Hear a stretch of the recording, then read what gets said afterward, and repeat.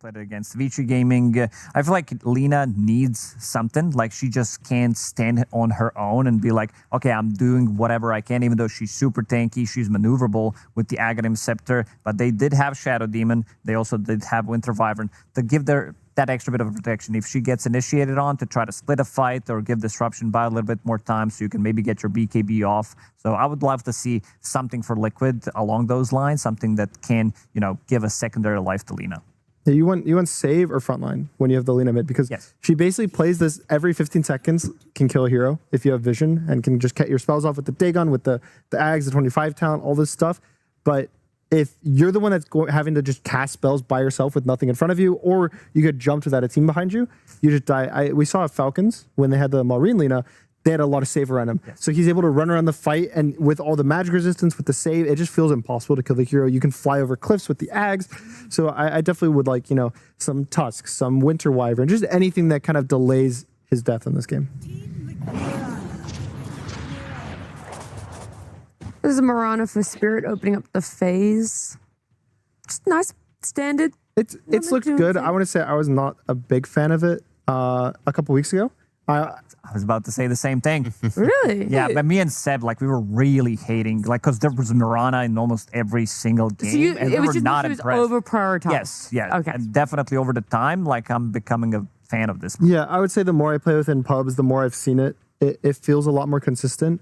It used to be kind of the, I don't know what I'm doing support in pubs, so you just get a bad taste in your mouth because you just Aaron creeps and abandons you. But I think especially with the new Ags build, that the supports are just rushing it. It's a bit greedy, but you can provide so much by just existing with the Moonlight Shadow, giving your whole team invis, even arrow follow up. You don't need that much gold. And you get the Ags, you hit this massive timing where now you just solo kill cores. I've seen it where the Mirana just hits a good arrow on a core, gets him down to 20%, and just like one random nuke from another hero and you get a kill. And so I personally started to warm up to it a lot. I also think the Mirana, we've been seeing a lot of Bane and Shadow Demon pairings with it, which, you know, are obviously great setups for Arrow, and in addition to being save heroes. We do see the clock, though. That's kind of that go-in hero that you were mentioning with Lina, kind of protects her and allows you to get your spells off. Yeah, exactly. And also, it provides the vision. It's like a pseudo save because he has a BKB piercing tool. He goes in. we were talked talking about this. We were actually talking We actually did talk about Witch Doctor. I mean, I saw it quite a lot. Like, I think Liquid picked it multiple times during EWC as well. And this is the hero that just ruins offlaners. Like, you're never going to be tanky. And having Maledict plus Lina, like, you know the damage is going to go through. So whoever gets Maledict is like, I'm noping out. Like, I'm not part of this fight. And it's the first pick. I definitely, kind of like you were saying, it is a bit underrated of a hero, I would say. But the one question mark for it is usually you pick it when you see some like tanky strength offlaner, knowing exactly how the lane's going to go. And it could be this position where you potentially land into like some Darkseer plus a melee hero, and they just cut your waves in area, which like sure you get this like double cask on the waves, but it doesn't have the same like killing pressure that you'd have laning versus Tidehunter. I keep going back to EWC because I've seen good amount of Witch Doctor, and the teams are trying to, like, we're picking Viper. Like, we don't want to be laning into this guy, so you end up with the draft that you kind of don't want because enemy team picked a strong position 5 that ruins a lot of these melee offlaners, and that's kind of a gotcha pick where he's putting quite a lot of pressure on the draft. What is the item progression for Witch Doctor more often than not? Like, what's the itemization? I mean, that you I've seen different things. Like, from I was going to say, I've seen, like, Holy Locket to amplify the healing. We've seen, like, some Spirit Vessels if needed, Glimmer Cape, depending what, like, he can buy whatever he needs. But what do you... Depends on the game. In this game, I would like, depending on how much gold he gets, I think Locket and eventually, like, a Pipe. It's a lot of gold for support, but versus Earth Spirit in particular, you basically completely offset his ult. There's a talent late game too, if it ever gets to that point, that it's like percentage of your health is healed every time. And that just completely kind of shuts off Earth Spirit in the late game. So, but even just lock it plus a pipe, I think is enough. And or if you have a core, like a Tidehunter that buys this pipe, I think that just getting a Holy Locket on the Witch Doctor can completely turn the fights around. Yeah, Glimmer, Guardian Greaves as well. Like, you get these items, and especially as you said with the Tidehunter, there's a lot of synergy. And they have protection now for Lina. Like, a lot of the times, some of these cores, they are lacking a little bit of protection of their own, and then you can pick a Tidehunter like they did in that second game, and it gives you protection for the whole squad. Yeah, I also really like Tide into Nature's Prophet because, you know, you just put a couple points in Kraken Shell. Treants don't really matter to you. Getting hit by Furion doesn't really matter that much. I mean, obviously, Furion is global teleport. So, you know, if he has an annoying lane, he's just like, I'm just going to go somewhere else and kill other heroes. But I definitely like Tide into that matchup. Yeah, I think Nature's Prophet is, we talked about Spectre. It's a pseudo Spectre because you have a global TP. So it's like if Earth Spirit's able to come into the fight on the Lina, you find the supports, he can always TP into this backline, has a BKB, can kill the heroes.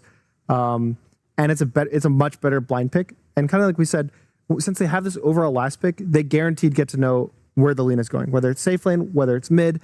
And with having this Witch Doctor potential as the pause 5, you kind of want something that knows what he's laning into, knows either do I want to cut, do I want to play the lane. I think Axe could be good because he can cut. He's very good against Tidehunter because he can't track that That off. one's scary into Witch Doctor. It is. Like, I think most of the melee ones. Yeah, pretty much every hero is scary. It's good against Lina as well, depending where Lina is going to go. Because Lina, she still does quite a lot of right-click damage. So with the Blade Meld, they also don't have many abilities that go through like BKB, which is his core item after he picks up a Blade Meld Blink. I definitely think that the magic damage Lina surprisingly does, maybe not surprising, but does a lot of physical damage. So even with no items, just getting that 10 talent plus the stacks of Fiery Soul makes it so Axe solo kills you if you're at 7 stacks. So I definitely like it. It would need to be mostly finding a way out of the laning stage. That's always my big concern with Axe versus Witch Doctor. Like that's like probably one of the oldest just counter pick matchups, like 1-to-1 of Witch Doctor Axe. But definitely with the new being able to creep cut in this very efficient way, I could see them trying to make it out of the lanes.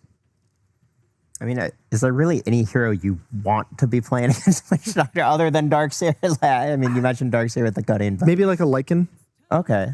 Not versus this game, not versus the Tidehunter, but that's the hard part. I think that Tide and Witch Doctor both fix each other's problems. And then, I mean, depending on whether this Lina's carry or mid, also potentially fix some of their problems. So as of now, Liquid's draft looks really well-rounded to me. I think for me, this pick for Liquid's not as important. I think to know whether I like Spirit's draft is on Collapse's hero. I think if they find some offlaner that looks good in the lane, looks good for what they need, it's gonna. Okay, there's a Spectre. It's good. Like it's one of the better matchups against Nature's Prophet because like he TPs in, you have this global vision as well, and there's going to be a lot of vision coming up from them. You have this Lina, you have Clockwork with the rockets, Tidehunter kind of parking himself in the front, and Spectre with the ulti. I mean, I don't really see this as a collapse hero, but this is a real good Viper game, right? Like you have break versus the Tide, you have break versus the Spectre. Yeah. You don't have to lane against Witch Doctor, like really, like you because you just kill the Witch Doctor. Exactly. I like it. It doesn't really feel so much as a collapse hero to me. Like when I think of him, I think of more a team fight, like the Centaur Mars, Slardars kind of vibe. And I even think the Slardars not too bad here, pairing with the Nature's Prophet. Slardar got banned. Oh, to get banned. Oh, Death Prophet. I was that's thinking the first Death pick Prophet. of that Prophet because I was going through the hero list, and I think this hero also has a place in meta. Yeah. I feel like this hero has received constant small buffs that people have been sleeping on.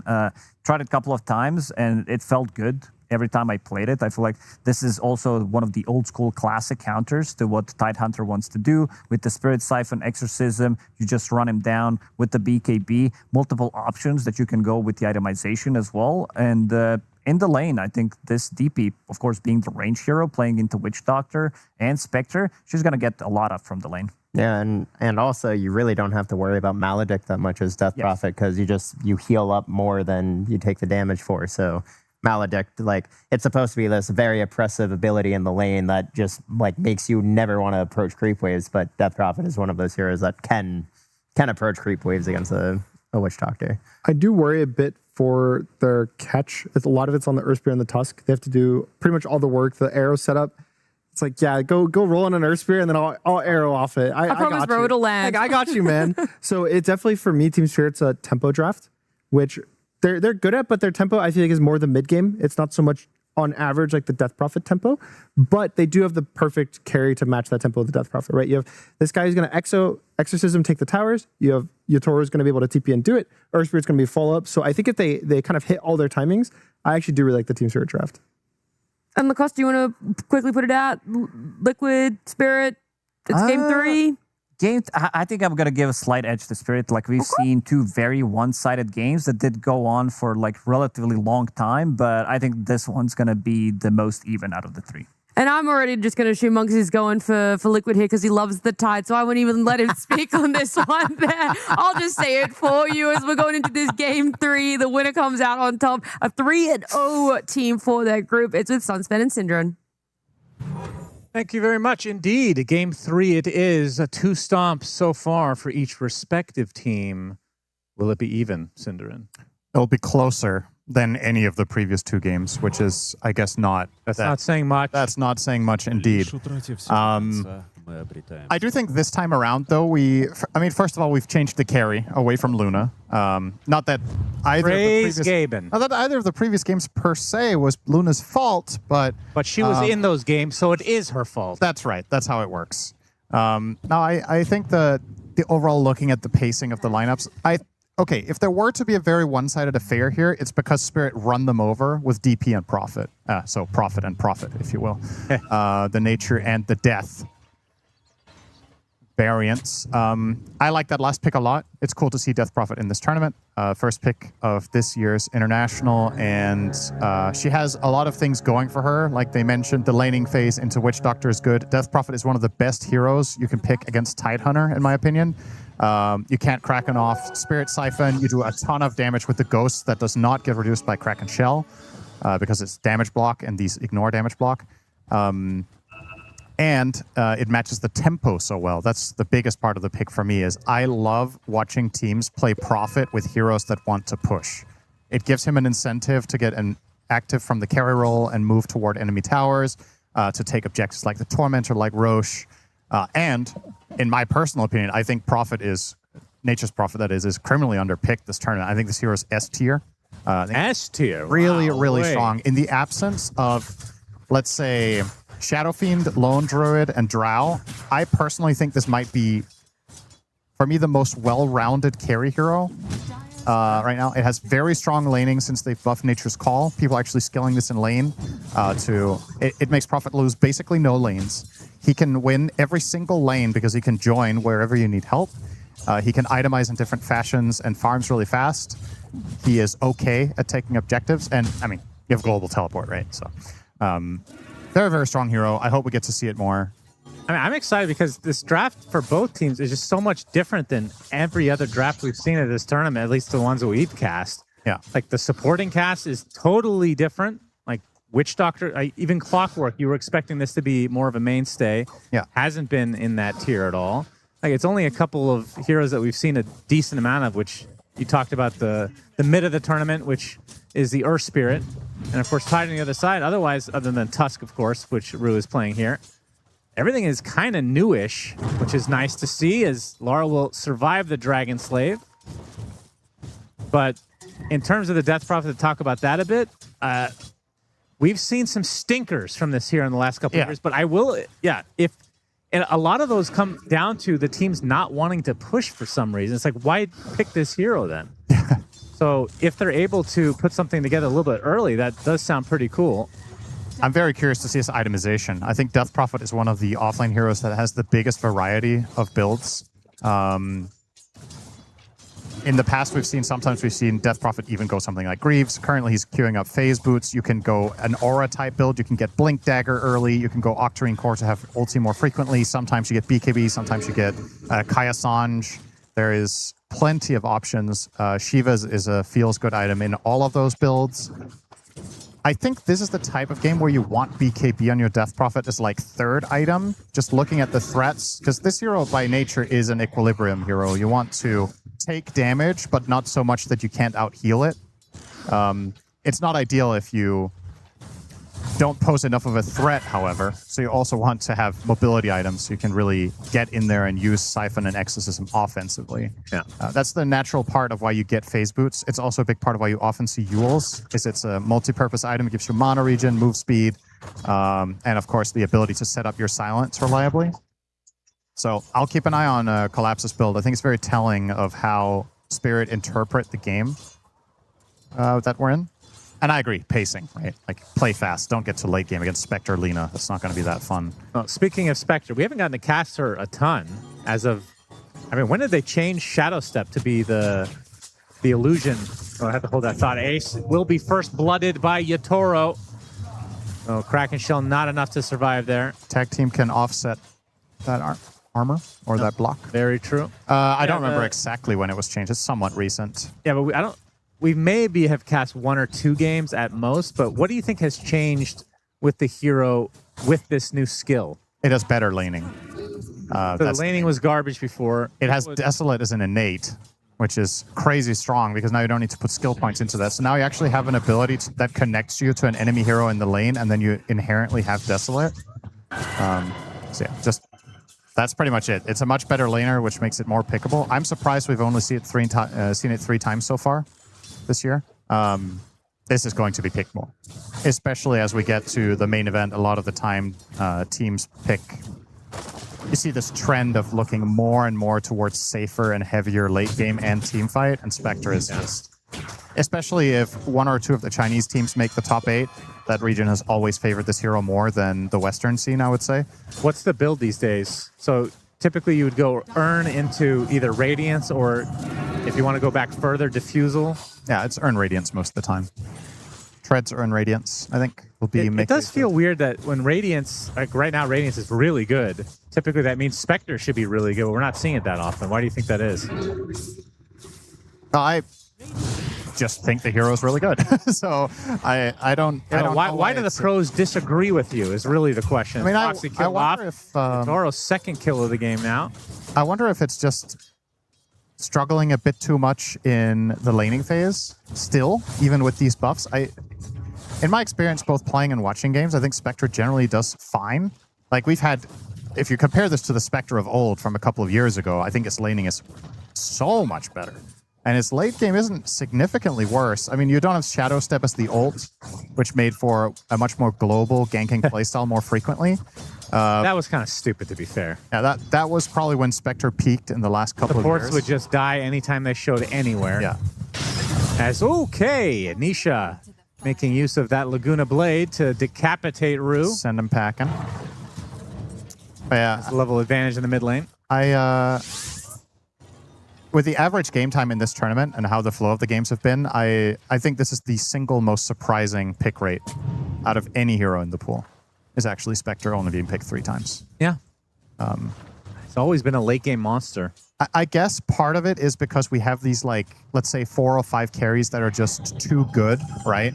And if they get through, you just can't justify not picking Shadow Fiend, for example. When there's a case available. You're always picking Shadow Fiend. You're almost always seeing a Drow or Lone Druid seems to still be favored by a lot of teams. But when all of those are out and you get further down the pool, this hero, I think, starts becoming really appealing.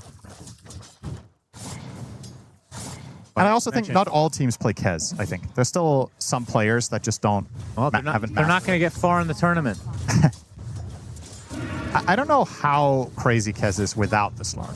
If it's like... I mean, it's definitely good still. It's still good, but it's not... To the extent that we just watched in Game 1, it's not on that level. What is... So talk to me about the Witch Doctor, because this is another hero that we're not seeing a ton of right now. Maledict level 3. Normally, I feel like the times that we see it the most are against a Tide. True. You can't crack and shell off the Maledict, or you can't dispel it, rather. Yatoro admitting that it's over. Be losing this game. Pausing, saying loss, and then disconnecting is actually really funny without context. Yeah, I don't know. Again, it's probably a similar story with, all right, we have depleted the pool of other heroes we want to play. I don't see a specific reason for running Witch Doctor unless they were already planning. If you had in the back of your mind, hey, we're picking Witch Doctors to set up for a specific type of lane carry that really benefits from the heal or from Maledict, then I get it. But the heroes they saw at the time, I don't think Witch Doctor is particularly great against Mirana or Earth Spirit, for that matter. Maybe the heal is good against Magnetize. Laguna Blade off, and that is going to be the death of the Death Prophet, although the Spirit Siphon keeping him alive a little bit longer. There's too much burst damage from Nisha. maybe a big part of it actually is Voodoo Restoration against Magnetize. That does sound really good to me. Huh, yeah. If you go 1-4-4, perhaps, which you have seen some players do, that could be a kind of interesting solution to that issue. Also because as long as you have it running, it can't get silenced off of you, so you just need to have it toggled on, and then Interesting. maybe it's decent. Are we going to see a pipe, though? Because it feels like, That would be pretty good against the Dire lineup. I mean, there's a good amount of physical damage, though, from Spirit. Yeah, it's a bit more of a mix, but Like, I would say, based on the games that we have seen, this is not enough magic damage from the whole lineup to justify a pipe. But I feel like just an Earth Spirit, in theory, like with the old pipe, that's an auto buy, right? yeah. There's some other Kinda things here that it's useful against. Prophet's going Maelstrom and his ult, obviously. Mirana has a lot of magic damage. Death Prophet has a decent portion of magic damage. Obviously, Exo you're not going to block, but the other two abilities. I think it's good enough, specifically when you have Tide. This hero, I would say, is one of the single best buyers of the item. So I wouldn't mind it.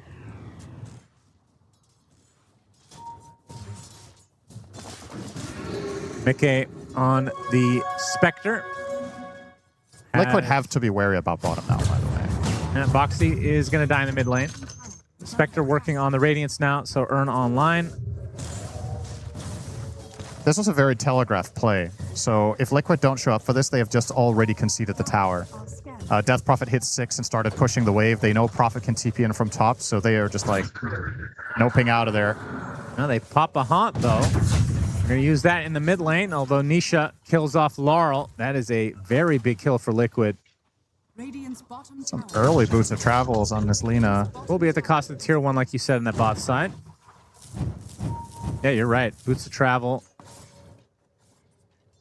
A lot of Is global potential. Maelstrom the typical pickup here? Yeah, it's standard. Prophet needs a farming item, and Specialist Array is not good enough. It's unfortunate. Brew is going to find his way to the Witch Doctor. Oh, nice Able to sidestep. Dodge the arrow, though. The Starstorm's going to rip him a new one. Brew, though, will be the trade of supports. Got any more connection? Ace actually Collapse. makes his way over as Working his well. way over, yeah. Not me being forced out. A little bit of vision now with that rocket flare in the tree line. Cannot get away, so Nisha does secure his double kill. Yeah, this hero was banned previously against Nisha in this series. Gets his hands on it this time. You got to pick your poison at this level. The players have so many signature heroes, and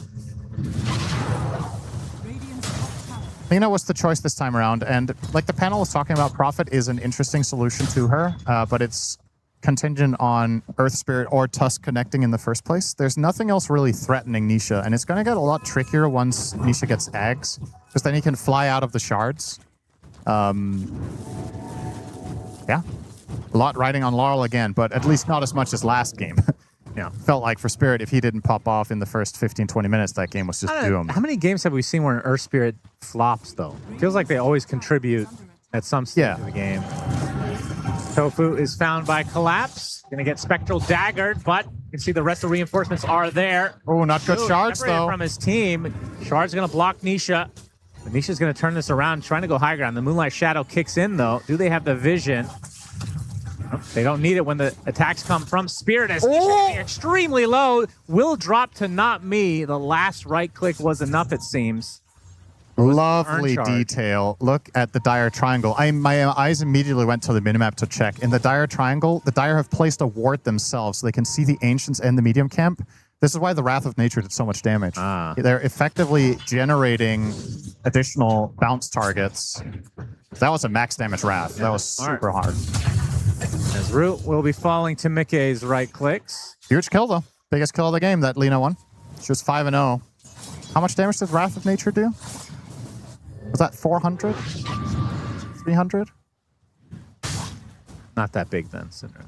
Well, it starts at 125. It needs to bounce a lot of times to get to 300. So it becomes a Crypt Swarm, is what you're saying. Ravage comes out onto Yatoro. TPs are coming, though, to try to assist, but Yatoro's just taking too much damage. Will they be able to get anything out of this? Oh, I missed the roll. And Spectre Mickey gets canceled, apparently. They're going to drop the Ace Tide as well. I'm not sure what canceled that. What candle? Huh? That was an arrow, apparently. Was it a melee range arrow or what that I didn't see? Yeah, I guess so. I hurt my head earlier today. So. Really hard, by the way. I wish I had that on video. Oh yeah, that would be a good thing you don't, actually. Mid tower, though, on the menu for Team Liquid looks to be a trade because EXO don't know if they can really stop this push top. Rue has a full health pool to work with to tank. I have to say, 2 Exos, 2 towers. Yeah. And a dead Successful Boxy. here. Boxy does drop. This is where Death Prophet feels like a strong hero. They're able to get these early engagements.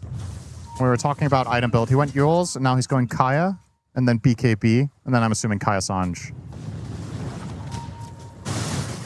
And Laurel. Ace is going to show up in his own triangle. As you can see, oh, the Laguna Blade comes out. Tofu is going to be the first to drop. Yatoro trying to walk this off. Ace attempting to pursue, but they don't have the vision now. Dust a little bit too late to find the core on the outskirts. Collapse, though, is another core. Oh, they're trying to block the hookshot with one treant. Apparently. Yeah. Doxy. Go for it. Yeah, won't be able to pursue any further now. Under the cover of Moonlight Shadow, they want to steal the wisdom.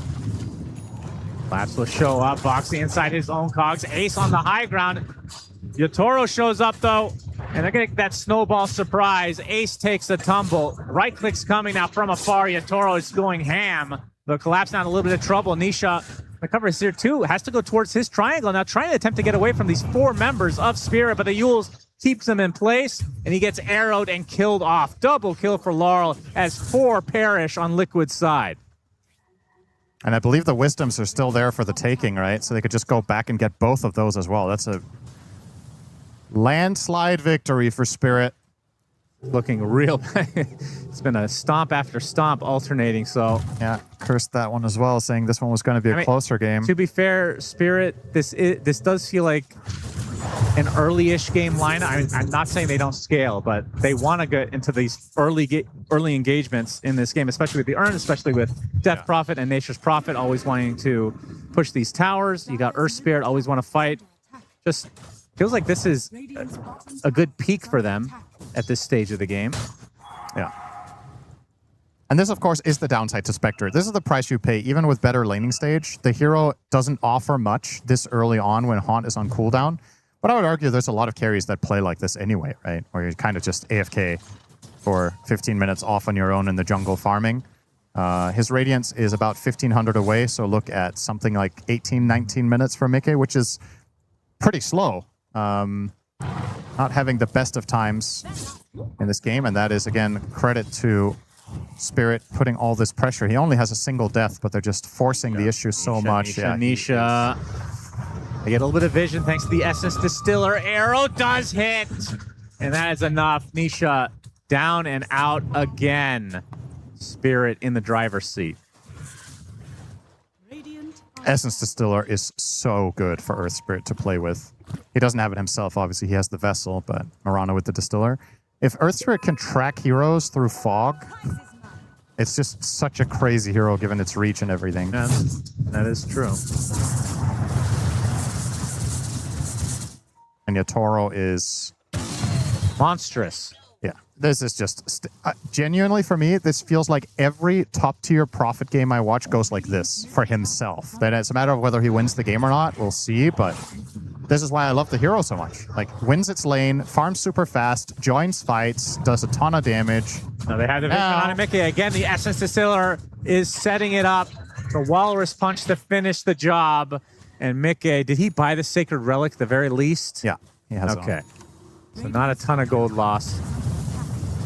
But still, look at this. Already a tier 2 likely to be taken out in favor of Spirit. 17-minute tier 2. Craziness. And even though Prophet isn't the best Roshan hero, they can still go for that very soon as well with Exo. To get aggressive, gets the silence onto the Lina, collapsing nearby, gets another silence on top. As Yatoro jumps in, they kill off Nisha easily, despite the Laguna Blade being used. And they'll find a lowly Tofu as well. Man, oh man. Oh, Laurel's on the hunt for more. Now, why not? Boxy's going to be spotted. Gets off the hook shot, though. Will live. This is a very awkward time span now for Liquid. With this early game going wrong and Tide rushing Ags, kind of doesn't have anyone to play with for it. So he's kind of just going to be stuck farming with Ags, which, I mean, isn't the worst thing in the world, but perhaps the fights that Spirit are forcing on you did demand a pipe, like we talked about. Maybe been helpful. It's the thing about Lina, when you play her mid and go this build, if she does get caught, she doesn't have much to fend for herself with, so maybe something like a pipe could be a big help. Instead, every time Earth Spirit connects on Nisha, every time Tusk does, you know that Prophet's coming in and it's a kill. Yeah, Ace is the top net worth on Liquid right now. Fortunately for them, Spectre is one of the best heroes in Dota history at coming back from these types of deficits. They are going to have to find a good fight once they get the Radiance.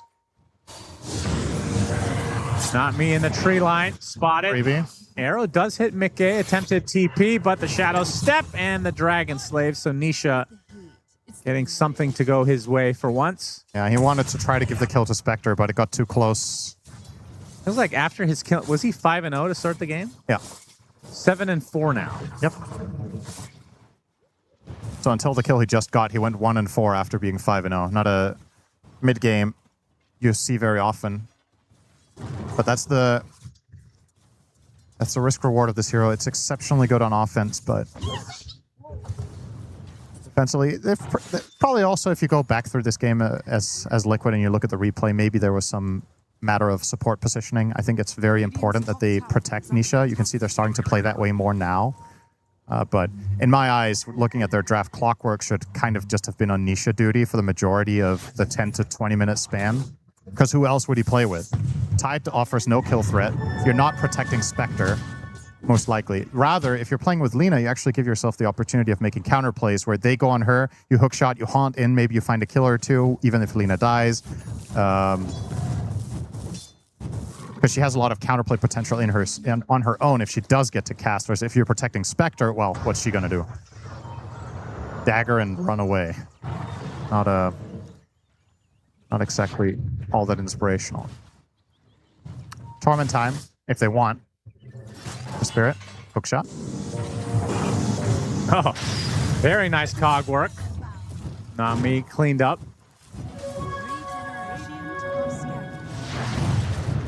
Felt like Spirit were thinking about an early Roche, but it was spotted by the Rocket Claire earlier, and now it's daytime, so oh, I like this. The other side. Like this a lot from Liquid.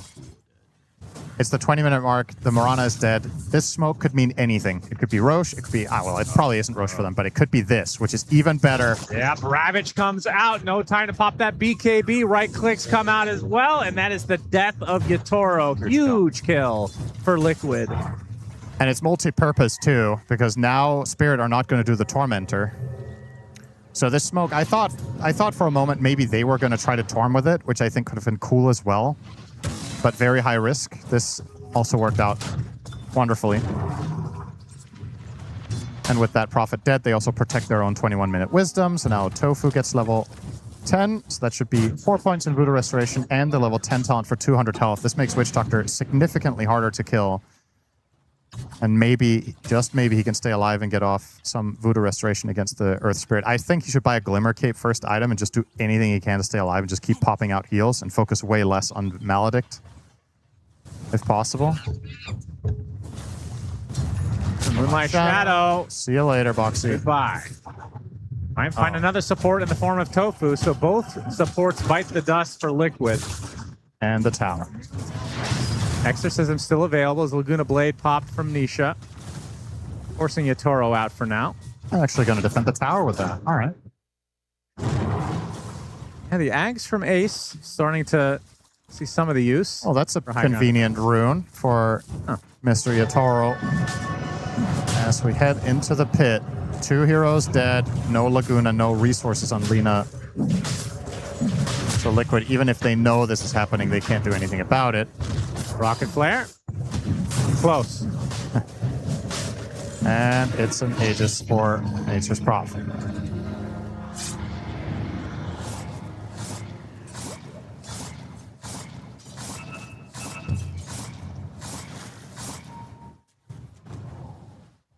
In a similar fashion to game number 1, though, Liquid have kind of stemmed the bleeding, where it obviously happened at a later time in that game, but it's the same overall story. Spirit have a sequence that gives them multiple good plays and builds a big advantage out of nowhere. But now, for the last 5 minutes, Liquid haven't really bled out any additional gold. There is still a Tormentor, though, that should just be... I mean, I think it's just a matter of when does Spirit want to go there. Yep, some big items coming out, though. We got the BKB for... Wait, who was that? Well, they have the one Death on- Prophet, yeah. So Collapse and Laurel and Yotoro, all three have BKBs, which makes for a significantly harder incoming phase for Liquid, and they're going to Moonlight too. I'm not sure what the purpose of this Moonlight Shadow is. Want to hide from Tormentor. Yeah. Can't see you, he can't hurt you. Looks like they are traversing towards this area, though. It will be a freebie unless a crazy rocket flare will steal it. It is coming. That would have been crazy. That would have been. Not me gets the shard. +1 leap charge and more Celestial Quiver charges while you have leap on you. What do you think of Celestial Quiver? I feel like it feels like a band-aid solution to give Mirana better laning because her laning was falling too far behind as a support. I mean, it's fine to give her more right-click damage like this, and it's very thematic for the hero. Obviously, you could have also done it by somehow buffing the spells or giving more base stats or whatever. That's fine.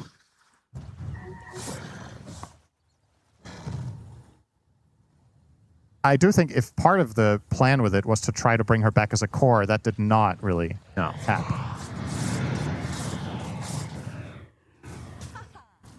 Kind of miss the old Aghanim Scepter by Blink Dagger.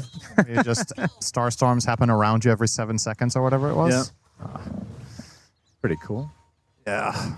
That's if you like that gameplay, you will love Quaswex Invoker right now. Just buy Ghostwalk Shard and run through creep waves and they die, and you don't even show your hero. I would say based Very on how interactive many gameplay. heroes can now just kill entire waves, it was ahead of its time Yeah, in a way.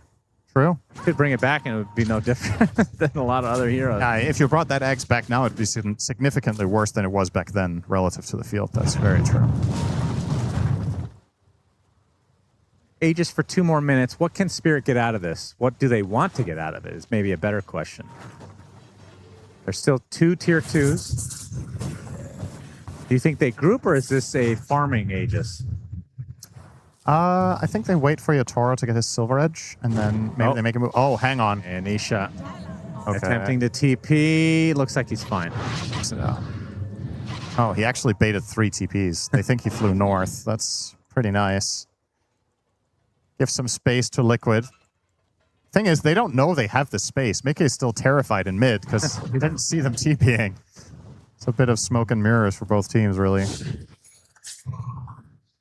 Blink Dagger on Tofu. Interesting. I did not think he was going to buy that. And I mean, it gives you a way easier time positioning yourself for getting off Maledict and Death Ward, but the downside is you're still as frail as before. If you get caught by anything, you're Boxy. just toast. He saw it. Silver That Edge. Sentry gets off the nice hookshot TP. He's good to go. Silver Edge online for Yotoro.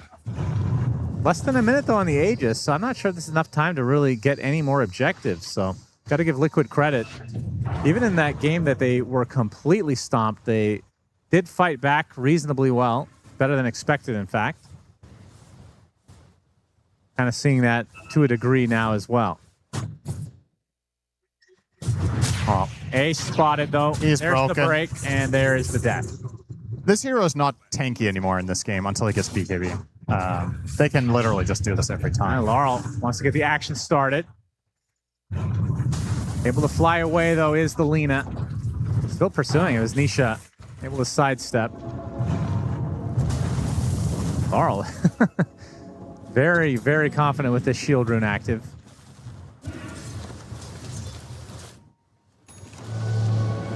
And the Aegis now expiring. So 3 minutes from knowing when Roche will spawn next. Under attack.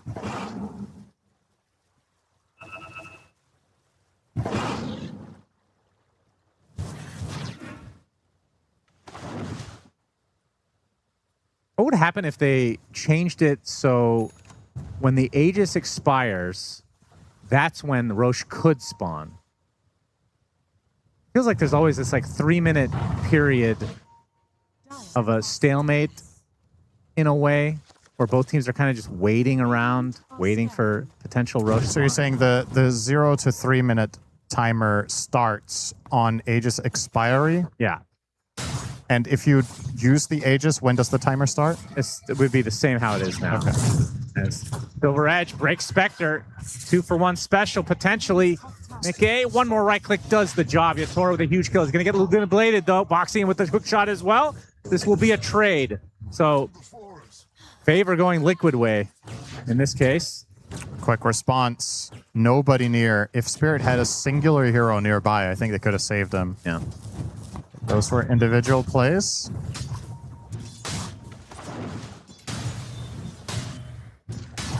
Really is a god tier Silver Edge game. Yeah, it's incredibly good.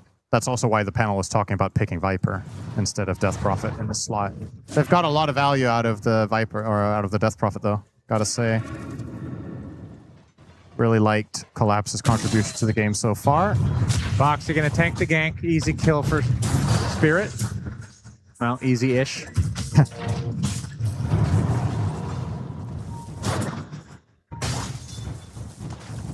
Nisha now with Yasha Kaya, so much faster to wind up that combo, harder to counterplay it.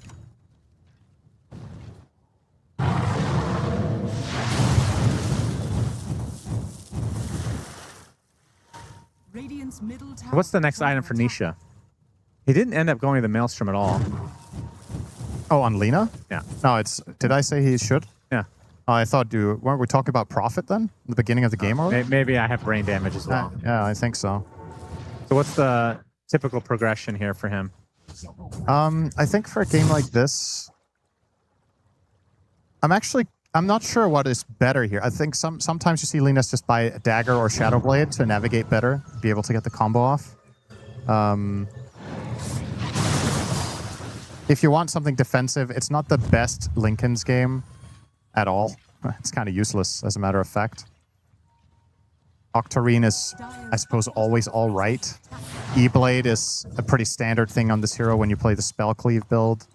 Yeah, maybe E-Blade is just the best all around. We'll see. Light Shadow into a smoke from Liquid. Nisha's smoke pops. Don't have the vision initially. Collapse gets off the silence onto 2. Exorcism is popped as well, and that means disengage time for Liquid, but they're going to get caught out by that Yules. Boxy's going to be the first to fall. Oh, great cast! You get that big cast onto several heroes, and Rue's attempting to run away now. Collapse with that BKB. Exorcism doing a good amount of work. Should be able to get the kill with the help of Laurel onto Tofu. The buyback from the clock, though, and it looks like the fight will break up. Only support's dying. Yeah. Ace, no good opportunity to use the Ravage. Has to use the BKB defensively to get out. Kind of not interested in looking for too much more trouble after that. Big item alert here for Yatoro. Pick up the Daedalus. A Basher for Mickey. Interesting. I guess wants to have a reliable way of getting the Prophet when he does catch him globally. So he can't just BKB TP out. Assume that's the rationale here. Same for the Earth Spirit. A lot of the time in this slot on Spectre, you see either Bloodthorn or Scotty. So I want to say Basher maybe the 3rd or 4th most common item in this slot. A little bit different, but makes sense still. Sometimes you see Nullifier, because then you just kill supports. But he's going to go straight Abyssal. Doesn't really have the best attack speed to utilize this just yet. It's okay.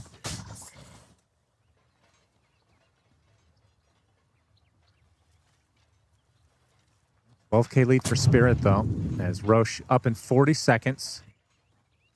And in terms of, I mean, Liquid has got a pretty scary lineup in terms of fighting into the Roche pit. They have tons of vision. They always have Haunt, obviously Ravage.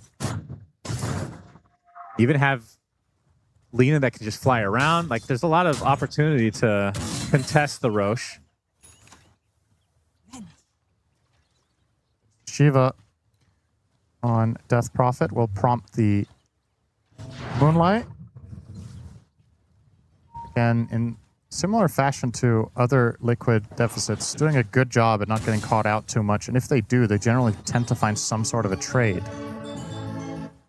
Lookalike Spirit will get anything out of this except ground, which might just be good enough. They're going to Roche.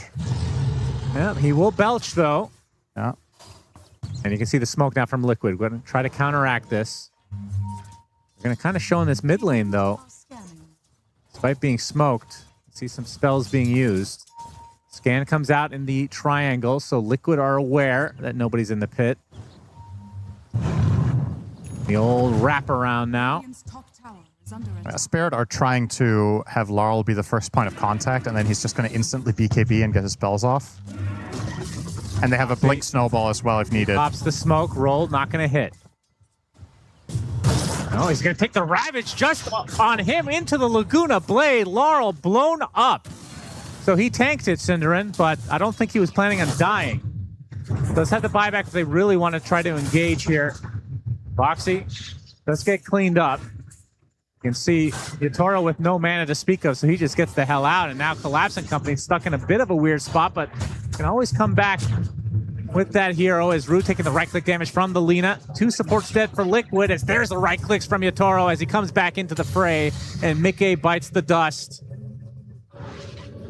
And that's Roche. Lina too. gets away, absolutely. 30 Buyback seconds did have to be expended, though, from Laurel. That's well worth it. I kind of like the mindset of Ace there to just blink Ravage the Earth Spirit, because they know if they don't do that, he's going to get saved by Tusk. So you're kind of doing it as a zoning spell, half of the reason. You're seeing the replay here, so Tusk can't come in from the side for a snowball save in time. But still, the buyback and, of course, the Prophet connecting. Oh, back in live. Yes, indeed. Ace, pretty damn low here. Attempting to TP. Looks like he's good. Gonna lose his tower still. Collapse has a shield room. He is omega tanky right now. Gonna go for the Hex next on Death Prophet. So still playing... Oh, never mind. He is going Blink. I was gonna say still playing without Blink, but that is the next item.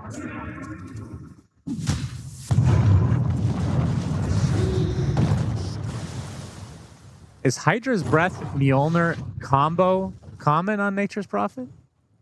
Yeah, I think so. It's either this hero always wants a Dragonlance upgrade. So in Pike games where that's really important, you will get that. But Hydra's Breath is obviously significantly more damage. What makes this not a good Pike game?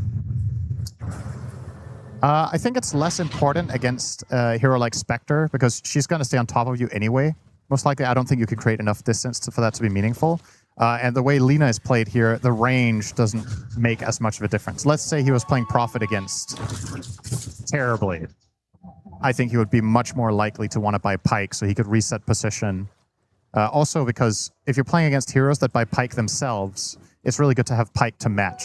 So if they force in aggressively to try and overwhelm you, which Terrorblade can, you can do the same in turn and reset the position. But it's not necessary this game.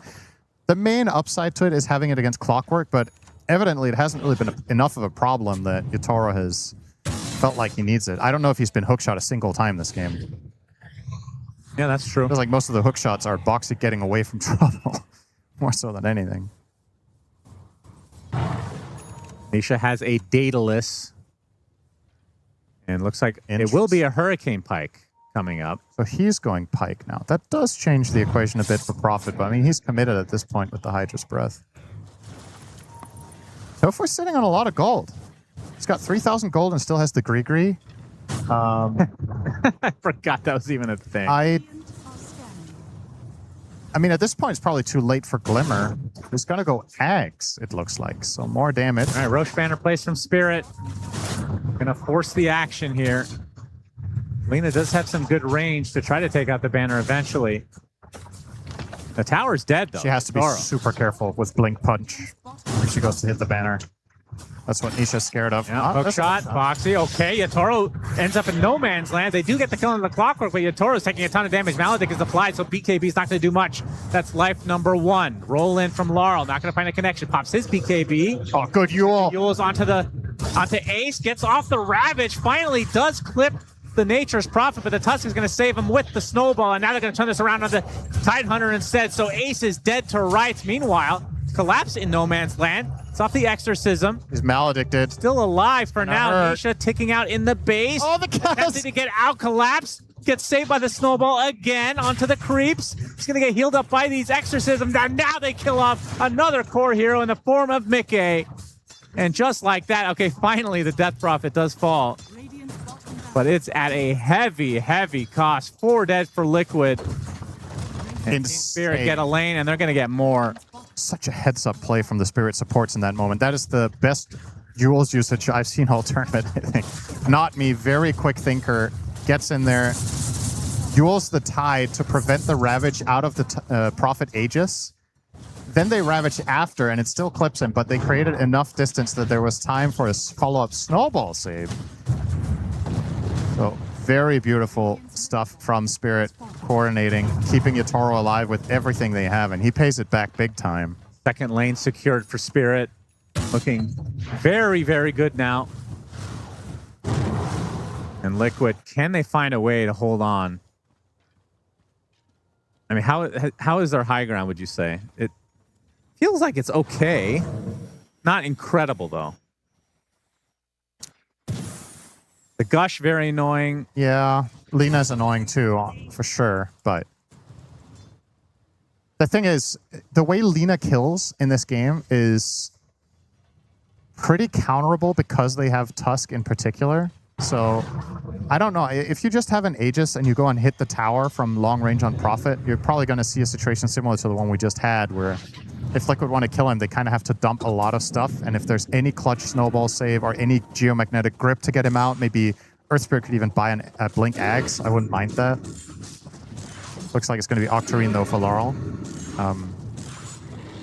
But if I'm Spirit, I'm not too worried about sieging once I have an Aegis. But until then, of course, it's risky.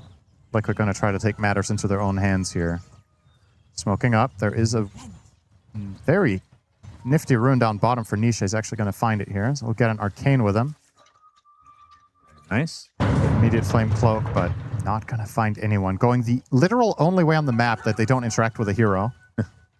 It happens. Unfortunately for them, the smoke is not going to work. And the lines are being drawn by Spirit now. They are connecting the dots like, okay, they're not mid, they're not top, they're not bottom. Process of elimination. There's not many options left. Wrapping around is not me. He's trying to fish them here. Bit off here. He might end up dying, but He'll get the vision. Hook shot Laguna Blade. Ends up being an easy kill for Liquid. yeah, they did have to walk for a minute for it, though. Spirit still want to fight, though, apparently. They think better of it. No buyback for the Mirana, so it is 4v5. That's 2 back-to-back smokes used for Liquid, though. They must be running out of them now. I think this is their last one for quite a while. Smoke to get away from another smoke. Won't know about Roche for a minute and a half. Yeah, looks like Spirit are able to dodge this. There's the benefit of having a Spectre, though. You can join at any time and still push out those lanes that do not have barracks any longer. Okay. Gets rolled on. Gets broken, gets killed. Huge kill overall for Spirit. They could force a buyback with this because Liquid simply cannot teamfight without Spectre. So you could think about knocking on the high ground with Exorcism. Go and take the outpost so Mirana can TP down. Which is exactly what Rue's going to do. And then you're going to go over, pop Exo, have Prophet hit from range. And yes, you don't have Aegis, but I still think being able to force this Spectre buyback is extremely valuable. The question is, how do you do it the safest so that they have to buy back, but you don't expose yourself too much? All right, last remaining barracks here. Need to defend for Liquid. Light Shadow, there's a Yule setup. Yule set up with the arrow, not going to connect. Nisha. Looked like they were trying to bait something there, almost. Maybe the buyback. Either the buyback or maybe a failed Ravage or something. But Liquid keep their cool. Foxy. They keep position here. Creeps are pretty damn annoying. Laurel gonna take a Laguna. Not me. Jumps in and jumps out. Didn't realize there's still a tier 1 top and bottom. What the hell? Yeah, well, one team doesn't really have any push power and has been behind the whole game, and the other team has profit. So tends to push out the lanes very effectively the whole game. It's hard to access anything. It's a bit of a late Roche spawn. Minute 45 now. I don't even know if that's good news for Liquid. They close to anything meaningful. Tide, Refresher, still a couple, like 2,000 away. Spectre is working on Butterfly now, so Mickey swapped away from the Scotty. Okay. Interesting. I mean, He's almost doubled in net worth by the Profit, by the way. Just throwing that out there at 43 minutes. Profit 40k net worth, Spectre 20. that's normal. It actually kind of is. Prophet's the real alchemist. Yeah. Except he's actually good late game.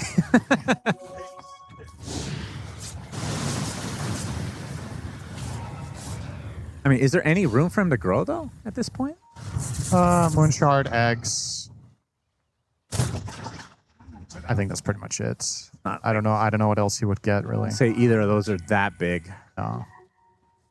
The eggs can be kind of nice because it means he has a global way of forcing Lina to use BKB, for example. It's very annoying. If he casts it after Spectre uses Manta, you just root all of them. That's also really good.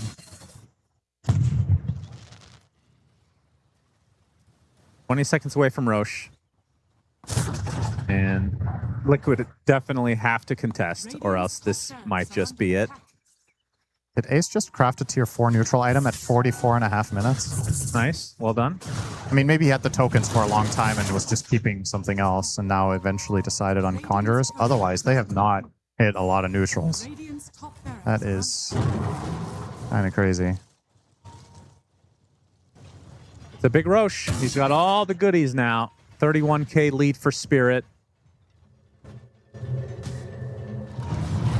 Laurel spotted. Will roll away, though. Level 24 now. And that Almost 25 talent, yeah. like we've talked about in past games, insanely good. Conjurer's Catalyst on this hero is disgusting. Yeah. It is so good. I feel like you could say that about a lot of heroes in this patch right now. Boxy in the tree line. Aghanim Scepter is picked up by the Nature's Dis. Prophet. Yep, Laurel, Eon, Disc procs. BKB's attempting to get out of dodge, but the nice hook shot from Boxy brings him back, but the snowball's going to save. Meanwhile, Collapse with the Exorcism on the back line. Ravage comes out as well. Able to get 2 kills off the back of that. No buyback onto the Earth Spirit. Yatoro right-clicking to his heart's content, and that means a mass TP for the Tidehunter. An attempted one from Tofu, not happening for him, though. So pretty good fight for Liquid, all things considered. They might still end up losing Roche here. Yeah, they spent all their spells, so they'll take the 2 kills, one of which being Boxy. 4, but This is a very good hero to try to do this. yeah, he doesn't have Dagger, though. Makes it significantly harder. Hook shot. Ooh, so close. If he fired that Go a second for it. early, he might have tried. Yeah, 100%. Taro gets Aegis. Oh, they find the break now. Oh, Onto no. the Spectre, and Mickey dead. Uh-oh. No Buyback. buyback, and that probably does it. That's just classic Prophet. You get Aegis and you immediately kill the enemy carry on the other end of the map, you know? Just such a fast connection immediately. He might find more. He's going to walk into Ace. Ace, okay. Broken inside. He's dead too. He's dead. Does have buyback this time, though. But Yatoro just... he's so slow without boots, without the silver edge up. But he still finds his... and he gets a damage rune as well. All right. Okay. All right, buddy. Let's see how long this rack stands. If he gets to swing a couple of times. Pew, pew, pew, pew, pew, pew, pew. An attempted defense from Liquid without their Spectre. Witch Doctor takes a tumble. Buybacks are going to come out now. Laguna Blade not going to be nearly enough to find a kill. To get the Yule's connection to onto Nisha. Mega Creeps have come as Collapse tanking up the right clicks from Nisha. Pops the BKB in retreat. And with Mega Creeps and all the buybacks coming out from Liquid, Spirit are going to play it a little bit safe. Obviously, Aegis is still online for 3.5 minutes, so they can reset, wait for the Earth Spirit to be back, and of course for these creeps to push into the base inevitably.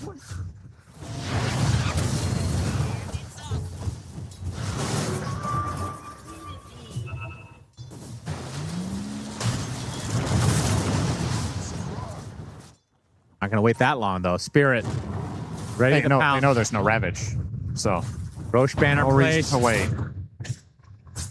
And they're going to try to end this right here, right now. Yatoro with the Mjolnir applied. Going to take the shadow step. There's the punch from Rue. The kick as well. Not able to find the kick connection, though, onto Nisha inside of his own throne as the Magnetize comes out. You can see Collapse with the Yules. Looks like they'll find Boxy to start this fight. As Laguna Blade from Nisha, not nearly enough. Has to go back to base as Laurel ends up in the fountain somehow. Don't think that was planned. He will survive if they find the connection, though, onto the Death Prophet. That's going to be the death of Collapse, but you can see the throne is exposed as Yatoro, just objective base gamer. Going to try to finish this right here, right now. Going for some hero action, though. He's going to get stunned locked, and that's going to be death number 1 out of 2. And Spirit, they get the buyback on the Collapse. Now they can just focus this throne, surely. Spirit siphon on several heroes. Yatoro does die. Exorcism is more than enough, though, as Spirit will take game number 3 and take the series 2-1. Really, really nice series overall. I mean, obviously 2 very stompy games, and this third one also relatively one-sided, but I think it was nice to see from both teams in their victories just how decisive and how strongly they played to their strengths. And Spirit, do it twice. That's right, panel. A true testament to the way that these teams are able to prepare for each other, but also prepare for themselves. Game number 3. Whilst we loved what was coming out from Liquid in that draft, the Witch Doctor, the Tide, the Spectre, especially the Tide, right, monkeys? Just like you predicted, Spirit won it. No, just like I would have predicted. Yeah, well, yeah, as you said. Sorry, I thought Dude, you I were the Liquid debated initially. you so hard. He thought I was going to say the Liquid win. But yeah, Spirit won. I think the last pick Death Prophet really did solve the Witch Doctor problem. It laned really well against the Spectre and was just able to have a really good early game. Open up these towers early on, and I think kind of what we talked about, you know, this last pick Death Prophet did a lot more than the last pick Luna's in the previous two matches. So I think Spirit kind of like fixed their drafting issues, and they just came out very strong here. I think in particular it put pressure on Team Liquid. If you see like this clip we just saw, they're like diving past this tier 1 tower. I feel like it made it so it's like you're losing your towers, you're losing your map, you're losing your lanes to this Death Prophet, and you're like, okay, we have to do something proactive. We don't want to constantly react. We have the Spectre, we should be the ones going, and then you just take that one little step too far, and now you've given them another advantage to Team Spirit. And I think that like you make one or two of those mistakes versus this Nature's Prophet, the Death Prophet is like very fast mid game, and just like we were saying before, it's like you just hit the timing 1, hit timing 2, and then timing 3 is the game ending. It's the Prophet plus the Spirits lineup. Dead Prophet, Nature's Prophet, Team Spirit, a lot of spirits coming out from the Exorcism, Earth Spirit on top of that. I feel like with this type of a lineup, you can easily snowball. If you look at the support duo, this is, at least to me, one of the stronger support duos in meta, because you have Tusk, you have Mirana on top of that. These heroes like are easily paired up.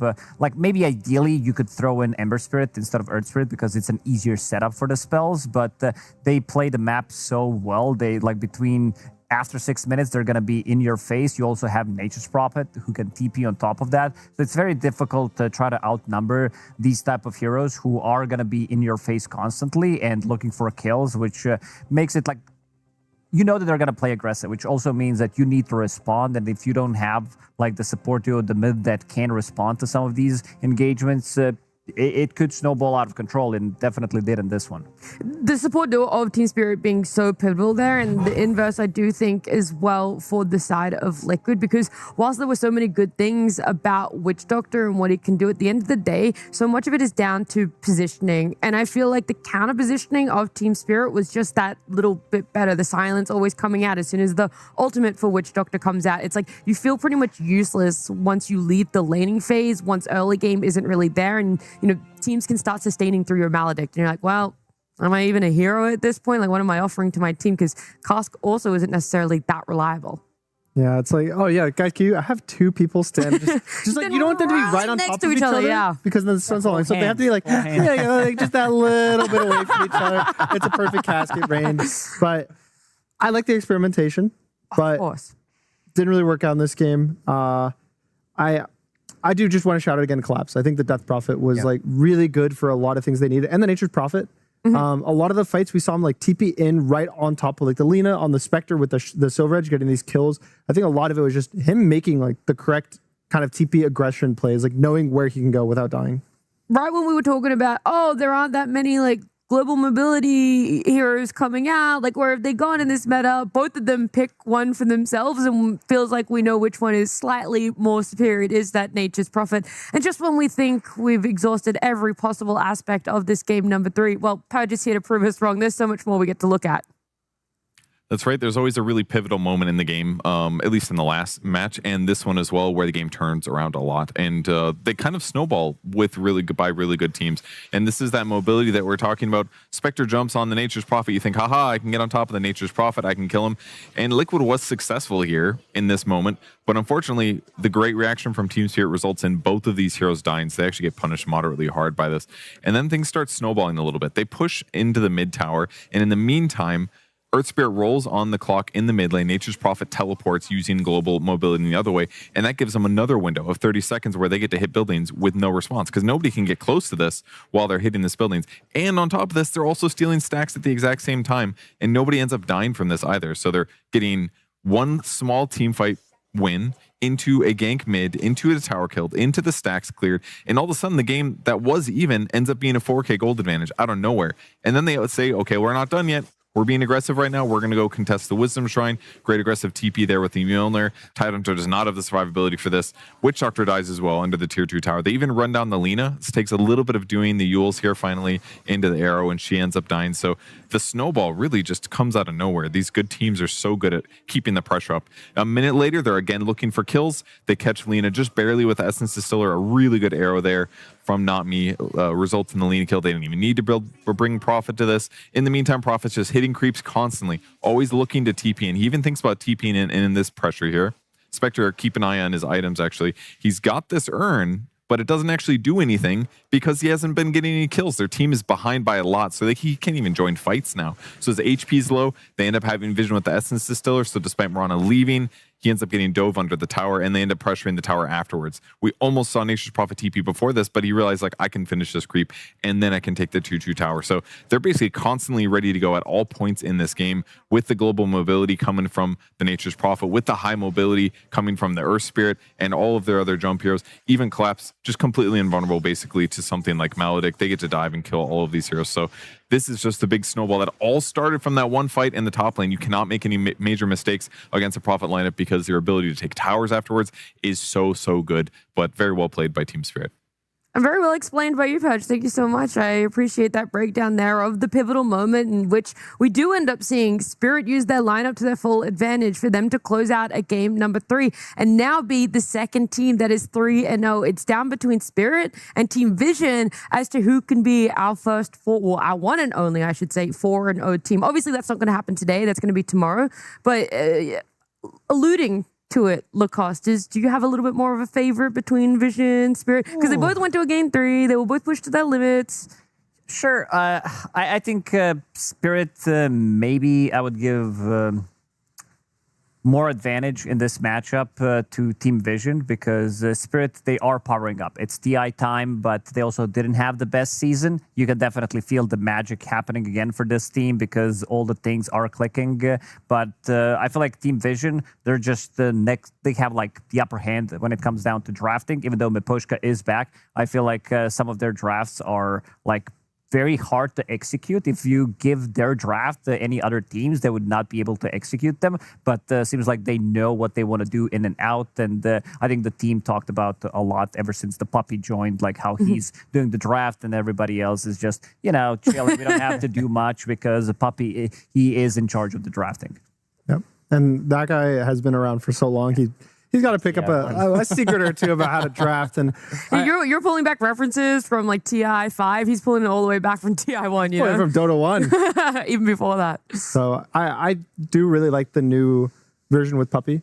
It feels like they're a little more consistent with 9 class. I think before, sometimes he'd look really good with his supports and sometimes he wouldn't. And I feel like now it's more like, look, man, you can play like a slightly weird hero, but probably we're going to make you play a normal hero. I feel like he's kind of that guy who's fine saying no to 9 class and putting him on a more standardized hero. Yeah, not as many support TAs or support Slarks or you know, whatever nonsense he was up to back in the day. And who knows if we're better or worse for it, but Team Vision being 3-0, Spirit as well 3-0 for themselves. It makes me wonder where the rest of our teams here still at TI have landed themselves in this modified Swiss bracket. And we're going to show you exactly that because right now there are still, well, actually there's only one series still currently being played. That's not even playing is not a word. Played is there. We've had our other C and D stream concluded for ourselves. Stream B still going on there, but you can see some of those results there in round 3 that played out today.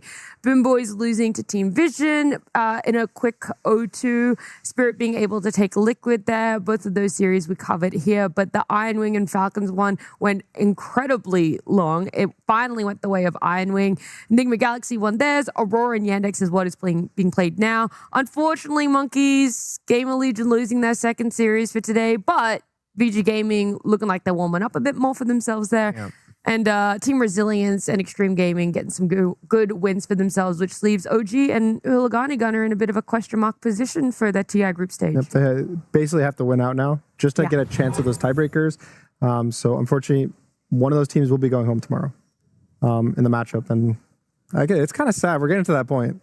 Yeah, day 1 and 2 is always fun and joy because you get to look at new heroes and a lot of fun strategies and teams, and this is great. And then tomorrow you have the sad reality of we have to start saying goodbye to some teams. Yeah, unfortunately, that's just how it works. I mean, I'm looking at these teams, and I feel like OG, we really haven't seen much from them. Like Huligani as well. Them being, I would say, the team that not many people expect to be here. They did look good in the qualifiers. They deserve the spot to be here, but you can definitely tell the difference between them and the other teams.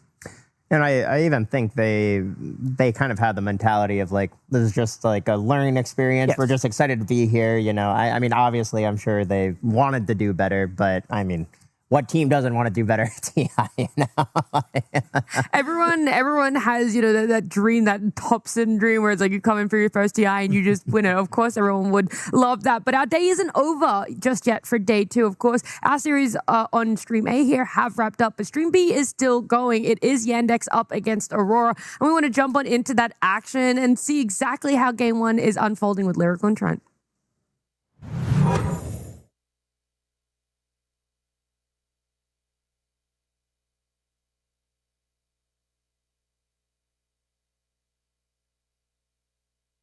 The insanity of this game, just number 1. DM jumps in, finds the winner Wyvern. Nightfall trying to get away. The Reaper sight is going to be enough. They find that finish. And Makoto getting chased down on the east side here. He's got talent level 20. He's not even getting a chance to use it though. No, as they find him and kill him. There were many moments throughout this game where it was looking like maybe there was a way for Aurora to get back into it, but that kill hurts a lot. Trent, do you want to give a recap for all the folks joining us now? Well, I mean, this game, it's been, I'd say, mostly in Yandex's favor, right? Throughout this pretty much this entire game. They've had the gold lead. They've had pretty much the strategy looking solid for them. And a lot of it's been these two, DM and Chira Jr. DM especially doing a ton of work on this Centaur, like you've seen all over the International so far. This group stage Centaur has allowed his team to stampede to many victories. Nicely done. Trying to help out his Mirana there, but Mira is going to be brought down. Yep. And that solid backbone of Watson, now godlike in this game on the Necrophos. He had a very solid laning stage, and he has been farming up a storm. Malady, you guys have seen a lot of Treant Protector bans this tournament. Not too many picks, I'm sure, because he gets banned so often. Malady, one of the Treant Protectors that makes you ban this hero. Yeah. Because he is very good at controlling the entire map and has really aided in this victory here for Yandex. So, well done all around. At this point, not much Aurora can do other than just wait for this respawn of the Earth Spirit and hopefully find a massive magnetized play. Oh, Kiori. He was hunting for something there, but they're just not giving. I mean, they know the way back into this for Aurora is off the back of a Wyvern Curse. They need to find that angle. Yeah, the BKBs, they're starting to whittle down a little bit, but let me look at that. 8,700 gold gain in the last 5 minutes on the Necrophos is insane. He is 13k ahead of the next highest hero and its own friend, the Centaur, so he's feeling pretty damn good. Well, and like the other thing too is that the curse only really works with Chira Jr. to pull him back in. Like these heroes, they're not going to die to it. So you like need to find Hoodwink and they next don't to do Monkey anything, King. you know? Yeah, exactly. Like they're not hitting that hard. Yeah, it's very specific that they need. It's mostly just a time waster. I feel like the curse in this one, right? Or allowing them to like set up for a big magnetize afterwards. Sweet arrow, baby. Yeah. What if Mira just arrows them all? Chira Jr. Arrow goes out, tries to find somebody. Makoto still in trouble, hoping to escape. Not going to happen. And Chira Jr. now finding Nightfall too. Right on top of him. Has he gone out a bit too far, though? Wait a minute. Chira Jr. down. All right, they got to cover this Aegis respawn. Watson's still close. Yeah, Arrow is... Oh, DM, nicely played. BKB, blink forward, no problem at all. The Winter's Curse is going to come out now. Do they have any follow-up? Nightfall, looking for the Requiem, thinking about going. Lets it fly, moves in for the finish. No more DM, but now Chira Jr., he too goes in, and the Reaper Scythe will be there. They take down the Shadow Fiend. WS also in the grave. Chira Jr., he will not be denied. Get back over here, sir. And GG is called. Yandex, they're going to take game number 1. Call the GG to save the Mirana's life. It won't save Makoto's, though. Stocks will pick up one more after the call. But what a play by DM there, too, to cover the Aegis with a blink in with the BKB. He knows that Chira Jr. can clean this one up. The Wukong's comes out, gets a bunch of the kills, and that's going to be Yandex the victory. Beautiful stuff. And just like that, we're going to head to the panel, let them talk about all the action from that game. It's been a long time since we last saw you guys tuned into Stream Beat right as they were pushing the high ground, taking some racks there, which I feel like you ended up just getting all of the glory and the fun and none of the build-up. Maybe that's what some people like to enjoy when it comes to Dota there. But the Monkey King being the biggest outlier, guys, when we look at that draft, everything else felt so stock standard, but it also was just above the rest when we were looking at what it was doing towards the tail end of that game. I feel like Chira Jr. is one of the final guys to play it, but now we see I don't know what that means. To be able to he's like the only guy I've seen pick it recently in tournaments.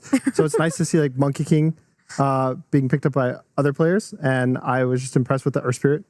Like just being able to crush it. We see this Earth Spirit and we're like, how do we deal with the Earth Spirit? What are we gonna do picking versus him? So maybe a new solution to the Earth Spirit? Yeah, for sure. Like there has been, rock, paper, scissors situation where a couple of tournaments, even before TI qualifiers, Puck, he had very high stonks because you needed to ban or pick this hero. Didn't seem like he had many counters. And then Earth Spirit suddenly came out. And then people are like, okay, this hero's Imba. What do we do? How are we going to prepare against him?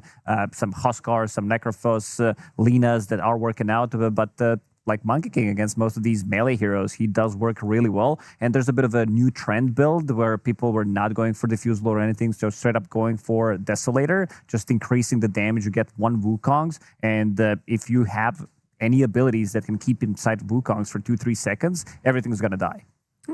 It's hard to know exactly what happened in the mid game because we were breaking down the ending of our series here on Stream A whilst that game number 1 was kind of hitting that critical mass just before we tuned into it. But I do know in the earlier part of it, the Monkey King laning phase was pretty insane. I mean, he was on a bit of a kill streak, monkeys, and then he got caught out. And I'm wondering how many times you get on a hero, and sure, you might have a great laning phase, but you get caught out once and you can still continue to go on to be dominant because normally or more often than not, that stagnates a lot of your item progression and your map presence. But for Monkey King, it doesn't seem to have that effect. I mean, it certainly can slow you down, but at the same, Monkey King is just a very aggressive hero. He jumps around on trees, he can get aggro on the map and whatnot. And in addition to that, he has a Treant on his team that, is able to give him living armor and, gives him another tree to jump on. Yeah, true. I didn't even think of that. Smart, Lucas. But yeah, I think the fact that they have Tree, they have Necro as well, like you were mentioning, Monkey King is really good against these melee heroes and pressuring. I think Necro does that really well as well. I believe I saw an Underlord there. I don't quite remember the drafts. Yeah, there was a Shadow Fiend, Earth Spirit, Underlord, Marana, Hoodwink. I'm just going through all of them. Top to bottom, we got Necro, a Monkey King, a monkey. Yeah, there was a tree there as well. But yeah, for me, I think Chiro Jr., again, kind of like I was saying, he's the last bastion of these monkey players. I think in the past, there's a lot more of them. But recently, I think everyone kind of gave up on him. There was this phase in the past, I want to say like a year or two, where we've seen it get picked versus Ember, and then it's like you get chained, and then some random support, there's a spell, and you die. Miserable. So I really haven't seen anyone else pick it in recent times. So again, I'm really happy to see it again. I like Monkey King as a hero. I like it as mid. So it's always like sad to not really see it in the meta, but I don't know if it's like something consistent that other teams are going to be able to do or replicate, but I think it's paired with kind of what you were saying, the sustain. You have Tree Armor, you have Necrophos, and both those heroes kind of fix Monkey's problems of being this like squishy hero with built-in damage, but you don't have the HP to use it. The inverse question is, well then, Monkey King, newer hero and great success that we're seeing there for the side of Yandex, but Aurora going for the Shadow Fiend, and it's really mixed results right now. Everyone saw just how amazing it looked last night when Satanic was able to play it and get a win with it, but it's not like Shadow Fiend hasn't had its flavor of the month recently. It's not like it's felt impossible to win on, but it looks like a lot of teams are actually still struggling. He has been, equation that needs to be solved for a lot of the teams because you can't just ban every single hero. You don't want to be playing against some of these more Imba heroes. So you're trying to figure it out. You also want to shift things around. You can't just leave ban one hero through every single game. Maybe there's one really hero that you don't want to be playing against, which is fine if you don't have the first pick. But I think you need to also figure out how to play against these strong meta heroes and try to surprise them. And we are seeing a little bit of a downfall of a Shadow Fiend. Yeah, I would put in the same tier of how I feel about Lone Druid that, 2 months ago, we're like, yeah, this hero's broken. Only Satanic can win on it? No, sorry. Honestly, I was thinking we watched Satanic play these heroes and we're like, wow, this hero's so broken. Like every team should be first picking these heroes. But then I think the reality of the hero is they're really good in the lane, but they kind of start falling off the more people know to play versus it. And also, namely, the talent change recently with the Shadow Fiend level 25 is the raise is now just a flat physical damage. It's not considered an auto attack anymore. Because in the past, it was a full auto attack. So you could get Satanic heal off it. You could crit from a Daedalus off of it. But now it's just like, oh, if you have 200 damage on a Shadow Fiend, you just do 200 physical damage with a raise. So your scaling's a lot worse. And I think people are abusing that sure, good early game, great mid game, but if you can survive long enough or you get that ahead, he doesn't really have the comeback like he used to. Yeah, I mean, we are seeing quite a lot of longer games, so probably we're going to be seeing less of him in terms of what he can do in the late game, even though, again, Satanic, he had an insane performance yesterday on that Shadow Fiend, but removing the part of his level 25 talent is definitely going to hurt him in a way because we have been in meta where the games keep just going longer and longer. Yesterday, the average game time was 51 minutes after day one ended, so you're definitely going to be hitting that 25-minute mark, the 25 talent. 25 per that normally happens. You normally hit 25-minute mark, and then the 50-minute mark comes after that one. Is still an early game in this patch. We're seeing the highlights there from that game number 1 between Aurora and Yandex, reliving some of the earlier moments of them. The Wyvern was the one that we'd sort of missed out when we were naming all 10 heroes in the drafts in the games there. So SF figured out equation, definitely a different sort of scaling, but this is it. This is the Monkey King that we're seeing the impact of, but this was his earlier death, I'm going to say, where I felt maybe he could have slowed down a little bit. Maybe Aurora did have this is more towards the time for Monkey Kings where it's like, oh, you crush your lane and you do everything good, and then you hit some like random die death once, at and then like 15 to 20 minute mark. You're like, ooh, like, and then you just feel so far, you're like falling really far behind. You might not farm fast enough, or the cores of the enemy team might just have the damage to chew through you. But I think again, he knows this hero well. He knows how to like get past that. I do agree with the Desolator build. I think it's really good in this kind of physical damage meta. It's a mid hero that's able to buy this Deso. I think that item in general, maybe if you're able to pick heroes that buy it, we saw Satanic yesterday in the TA, we see it a lot on the Kez's. I could see that item picking up some value. Not necessarily like you have to buy it on these heroes, but the heroes that buy it might just be that little bit better now. For sure. And this is something that he did play, I believe, 2 times during EWC. And we could see some of the issues during those games where he had a good start. He picked it to counter a hero in the lane, and then he dies once. He gets his tree cut. Suddenly, he can't like really put that pressure anymore because this is not a farming hero. Like especially with the build that you're going for, it's not you're playing it from a carry role where you're going for back in the days with the Battle Fury, with the Mjolnirs, with the Aghanim Scepter, where you're just heavily relying on farm. Instead, you want to be fighting, and if the game slows down with 1 or 2 deaths, the hero can fall off. But seems like in this one, he was just constantly putting that pressure on the map, being the vision hero as well, and making sure that the Necrophos with Boots of Travel, he can show up, has a little bit of a global presence coming out from the Treant Protector, extra bit of a heal that sometimes you need to get the Jingu off Stampede to outmaneuver them in the team fight. So quite a lot of small tools that they have to amplify the damage and the impact of this monkey. I think the worry for me is the support duo for Aurora. It's a bit low damage.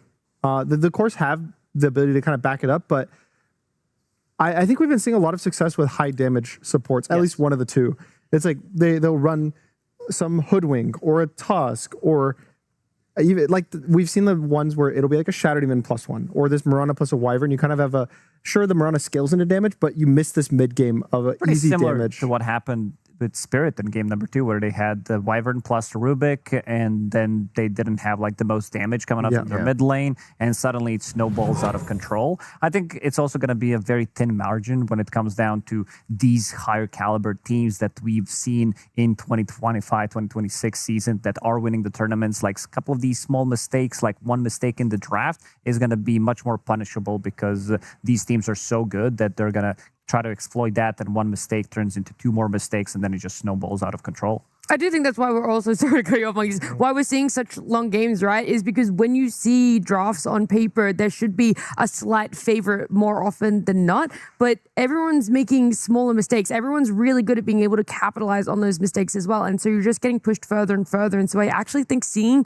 Spirit and Liquid have such dominant games for themselves was the anomaly of what we're seeing for TI. I mean, we even saw it there in the highlights of what was happening between Aurora and Yandex. There was still a big back and forth. They were still able to kill what felt like the heroes that were putting them in a position to snowball the game monkeys and run away with it in, let's say, 30, 35 minutes.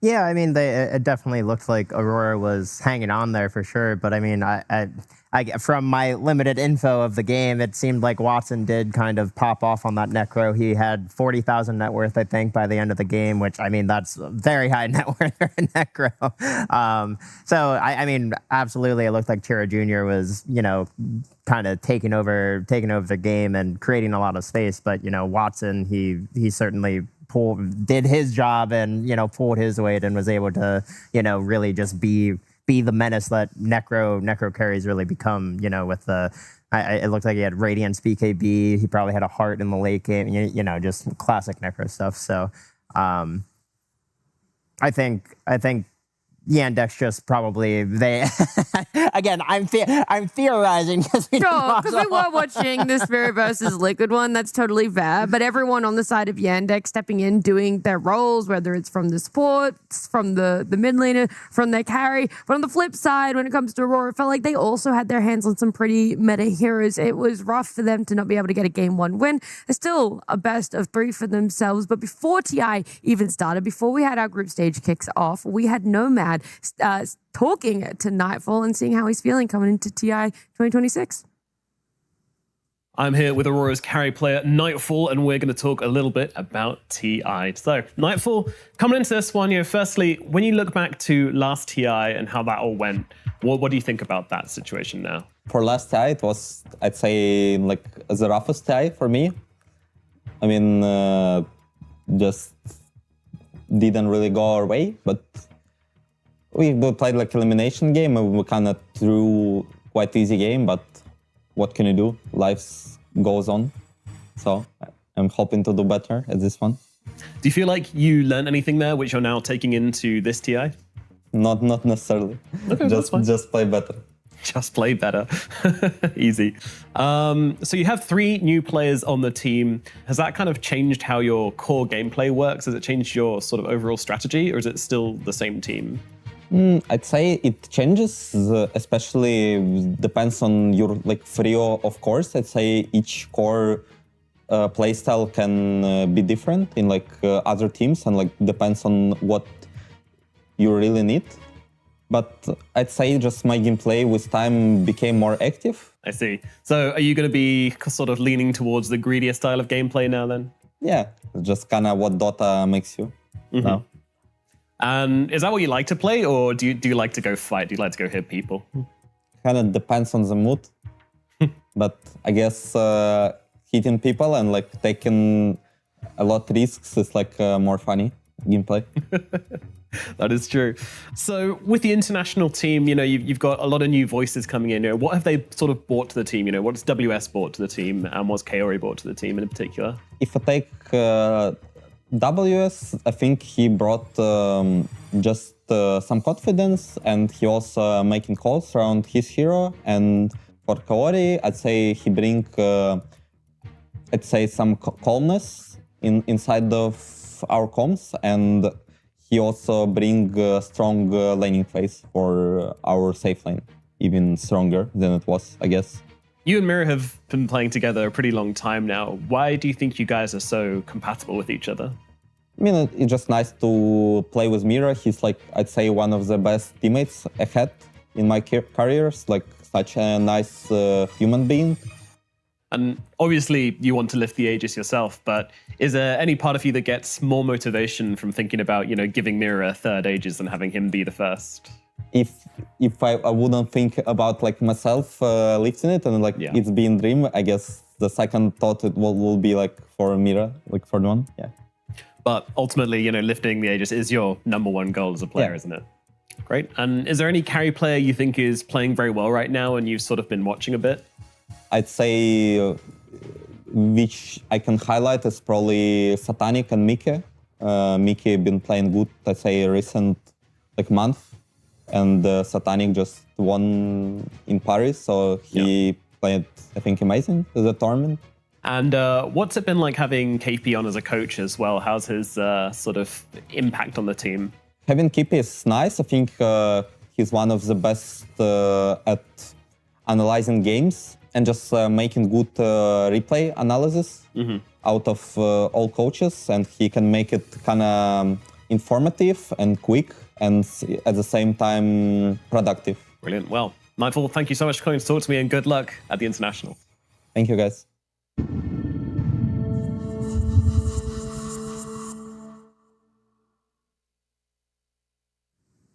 It's always nice to hear the motivation for players, what their end goal is. Everyone dreams of lifting that Aegis, but it's extra special for Nightfall considering what has been a 2nd place blessing to some degree, try and spin it a bit more for himself. I'd love to see it, but it's on the edge at the moment because in this best of 3, they're already down 1 game. So Aurora going to have to bring something more for themselves, despite how good their draft did look for what they could achieve. It just wasn't there for them. At the end of the day, Yandex had that next level when it came to execution. Yeah, I don't know how much you can go in depth of the draft when there's some like a weird pick like Monkey King. You could be like, oh, Yandex 400 IQ, here's the win.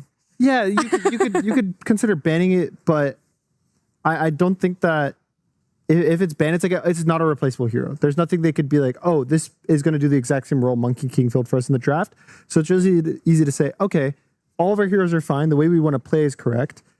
Maybe we ban the Monkey King because that's their most comfort pick that just throws a wrench in the cogs, but just do everything the same. And I think that is fine. I think their draft, sure, I don't like how their sub duo works for me, but I think that that's kind of what has been working for them. These kind of like support utility without the damage, and then you shine a light on the cores. Their cores are very like, I would say like high skilled execution cores that have consistently been able to make these plays and carry the games themselves. And so when you give their supports the tools to like make them look good, they always do. Yeah, and I think Trion is one of those heroes where I mean, obviously we've only seen this hero a handful of times, but whenever this hero is let through, I mean, Living Armor is just I mean, you've talked about it before. It's a complete game changer because, like, you know, a lot of like mid players or you know side lane players, they have this idea of how a matchup is supposed to go, and they like make all of their calculations and whatnot on their matchups, and then suddenly Living Armor, and that's just like the difference maker, you know. And I think while the Monkey King definitely is a standout hero, I think Tree is just an easy hero to, you know, maybe ban it, just like switch it up a bit, not deal with that Living Armor aspect, and, you know, try to create a more stable lineup against them. Yeah, we're seeing the adjustments as well. Really glad that Corella's Crozier has been kind of the item of the tournament so far. In terms How many of times has it been bought, Lacoste? I don't have the stat right now, but I feel like good with stats, no you need something to reduce the healing. Like even in the previous game where they had Treant, Necrophos, Centaur with the heart, Underlord buying this item, which is, there's one physical damage guy that's Monkey King, and it's more about stealing the region and slowing them down, having that extra bit of a move speed, and having a region on top of that. It does feel really nice. It kind of feels cool in a sense that when they only have one physical damage core, they don't even really want to buy a nullifier to counter your item. So then you get this full duration item, as opposed to in a lot of the other games where it's particularly good versus the physical damage cores. You have to protect with a BKB, and then now you don't get the physical immunity because you're BKB'd and you can't be ethereal at the same time. And so it's like, it gets a bit worse. But now it's like your versus magic damage. You're like, oh, I'll buy a pipe, and then I'll press Ghost Scepter, and then I'm invulnerable to pretty much everything. I steal your life. I get 500 per second. And so I definitely have been a big fan of it in this tournament, and I think it will maybe not be the tournament defining item, but it's definitely going to show up in like responses to drafts. It's more about stealing the region rather than being invulnerable to physical damage. Like we've seen Darkseers utilizing that pretty much perfectly, because what you want to do is slow them down. So we've seen like Shivas, we've seen Corellas on top of that. Just a good combination of the items together. All of our players are seated. They're ready for their game number 2. Their draft has started. So we're going to head on over to B Stream. When that game concludes, though, we'll be here to break it all down for you guys and give you some more insight and information on how it plays out. Okay. You're working out our muscles. Yeah, that makes sense. Just keep tensing them over and over again. I think that's probably what our players are up to right now, tensing their strengths here. We're going to have a Lina picked up here. The Fiery Wonder returns. Some teams, I feel like, are really comfortable just first overalling her, especially a team like Yandex, because Watson is quite the Lina player. So we saw, by the way, the Lina get taken up there and look incredibly strong earlier. 70% win rate at the beginning of our day, I think, if I remember correctly. Really? Now dropped down to 57. So it feels like this is maybe one of those heroes that had a really good start throughout day number 1. And as people are starting to come up with some answers to it, it's looking a little bit less good. That is a lower number I mean, She has it's lost still, some games. It's still Yeah. quite good. That's true. But Another that guy. That guy. We like that guy. Oh my I God. have not been disappointed in a single Centaur pick this tournament. Yeah. Every time I watch, I'm just like, oh, and you know what? They look like they're having a lot of fun. Like, you get to the late game too, you get the honestly, that's actually surprising. Only a single mid. Like, watching some of the recent tournaments with the position 2 Centaur in that mid lane, it looks really nice. Yeah. And in some of these matchups where you can kind of greed it out, and he's just unkillable.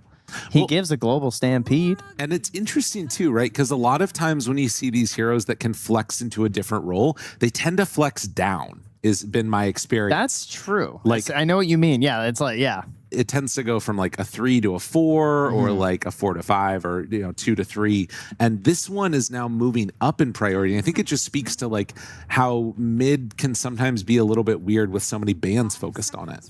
Could he go higher? I think Ramses once played a position 1 Centaur. I believe it has happened. That was back in the Manta days though, when Manta would have the retaliate. I think we managed to pull out a couple of those. All right, well, I mean, no lone druid this game. That's definitely one of the heroes that has been terrorizing many a squad. Earth Spirit also still in. I hope Makoto plays his Puck, Puck's banned, so he won't be playing Puck. I hope he plays Ember. If I could just pick a Makoto hero, give the boy an Ember. Now, that being said, unfortunately, Yandex know this. They know he's very good at Ember. Thus, they pick Lina, because if he wants to go for an Ember, well, they're just going to shove this Lina in the mid lane. He's going to have a bad time. If he doesn't pick Ember, he picks something that maybe Lina doesn't want to lane against, then she just goes safe lane with Mr. Watson. Should mention, by the way, some people might have missed this. We had a game earlier today where BZM countered Lina by taking Arc Warden. And what happened? And well, he ended up losing. but the it lane. looked good. The lane. The lane was cool. It looked really cool. I really highly doubt that that's going to happen, but it speaks to like how big of an issue this has become. How do you deal with this Lina out of the mid lane? You know what? This is a good point here from our ban rate. The Coddle is still in. He gets banned. Okay, well, see you later. We were so close. But Shira Jr.'s Invoker is still in. That's kind of interesting. If the Watson ends up playing the Lina. Banned first phase, wasn't it? Last time around? It was indeed, yes. I believe we were scouting that out. Part of that, of course, being the replacement of needing to ban the Treant Protector, which I would agree is much more important to ban than Shira Jr.'s Invoker. As much as I love to see it, it's too good carry. He is still off the Phoenix. Just can't make her work, so it's going with the Wyvern. Okay. Fair enough. And, not a bad pickup for this already high right-clicking hero in the Lina. We have also seen, like, the Ags build with the Dagon and stuff like that. So you could just switch it up if you're worried about the Winter's Curses coming out. First game banned. Interesting. That's not... Oh, no, that's not what I was like. He that's was not banned in the first game of the series. Listen. He was the fourth most banned hero. Listen, it's been a long night. Okay, I was like, that seems weird. Right? He was just keep me on my toes, Lyrical. I appreciate it. It's very important stuff here. All right, so at this stage of the draft, we're going to do a little double pick here for old Yandex. Oftentimes, you're going to grab two supports, especially when you're working with this flexible position 1 or mid hero. Ideally, we want a melee support for the Lina lane if you're going to want to run here position 1. They actually go for the Mirana, which I gotta say did not look that great for Aurora last game. Struggled to get much done. So I hope they'll find more successive combos with the hero, because I think she's very dependent on her combos. Yeah. And there's the melee hero. As you expect, Undying is banned, Treant is banned. Next in the list is either Tusk or Clockwork. I prefer Tusk. And this also sets us up more for like the potential for swapping Lina around, right? Because now you can either play Mirana running to her lane and find themselves some potential damage off of Mirana rotation, or you can do, like you talked about, the Tusk Lina together in the safe lane. Yeah, or you can also do Mirana 5, opens up any position 1 hero, like your melee 5 or melee position 1s. You can do Tusk 4 to open up your off lane hero. So very versatile duo in terms of the laning setups when you have Mirana and Tusk. Not super good at covering a lot of facets of a successful Dota 2 draft. They don't have great team fight. Mirana is a very weird hero. Like, she gives a lot of good damage with her Q, but she needs setup with the arrow. Moonlight Shadow can be incredible, but can also just be kind of a big whiff that doesn't help a whole lot if it's not used in the right situations. But like, there's no easy team fight from these two heroes. You get a great save from the Tusk. He's much more well-rounded. But Mirana, I think, as a support that helps with the whole draft, she's generally pretty weak. Right. She requires a very high skill of execution in all of her abilities to really be useful. The other thing about it, as we see the Cheer Junior Invoker come out, is like that's the other side. Yeah, it is the Cheer Invoker, the Cheer Junior Invoker stolen by Makoto. Yes, there it is. Sorry, that's what you wanted. There's the flip around.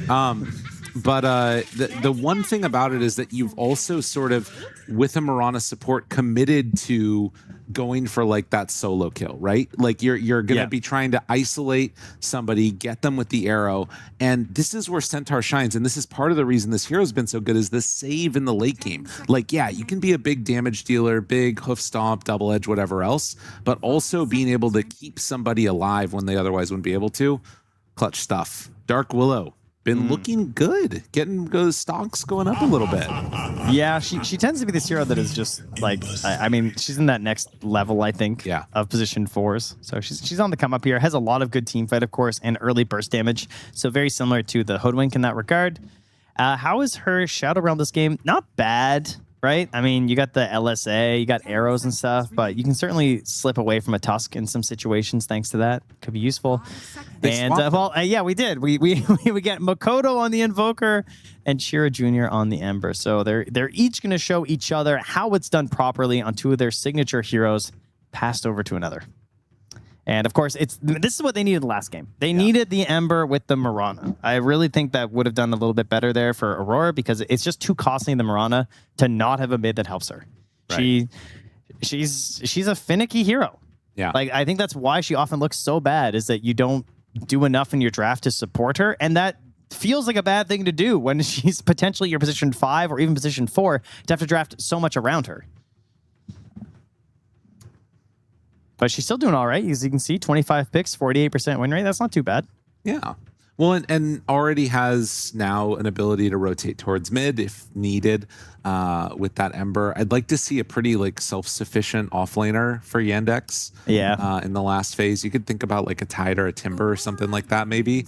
There's like maybe a chance you could do some Darkseer, pair together Ion Shell with the Ember and the Tusk, but it's not the greatest. Yeah, I mean, I was thinking that for WS last game versus the Centaur, he might Mars. I don't expect the same thing out of DM here. There is the Doom. Not an incredible Doom game, though. Like, I feel like he often gets banned at this stage anyway. But, like, versus Stampede, people can just get bailed out because of that.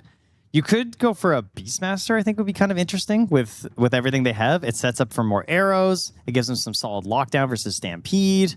It isn't a Wyvern, though, which can be a little bit troublesome, but... I mean, he is a reliable hero. Underlord again. Yeah, that's a classic. Much more DM style for sure. Yeah. Oh, most banned heroes in the last phase. There you go. There's the Doom coming up in that. And also the Sven. Yeah, we are getting the... called it stats. Well done. As the Sven instantly gets banned. Yeah, it has been a lot of these Svens later on. Man, you know who's fallen off the face of the earth in our drafts is Drow. Yeah. Dead hero. Completely. We've lost her. Soft hero. Nope, no good. Don't even touch her. Yeah. Patch notes. Leave her be. So Sven's win rate coming into this series today was 100%, if I'm not mistaken. Yeah, I think he was 4-0 to start the day. Yeah. Been a bit of a rough one. I believe that would then mean he's been 0-3. Yeah. If my math checks out. Yeah, I think so. All right, a few seconds left here. They're going to ban out the Necrophos here as a potential DM hero. Now, I think this is where DM should go back to his patented Ogre Magi offlane. Oh, wow. That's my least favorite DM pick. Why is that? Just watch. Okay, just watch. It ain't right. All right. Honestly, it'd be kind of hype. We've been seeing people pick up hearts. Why not? Yeah, now you're thinking. Now this guy has got some ideas. Team fight will be great. Their team fight is pretty abysmal. They have great initiation from the Ember and then the Tusk being there, but like in terms of just like solid AoE and control in a space, they lack that quite a bit. It is also an Ember lineup, so your push is generally weak, but you do have Lina for the tower hitting and stuff, so you're not super dependent. It definitely looks like they need some beef. Yeah. Somebody just get in there and make the fight easier. A Shiva's Buyer would be great. Some additional vision or just confidence to just run into the fight. Yeah. They will still go for the Doom. But again, there's a reason why they didn't ban it here. Even if it is one of the most banned heroes, it does have some problems. So it's not like this incredible Doom game. That being said, DM is a very good Doom player, so that will certainly help. And we'll get a late Tiny. We had one earlier. Synergizes very nicely here with the Invoker. We get some Avatar Sunstrike plays. A lot of burst to follow up after a Winter's Curse. Stampede from the Centaur can really initiate for you early when you've only got the Echo Saber and can try and get online a little bit before the Blink Dagger. I like the ideas. Well, Yandex, they're up 1 game right now over Aurora. And both teams pulling together some pretty solid drafts. Definitely more like single targety type of dynamic coming from Yandex between the Doom, between the Arrow, Laguna Blade, these types of things. It's about like finding that one pick off and being able to take a hero out of the game before everything else starts up. And I feel like some of this game is going to come down to, can DM find Makoto and get that Doom on him? Yeah. I want to see the difference in the Mirana's gameplay in this game, because I feel like it really struggled to have an impact in the last match, just with the way the game flowed and the allies that she had. And, I'd like to see a little bit more success on the hero. Saksa, obviously very much a leader out of that position 4 role. I think you could see last game with his Hoodwink. He's like constantly drawing on the map over and over again, just like dictating the team. And Mirana's a good hero for that, obviously with the Moonlight Shadows. And then the fact that you have to be ready for every stun for the arrow. So combining those together should make him pretty potent on the hero. Absolutely. Well, we'll see if he's going to be able to pull it all together. The other one that I feel like we have seen less of is like there's been a lot of these Tusks getting Blink Daggers early, and it's mainly been focused on the idea of like a Blink snowball save. I want to see more of these like Tusk blinking in, go for a Walrus Punch, and then immediately afterwards there's like a follow-up arrow, some more damage following up. Like that to me feels like if they can sort of let Malady be able to really get in there and fight, I think they're going to have some success. I want to see another Agnums like we did earlier on the Tusk. Yeah. That would be my goal. That'd be awesome. That was very, very solid. So, again, though, I got to say, I mean, Yandex coming in as the favorites, no doubt, for this matchup here. And I think draft-wise, I also I like it better. I think it looks a little bit easier to execute. So, again, some problems with the Doom, though. So maybe those problems will come to fruition. Maybe he's going to go for these Dooms. The Stampede's going to save somebody. They get the reverse with the Wyvern. Right. It could come into play. Yeah. But tough times here for Aurora, looking at this one, I'd have to say. We'll see if they can do it indeed as we get ready to go into this game. And there's the pause. Hey. F9, F9, F9. Very good. Love to see that. Well done, Neil. So I think the other thing to watch for is like, are there going to be any early rotations towards mid to try and like really ruin this Invoker's game? If you get some like early point in the chains, maybe you have a snowball move forward or an arrow or something, could be solid. Yeah. I mean, Tusk and Mirana, 2 of the best heroes for doing that too. And also the Doom, right? You wanted the self-sufficient position 3, you got it. Yes. So that does open up these opportunities for Saksa to do these roaming plays. Let's do it. All right. Will we get a 2-0 or are Aurora going to bounce back in this one? Will they see the brilliant northern lights of which they're named as we push further into the evening? Oh, yes. Or will they fall and crumble during the dusk? Lyrical, what will it be? It's always darkest before the dawn. That's not true at all, though. Well. It's just not. I don't know. But then Batman said it, and everyone's like, gotta be true. Yeah, I think so. It wasn't him who said it. I don't know. Was it Harvey Dent? No, it was definitely... was it Alfred? It was Alfred. Alfred. Of course. All Alfie, they call him. You got to remember that. Smoke up is 5. Simultaneous smoke coming from Aurora. Actually, it looks like DM might run into them over here. Yeah, but he's got 2 gauntlets of strength. I mean, can he even die? Yeah, he realizes the danger, immediately turns around. I don't want any of that mess. And it any of that smoke. It was right there. Yeah.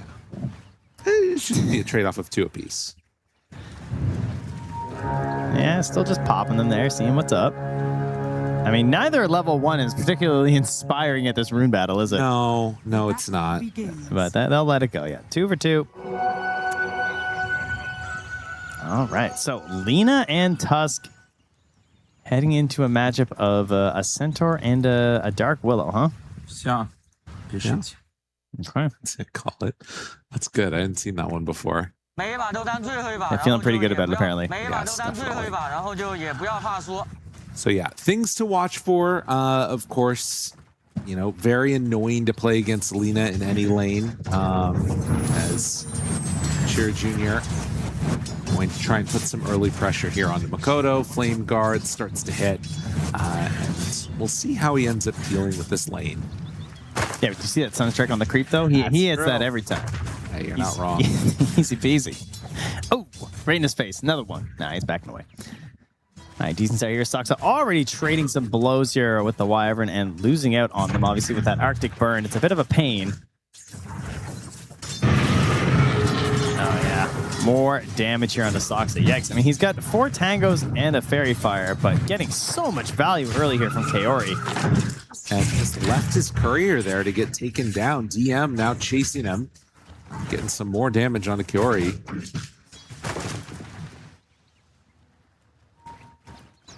Oh, they're still happily get a creep wave coming into the tower. This is to pull it back, though, so plenty of space now for Gary to manage the creep wave. No punish here from Soxa, so very good start for Aurora. And that bottom lane Sunstrike coming out. Ooh, that feels good. Yeah, that one is nice. I mean, it's one of the biggest determining factors for a good Invoker game is if you can hit these Sunstrikes early, because the hero's not really expected to win many mid matchups, has really low damage early. I mean, not as low as it was for a while there, but this idea of just hitting these Sunstrikes, getting the gold going, getting your Meteor Hammer on the faster end, all set up for a good game for the hero. Up top, things relatively even. Couple of denies here for WS. He's going to be a beefy guy. 2 rings of protection to start, plus the gauntlet. So just trying to reduce the damage it takes from this plinking Lina over and over again, right-clicking you. Armor and Retaliate can definitely do a lot in that regard. And the wave already pushed fairly far forward. We'll see the Tusk try and get that pull off in just a moment. And DM, at least for now, seeming to have a pretty okay time of it. 8-2 versus the 10-3. Did lose his courier, of course. The Arctic Burn starts to spam some out at him.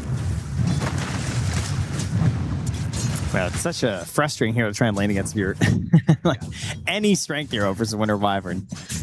Like when you're relying just on that fat HP, it's just so much more effective than up against some of these agi heroes that have a little bit of armor or something to work with too. Doom obviously though needs no armor. As we're all well aware. Wolves. It's Doom turns out actually. Oh, nice one. Gets that with the Forge Spirit. Easy peasy. Yeah, he also is having a good one. 5 denies already on that Invoker. And one of the kills with the Sunstrikes. So it will be something to watch for as they get the pull back behind the tower here. Nightfall can deny out a couple of creeps. Soxa, in the meantime, trying to soak some of this experience and maybe get some pull action himself. I think things are set up for Yannick to really start pulling away in this game, though. Like, they could just start ripping things if they start making these rotations, going with these arrows you were talking about before. Like, they just get the easier solutions available to them, so they're going to have to be really cautious about their vision on Aurora, like keeping an eye on like when Sox is moving, when he's pulling, when he's actually just doing these annoying creep dragging plays, because if he's out of vision for just a moment, suddenly he's in another lane and you've lost the core. Yeah. No, it's absolutely true. I mean, so far, Aurora seemed to be up to the task in just this like base laning stage. Doom is getting swallowed up a little bit down there by the Tiny.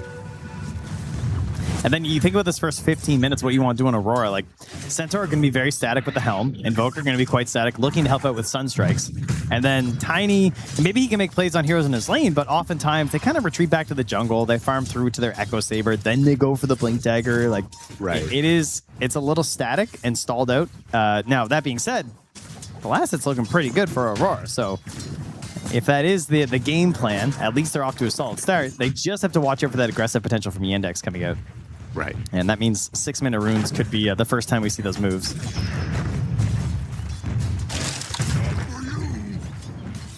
Any wisdom stealers this game? Tiny can maybe make those moves, but not really expecting it. I mean, with a Sunstrike, yeah. Yeah, that's what I was going to say. That could be it. The difference maker. Junior messing with him. Look at Makoto scanning. Yeah. Because he's so low HP, he's like, dude, is that Mirana coming? Like, what is going on down here? I'm scared, guys. Yeah. I don't know if I can be here right now. But no, she's a little bit busy, and Invoker also busy. Hits another Sunstrike kill. 2-0. Soxa will pull the wave, though. It's going to give him the chance to move in for the 6-minute rune. Makoto also level 6, though. First one to crack it. I mean, some of this is just this like strong laning setup that they've got. You can see top of the net worth chart from these cores. And if you're getting Sunstrike kills, it can alleviate some of those sort of concerns about just standing still. And look, another one. Nice play. Goes down, and they're not done yet. Snowball out. The supports pairing together, though, trying to chase him down. The body blocks are going to be there. But then can Shards push himself down to the low ground? I mean, they don't have the heroes to make moves mid like they do on Yandex, so instead they just use the twin gate plays because their Invoker is just hitting on everyone these Sunstrike plays. You know, he's no slouch on the hero just because Chira Jr. is more known for it. Doesn't mean Makoto can't do it. TP from the Lina coming up top to defend this tower. Nicely done by Soxa to take out that catapult. That probably keeps the tower alive. Now WS decides, yeah, I'll keep fighting. Can they even kill him? I don't think so. He's a big boy. He's got his Helm of the Iron Will already. Like this, the Helm of the Dominator is only 300 gold away. Listen, sometimes you can get away with winning all 3 lanes. Oh, here comes the Sunstrike. Oh, good. Soxa gets boots delivered to him, but now is just going to have to back away. I think this is done almost. Yeah, despite that save, like you mentioned, not going to be enough. Soxa is able to salve up, so he can come back in on this, but they need the Ember to be here if they want to make a play. And you know what Ember's doing, though? Chira Jr. is going for the Wisdom. Oh. A little sneaky play in behind here. Okay, that is really nice. All right, now here's the problem, though, is that they're getting the same situation that DM had last game of the Centaur. This is a 7-minute tower takedown into the gold for the Helm, and now Centaur owns this zone of the game. Yes. Like the whole part of the map is his, and Lina is level 4 in the jungle. Yeah, that's brutal. That's not good. That is not where she wants to be right now. And she's lost 2 of her camps now to a Centaur, pretty much.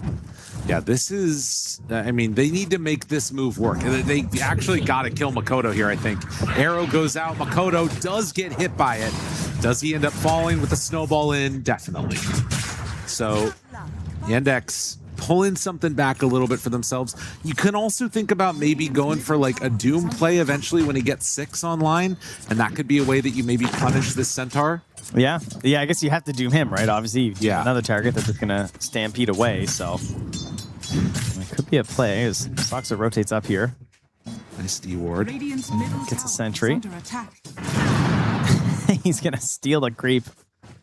Yeah, why not? And he's going to block that camp with his sentry with that D-ward. So he's trying to reduce the overall gold being gained by WS. Chira Jr. also thinking the same thing. So they see what's happening, right? Chira Jr. is leaving his safe farm from the mid for his Lina. The Lina has been kicked out of top. She's absorbing the usual farm spots for the Ember. Chira Jr. uses the ability of the Ember to be slippery to take some of the farm away from Aurora. Now, this would be a really nice kill for them. They could take down DM as he tries to make his way through the brambles. It's not going to be out of there in time. And now, maybe thinking about going on to WS as well. I mean, it has to be perfect here. There's no Laguna Blade. Like, they need more heroes, and this guy's going to die. But I like what you said there, because it is worth noting, like, they make a couple of these solid plays. Chira Jr. stealing away the wisdom. Like, if you're going to lose 3 lanes like this, there needs to be some craziness that starts to happen to reset the game. And if the Index are able to come out with the victory here, they would definitely deserve it. And you can see KRA wants to keep this pressure up, though. Puts the ward in between the towers. They want to kill this Doom again. Yeah. Like, they know DM's coming back down here. They want to hold this tower with the Tiny, threaten with Avalanche. And Mira just refusing to go anywhere else. Not a lot of opportunities elsewhere on the map, so they're kind of desperate for DM to return to this tower, and he is not taking the bait right now. I mean, it's pretty appropriate with Tiny, but Aurora's draft is like a ball rolling down a hill right now, and Yandex are just desperately trying to stop it before it builds up too much momentum, and then they take over. Yeah, 2 towers gone very quickly and opening up a few more avenues to attack the mid tower as well. Tiny now into the Echo Saber, greatly increasing his damage, but needs a bit of setup if he wants to connect. It would have to be a Stampede play if they want to go into it. And obviously, if you pop the Stampede, that's going to leave WS a little bit more vulnerable up top. And after seeing that ward there, we'll understand maybe part of the reason that they weren't able to connect with that kill. So they do manage to survive that movement from Aurora on DM.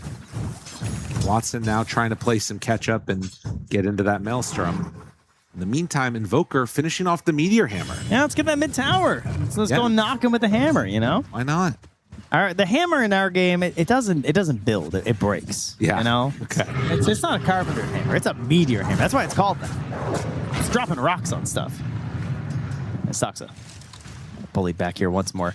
Man, what a comfortable game for Nightfall. A Tiny who just gets to sit on a lane. This is the dream for this guy. Oh, yeah. You know, he doesn't like the jungle that much. He likes just farming through entire waves, getting a ton of gold for himself. Starting to accelerate towards some of those other items. That's a good slight dodge there. Able to get away from the tornado. Oh, I like the early Shadow Blade over the Blink Dagger. That could be a nice play here for Nightfall. We'll see if that ends up being the choice for him. I think Blink is a little tempting with the fact that the Lina is poor and the fact that you have Sunstrike, so I wouldn't be surprised if he switched. But Blink is more of a like, oh, we have to do something now item, whereas Shadow Blade just feels really good to have on Tiny. Yeah. He can keep farming with that one if he needs to. Yeah. Soxa abusing the fact that Mirana, a very slippery support, so you can play in some slightly more dangerous spots. Obviously, DM cannot be here. He would just die. But Soxa's not really worth committing on. You'd have to like use a Stampede, force a leap, still chase him down, get the kill. It's not worth it. So if DM's there, he dies. If Soxa's there, he doesn't. He still gets farm. Feels good. They're going to hunt down Makoto. They're trying to get this combo of the Ember Mirana, but they're not going to get him in time. He's out. They saw this too, right? Like they saw the Moonlight Shadow come out, and now they know, they are well aware of this. Mira goes into the Shadow Realm, arrow off the mark. Are they going to keep going for any more here? Doesn't look like it. Instead, it might be Watson that they go on.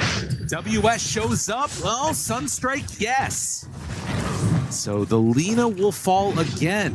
That was his recovery move. Yeah. I'm going to get involved in a kill. Well, he did. Just not the way he was hoping. So this is really bad for the Lina. Like, he's trying to farm into his Maelstrom. He goes down. This is going to set up way further back. They don't connect on a play with their Ember. Cheer Jr.'s wasting time trying to set up these arrows for his Mirana. This hero is cursed. Yeah. He's dragging these teams down. Honestly, it's looking really rough. And they're trying to make it connected and get the value out of these arrows and these early starfalls, but it's just not there. Yeah. Well, Soxa going to get some stacks going. And speaking of curse, I mean, look at this. Yeah, DM's life is so sad down here. He's the lowest net worth core. He can't even go to these two camps. I mean, I'd like to see like what Falcons were doing, where you're just like dropping sentries in here. Yeah, just to mess with them even further. Further, yeah. Well, but then Willow can't farm it, right? You make a good point. You make a very good point. Boots of Travel finished up here for Makoto. So they go hunting, he can join. They, of course, another game where you're getting early Boots of Travel plus a Helm of the Dominator. So you can just jump on the Centaur's creep. Always feels really good. And there was a Maelstrom now finished up for Watson. So he died trying to complete it. He has it. Now the farm can accelerate quite a bit.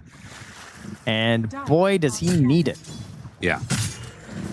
No, I agree with that. Needs some me time, a little bit of chance for a turnaround in these fights. I mean, again, sort of the issue that we've talked about is this Yandex draft is very one-dimensional in terms of how it operates. Oh, Tornado mid, catch the Ember. Oh, man. Yeah, got him caught. Oh, gone. My guy had a remnant. Does it matter?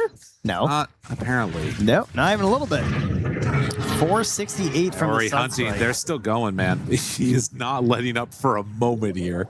All right, this Sunstrike is like a third of all of their HP right now. Yeah. It chunks these heroes at this point in the game. I mean, it's a problem. Like, because again, like, how do you find kills? We haven't seen Doom this game, really. Who? There needs to be some type of a arrow. I mean, is he really Doom if he hasn't skilled his ultimate? No, I don't think so. So what? Nameless hero. Oh, there we go. goes. Okay, now he's got Doom. All right, he can be Doom again. Is he really Doom if he hasn't cast his ultimate?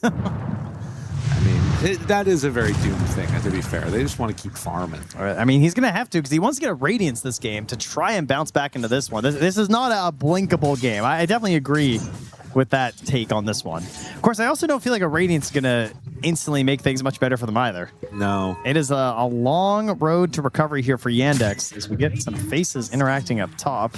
You know, to be fair, though, I do think that since these games have been like averaging around 50 minutes or something else, like again, Radiance now, why not? Like, I mean, if the game's average 50 minutes, yeah, and if there was like this item that you could buy that like every so often it gave you gold, that's a pretty cool idea. Wow, maybe that's what we need. Nightfall wanting to get involved now. Will not be able to find DM over in the jungle. All right, well, a bright spot for Yandex then. They're wasting a little bit of time with these hunting plays. Not making any connections with their heroes. And of course, you also have a Spirit Vessel Ember who's not able to make anything happen, though, on the side of Yandex. That doesn't feel too great. Right. Makoto coming in with a Ghost Walk. Ember pops his head down bottom to check for a room, but it's an illusion taken by Kaori. Saksa shows for a moment. That's all it takes. Makoto gets him. And Meteor hammering the tier 2 tower. What are they going to do about it? I'm not really sure. I think they just have to keep dodging. Like, I don't think you can fight them right now. But, God, how much are you going to have to, like, lose across the map? There's no limit. Oh, the grassy seats of Serenity by WS. He just wants to keep the push going, keep the party on. All right, they get the chains. So the Serenity is gone. And now the punch, but the Terrorize hits onto both and in trouble further. They have any way to get out of there. Cheer Jr. trying to escape, but Mira right on top of him. Now they the Passover! WS living. Mira saving the day. Doom tried to go for the ulti onto him. Does not happen. Watson wanting to get away, but the more damage coming in. And they finally will drop the Doom onto the half HP Willow. All right, she goes down. Where's the Sunstrike? Oh. He guessed wrong. Imagine, though. I mean, he had a decent chance. He had a couple of heroes running home. Honestly. Oh, what a Lotus Passover from Mira. He ends up dying for it, but well done. Gets his Centaur Warrunner out of there. I mean, that's crazy. WS under the tower like 30% HP, and then you're just looking at his DM with the Lotus already active. Like, what am I to do here? I can't do myself right now. I can't afford that. Well, the other thing, too, that was still the tier 2 tower also taken. They managed to finish it off. Yeah, true. This is 17 minutes. Like, what's going on? I mean, they're getting close to the Radiance on DM. That's the bright spot. I'm trying to find the bright spots. I'm with you. So are Yandex right now. I mean, they had a really good game 1. That's a bright spot. That is true. Root lands. But no follow-up. Nightfall finds the Tusk. Toss. Decides not to go for anything else. Tornado lifts Sunstrike. She was just waiting for it in the tree. Oh, no. There's an eye roll there. Malady was done. Oh, jeez. I saw it. Oh. I mean, he's very, yeah, he's having a rough time. Another smoke. They are not letting this pressure ease up at all. They're going to find Saksa. Shadowblade leading out of the smoke. Goodbye. Saving the kill from Makoto. Continues to be involved. Terrorize again. Hits the Ember. And he held the toss because he trusted in the Invoker spell casting. That was going to get the kill. Then he hit the toss for the Ember. Now they're on top of DM. What? What is happening? Oh, man. I believe Makoto was dominating with a double kill there. Makoto is owning. So this is how it works, huh? This is what the game 1 was supposed to look like, is what they're feeling right now. Invoker plays 13-2, and, well, there might just be another one. This is the most early game Sunstrike I've seen in a while. Yeah. Well, the shards did not save him there. That is for sure. I don't think anything would have. As the kills just keep on racking up. I mean, I wanted to say something like, well, at least they're not taking objectives. They're doing that too. Yeah, they're really doing it all right now. Dire's bottom tower is under attack. I mean, the Shard Invoker just running around the map and having the BKB coming in soon. Yeah. He's a menace. I feel like this is one of those pub menace builds right now. Watson doing everything he can to become a relevant hero in this game. Obviously, Lena, I mean, doing pretty well net worth-wise, considering where she started. Yeah. Like, Watson is finding the gold that he needs, and he can eventually become the biggest hero in this game. You know, the way Lena scales and having the range that she can play at in these fights with the teammates like this that can provide it for you. You get into an Agnum's Ember, you know, I know it's a ways away, but that is what you need in this one. And that's why you're seeing Aurora just consistently pushing this tempo. A little bit of a battle of brewing as the BKB is done for the Invoker. Jump forward stun. They find one in trouble. Chira Jr. feared low, and now they're on top of the Lina. Although the Winner's Curse is about to wear off, they can back away for the moment. Now a chance for a turn. He's stunned forever. The arrow hit, and WS onto him. Watson dropping quickly. Tried to get the kill on Amira. Not gonna happen. They did get the Invoker, but it comes at a hell of a cost.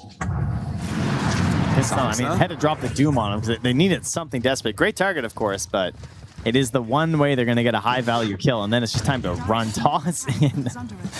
Trying to find a further chase, but not going to be there. Honestly, for how bad that could have gone, the fact that they get the Invoker is pretty clutch. Dire's top tower is Feels a little good, but he also has a BKB done now, so that might be the last time it happens. Man, well played so far here from the side of Aurora, moving in towards like the safety items, the BKB. I'm sure they'll be going for the Aegis pretty soon. There's also a Tormentor they can claim. And the nice thing about this is that although many teams have garnered big leads like this today on our stream, they actually have tower hitters this time. So they have been progressing the map the entire way through. Only a couple more tier 2s to clean up.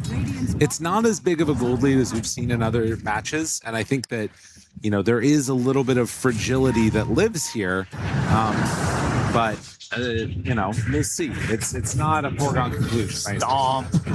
I mean, this is pretty nice when you can do that to DM. I mean, what can you do? Yeah, Invoker is just it's a pain. Yeah. Malady had no TP on the Tusk. He's just waiting with Watson. Like, Watson is the win condition, so he's got his Blink Dagger on Tusk. That same play happens to Watson there. Yeah, maybe Malady can save him. Right. Maybe he can delay it a little bit. Maybe they get one kill in a trade. But he's not there to look after DM. DM got his Radiance. He's on his own. Yeah, he's doing his own thing. Mylena needs some help. You can see Yandex like shoving in this mid wave while they're taking, or rather, excuse me, now flip that around. He's trying to get the wave shoved out. So we know they're going to be coming down mid very soon. All right, Nightfall gets the Aegis. He can lead a little boldly with his Shadow Blade now. Could have been all right for the Invoker too, but Nightfall wants to grab it. 8-2 and 8 right now for Makoto. Yeah, he's been involved in almost everything. Well, no shortage of comebacks in this TI, but you know, this like literal ghost push. Yeah. As we've discussed before, this idea of being able to push these creep waves as much as you can, hiding while doing it when you're in a losing position. Well, you're in a winning position with a ghost who's just pushing these waves. That feels pretty good right now as Aurora. And if you try and contest him, or if you don't notice that he's doing this, yeah, you might walk right into your death. It's a serious problem for sure. Saksa, he'll get some bounty runes. You gotta take the wins. The value. Look, he's so fast in the river. He's running quickly. I mean, the dust is wearing off, but the invis is... the polywalks aren't quite enough, huh? No. They're not strong enough to take down this brave Mirana. Sadly not. Oh, man. Oh. Dire's bottom tower has fallen. DM getting away. We'll have the second component of the BKB. That's good. It's 2 to 3. Yeah. Nightfall. Kodo on the hunt. Chira Jr. hiding in the trees. They jump in. They find him. Laguna Blade out. Do they have enough damage? They get the Winner's Curse to interrupt. Makoto backing away. Now he's inside the snowball.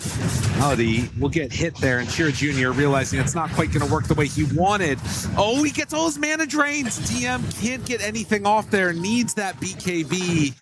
And now the Sunstrike follow-up is going to be there. Avalanche, one more toss. I thought he was out. You can see they look at it and they try and turn. Like Watson chucks a couple spells. They're analyzing the situation. They're like, is there any way? And then the EMP hits. And it's like, nope. Yeah. We're done. Well, Watson, he has to play risky. He gets scanned. So he's not going to get found by Makoto, though, as he does move out just in time. I mean, look at where Nightfall is playing. Like, honestly. Yeah, and he's just running straight there. They're like, there's only so many places Watson can be. Oh, don't turn for that. Don't turn for More that. hit. Oh, my God. He needed that proc. Yeah, they scanned and they knew immediately. Turns red right as he's leaving.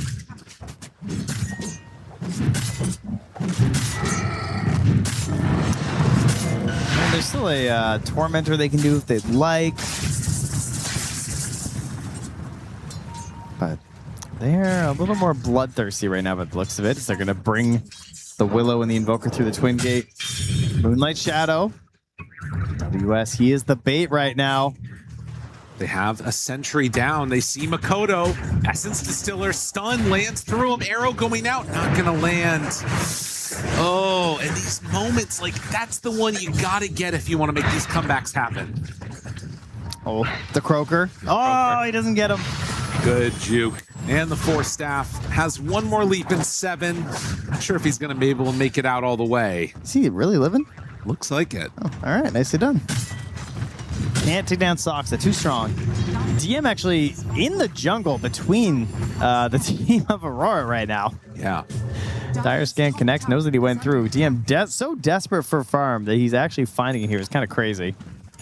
I mean, okay, look, BKB's here. This is like maybe going to be one of the last gasps for them. They've got to get something done with these BKBs being completed. I feel like they need the Mjolnir or something too. Like they just don't have the damage to win a fight. Right. So we need a clutch doom. We need Mirana just freewheeling. Being up a hero would be nice. Arrow hits in the Shadow Realm. Definitely. He's just burning while stunned there in the AoE. Gets the gem. Very good. They can actually get a little bit of vision, set up for some plays. And Makoto forced back with the amplified damage. All right. A small but important win here for Yandex, because now with the gem, they can get out, drop some wards, and maybe that will open up the opportunities for some pickoffs. Only 32 seconds left in this age for the Tiny, so... I think that's the type of play that, like, as Aurora, you're willing to take that loss of the Willow. Obviously, the gem sucks. But if it stays at that level, that's not going to be enough for Yandex to pull it back. They need to be able to sort of find a win and then turn that into an objective, turn that into another fight win. And otherwise, it's just sort of keeping things set at sort of a steady level, as opposed to actually pulling themselves back into this. Every journey begins with a single step. True. And this was a real baby step. It was like an inch. You know, it's not even a half step. Yeah. But it is a partial step nonetheless. Double wisdom. Sucks up. Just going to try and cut waves in a bit here. Kodo is doing a similar thing, killing off waves in the mid lane. But yeah, it's sort of just Operation Farm and Secret. Silver Edge break into the Bro. Oh my goodness. So crazy. Oh, it is tough. It is tough for DM. Tough for all these heroes. Yeah, that's a lot of damage. And it's not getting easier. No, Nightfall's getting the Blink Dagger to further close down this map. Because, frankly, DM's been getting a little too much space. And he's played quite well to get the amount of farm that he has gotten, but at his current kill score of Bob, also known as 8-0 and 8, for Nightfall wants to keep increasing that total. Stomp to kill the creep wave. Backs out. Shira will be stunned. Has the terrorize now. Decides not to throw it. Wants his gem back. Yeah, not so fortunate. Shira's gonna hold on to that for a little bit longer.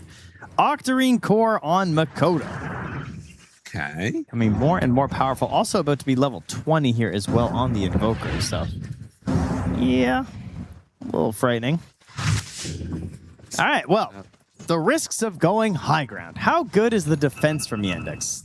not crazy, to be honest. No. The plinking of the Lina's a little annoying, but without an Aghanims on Tusk, you're not necessarily that worried about going high ground.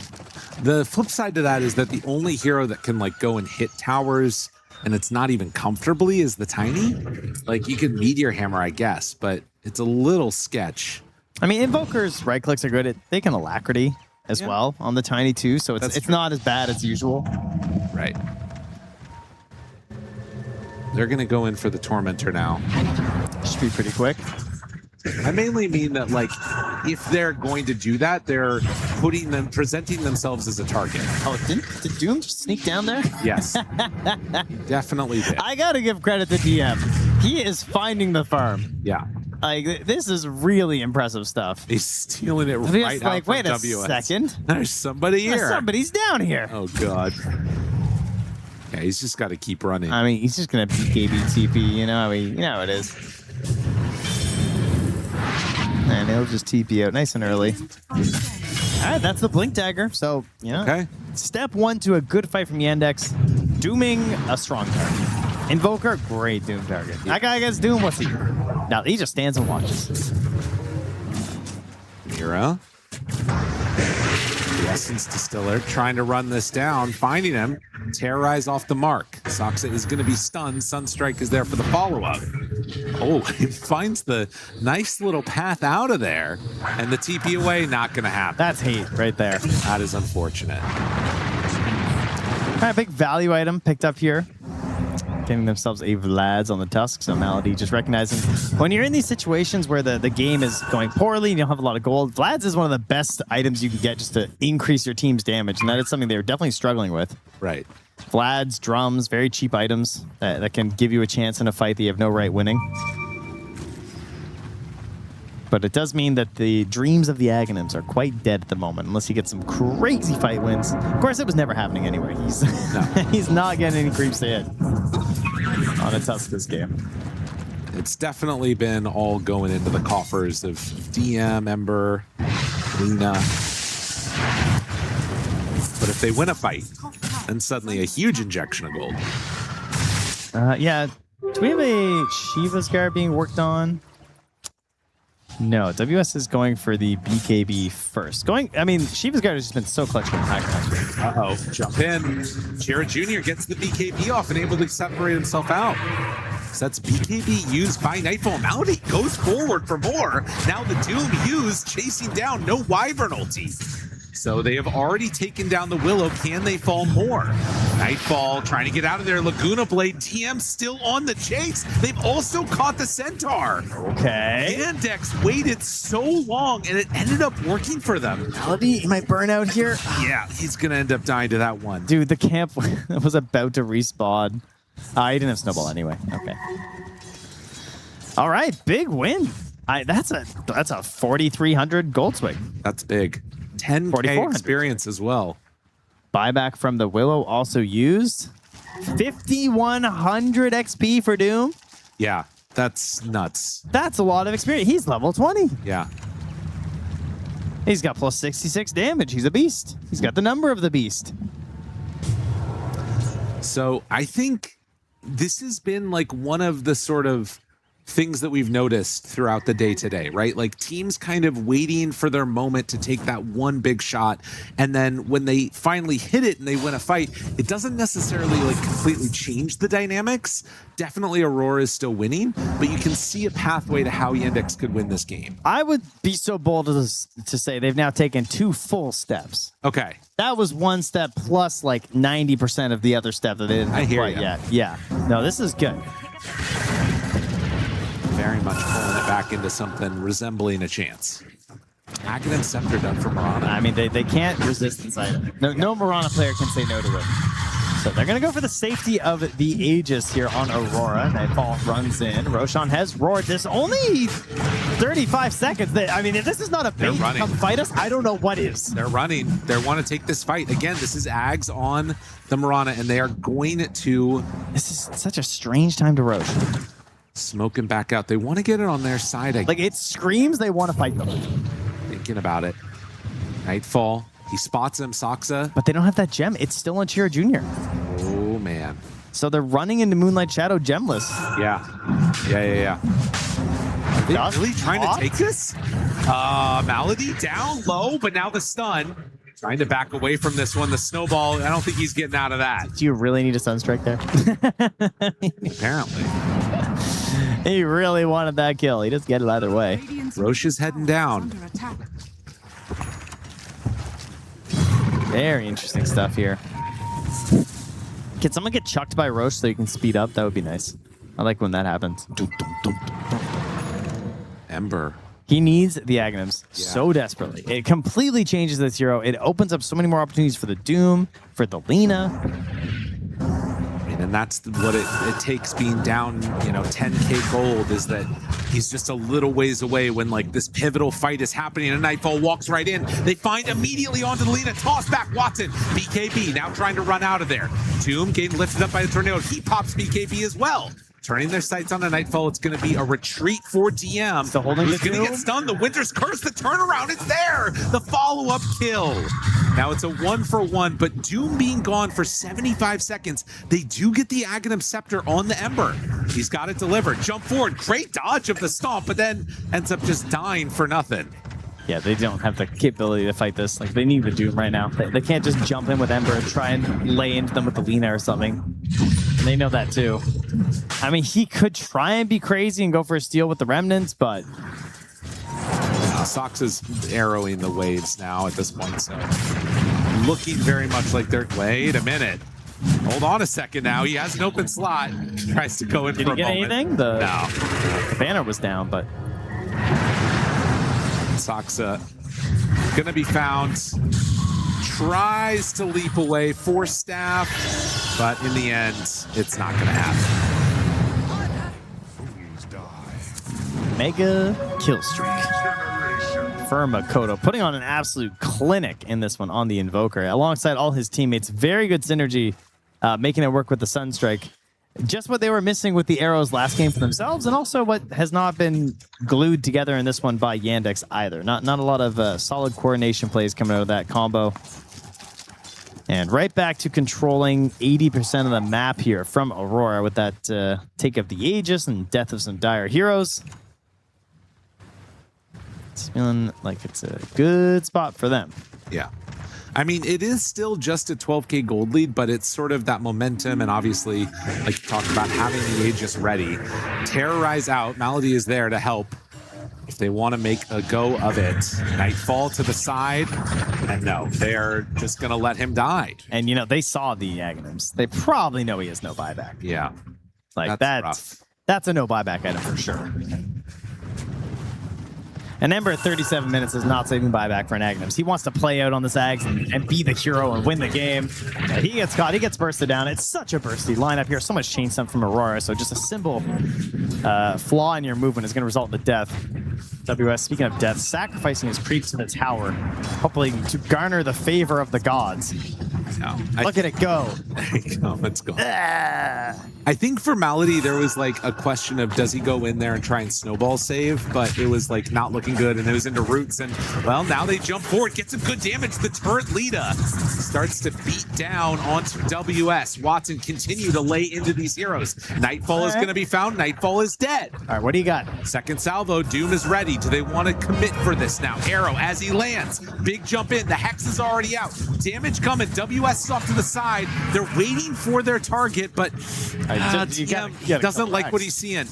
Nightfall tries to jump away. There's another hit from DM. And as the damage comes in, he's going to try and drop the Doom, but no, it's not going to be enough. Now Watson. Winter's Curse finds it. The buyback moves in from Malady, hoping to turn this around. But Lina is just getting destroyed, demolished, and Chira Jr. forced a Remnant away. He jumped back in and reset the curse, catching himself as well. A full freaking wipe there. 2 down, no buyback. And at this point, at least, Yandex very much looking to be losing this game unless they can come up with something here at the very end of it. But another set of racks. Aurora, they have led this entire game out of the laning stage and just trying to put the finishing touches on it here. Arrow from Soxa, but the save is there immediately from the Wyvern. One last set to go here. And it's a big center leading the way. There he goes. Snowball waiting as the Avalanche is going to expend, and Soxa is dead. He doesn't have buyback either. They jump in and continue to look for more. Chira Jr., the only one left alive, as Aurora is going to clean up Mega Creeps. GG is called. Aurora, they're not going to go quietly. They're pushing it to a game 3. They do indeed wish to see the Northern Lights, which obviously will be coming out very soon here in Shanghai, I'm sure. Impressive performance. 37-9. I mean, again, it's one of these games where like the laning stage just starts to like look a little bit sketchy, and they're able to just keep that snowball going. And what were your thoughts from that one? Sunstrike. Yes. Sunstrike. All Like, over the place. It's the dream. Like this does. He made it look really easy, but so many invokers do not connect on so many Sunstrikes early. That's what catapults it into a good invoker game. It was awesome to watch. Well done. All right, let's head on back to the panel. Let's break down that action. Thank you so much, Lyrical and Trent. A lot of fun that was had in that game number 2 there, and definitely an accurate description. Sunstrike, and a lot more Sunstrike when you get an Invoker that's fed in the mid lane, or at least that's far ahead in that gold ratio there. Monkeys, it feels like there isn't too much that you can do to feel like you're even playing on even footing anymore. Yeah, I think Aurora did a really good job of picking heroes to set up the Sunstrike, and it really enabled Makoto to land all those Sunstrikes, enabled his game. He had, I think, 12,000 net worth around like 20 minutes or something like that. Oh, is that all? That's a good amount. Easy money. So I think it was him and Nightfall at top of net worth. So I think it just made the game plan really easy for Aurora. A lot of setup Suns. Sunstrike obviously does a ton of pure damage, and it was a very smooth sailing game for them from there. I didn't know how I felt about the Wyvern for this tournament in general. Not so much this draft, but just this tournament, because sometimes it feels the usage of Cold Embrace is more just delaying the inevitable. I'm not really seeing it be this sustained tool that you would love it to be. It's just, well, now my core is in a position where everyone else can collapse on him and just deal more damage. But this time around, the Wyvern had a pretty good impact. I did see the idea behind why teams are favoring it, Lacoste. I'm like, actually, yeah, I can see it. This Wyvern has great presence in the game. I'm a big fan of the hero. I think this hero just gives you a lot of things, especially the ones in the laning stage, because it's a percentage-based heal. So you're playing with Tiny, who has an insane strength gain per level. So even 1 point is 160 base plus percentage. It goes over 200. I mean, you're not going to be killing this lane anyway. I wasn't really the biggest fan of the Doom picked before the last pick overall, because they had to pick it blindly and they wanted to go with something. And then giving Nightfall Tiny in this case kind of felt like it was coming. I don't know if Yandex maybe, got a little bit of a misread what's going to happen in this. Do you think one. it misread, or they just felt they had answers to it? Like when you look at a Tiny to Lina carry-to-carry matchup, at what point do you feel...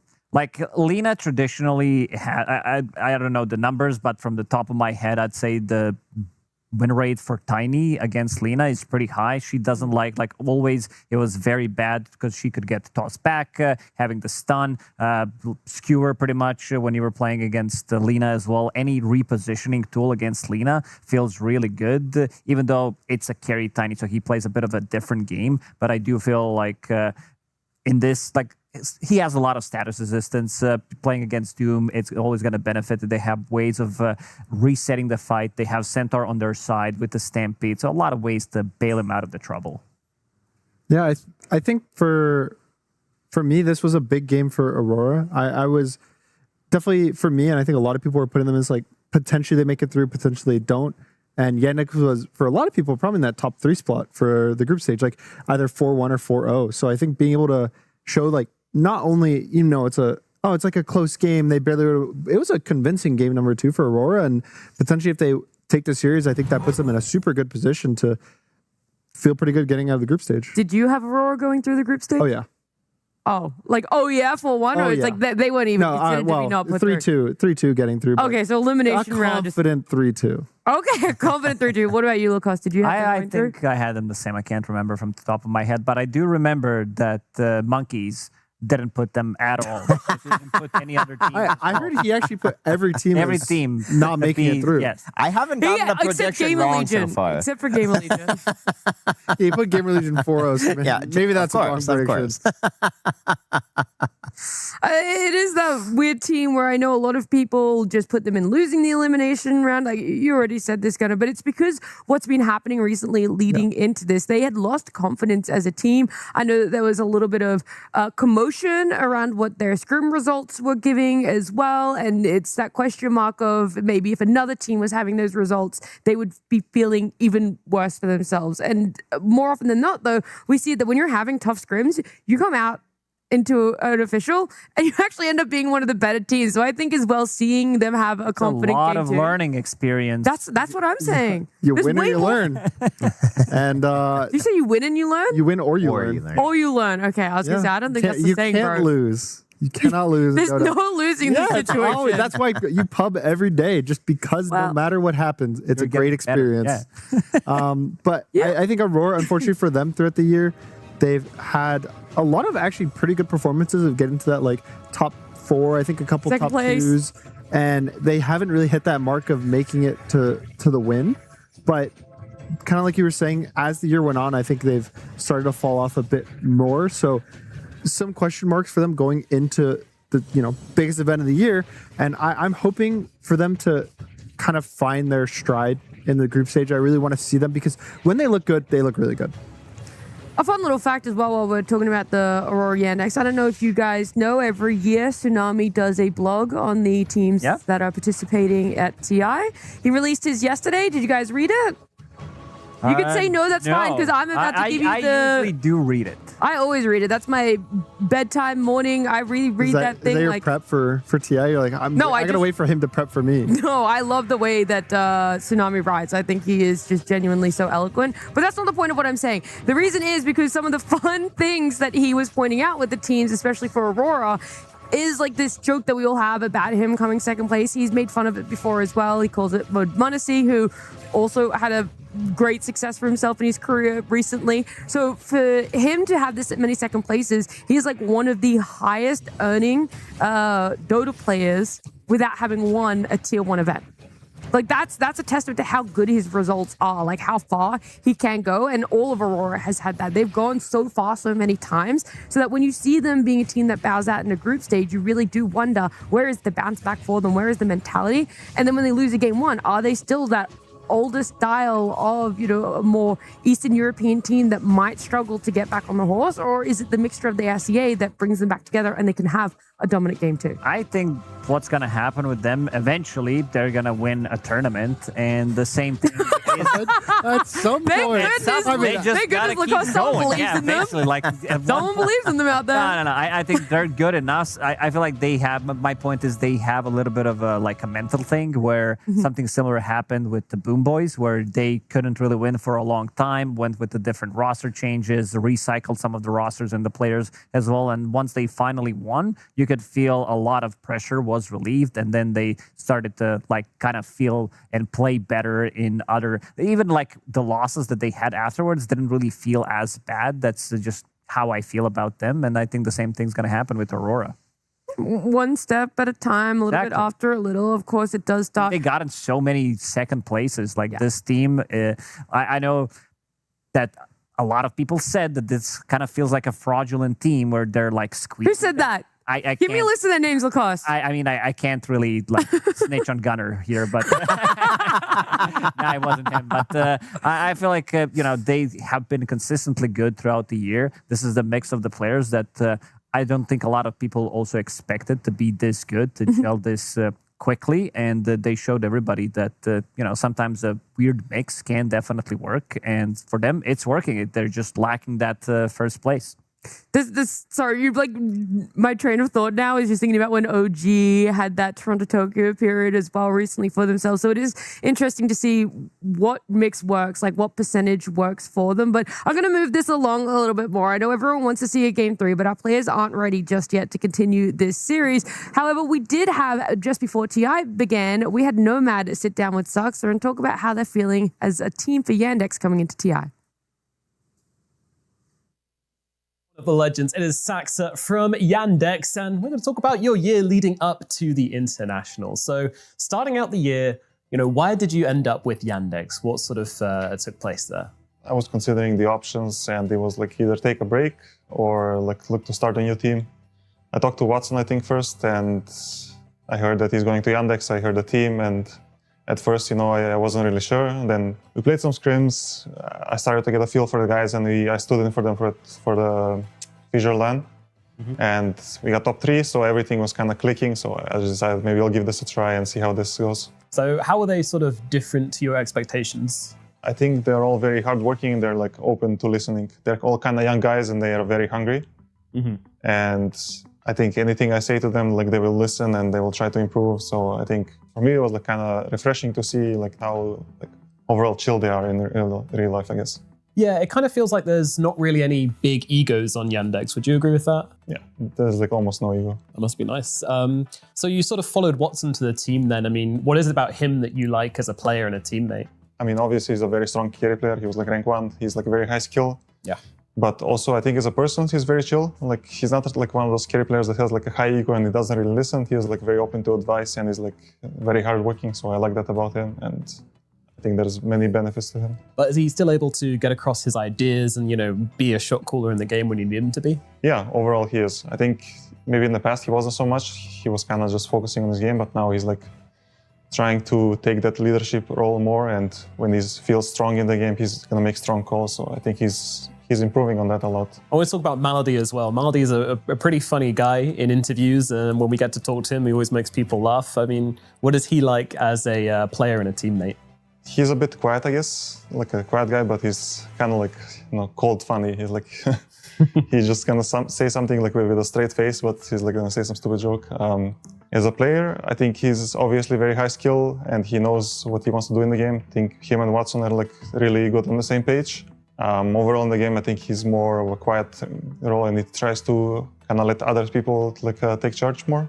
And he's just kind of like going to focus on his game and focus on his spellcasting. In the early days of Yandex, did you have a big focus on building communication in the team? Was that already in place? Yeah, we had to work on it for sure, especially when I'm like the only English-speaking guy on the team, so we kind of need to work on these things. I also try to bring in some experience from our old team, so it's definitely something we've worked on. So for yourself, when you've already got a TI under your belt, of course you want to win it again, but is there an extra motivation for you to help these sort of new guys who haven't done it yet to lift the Aegis? Yeah, for sure.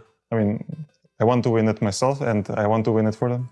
What is the communication like when you're about to get into a big series? What are you guys talking about typically before the series starts? I guess the enemy's strengths and weaknesses and understanding what they want to do and how we want to counter it. I think those are the big things. And the other thing is also focus on ourselves, make sure that we do the right things. We're like in a good place, in a good mindset, that we don't do anything desperate, just stay cool, calm and collected. If someone has made a mistake in the game, how do you approach it?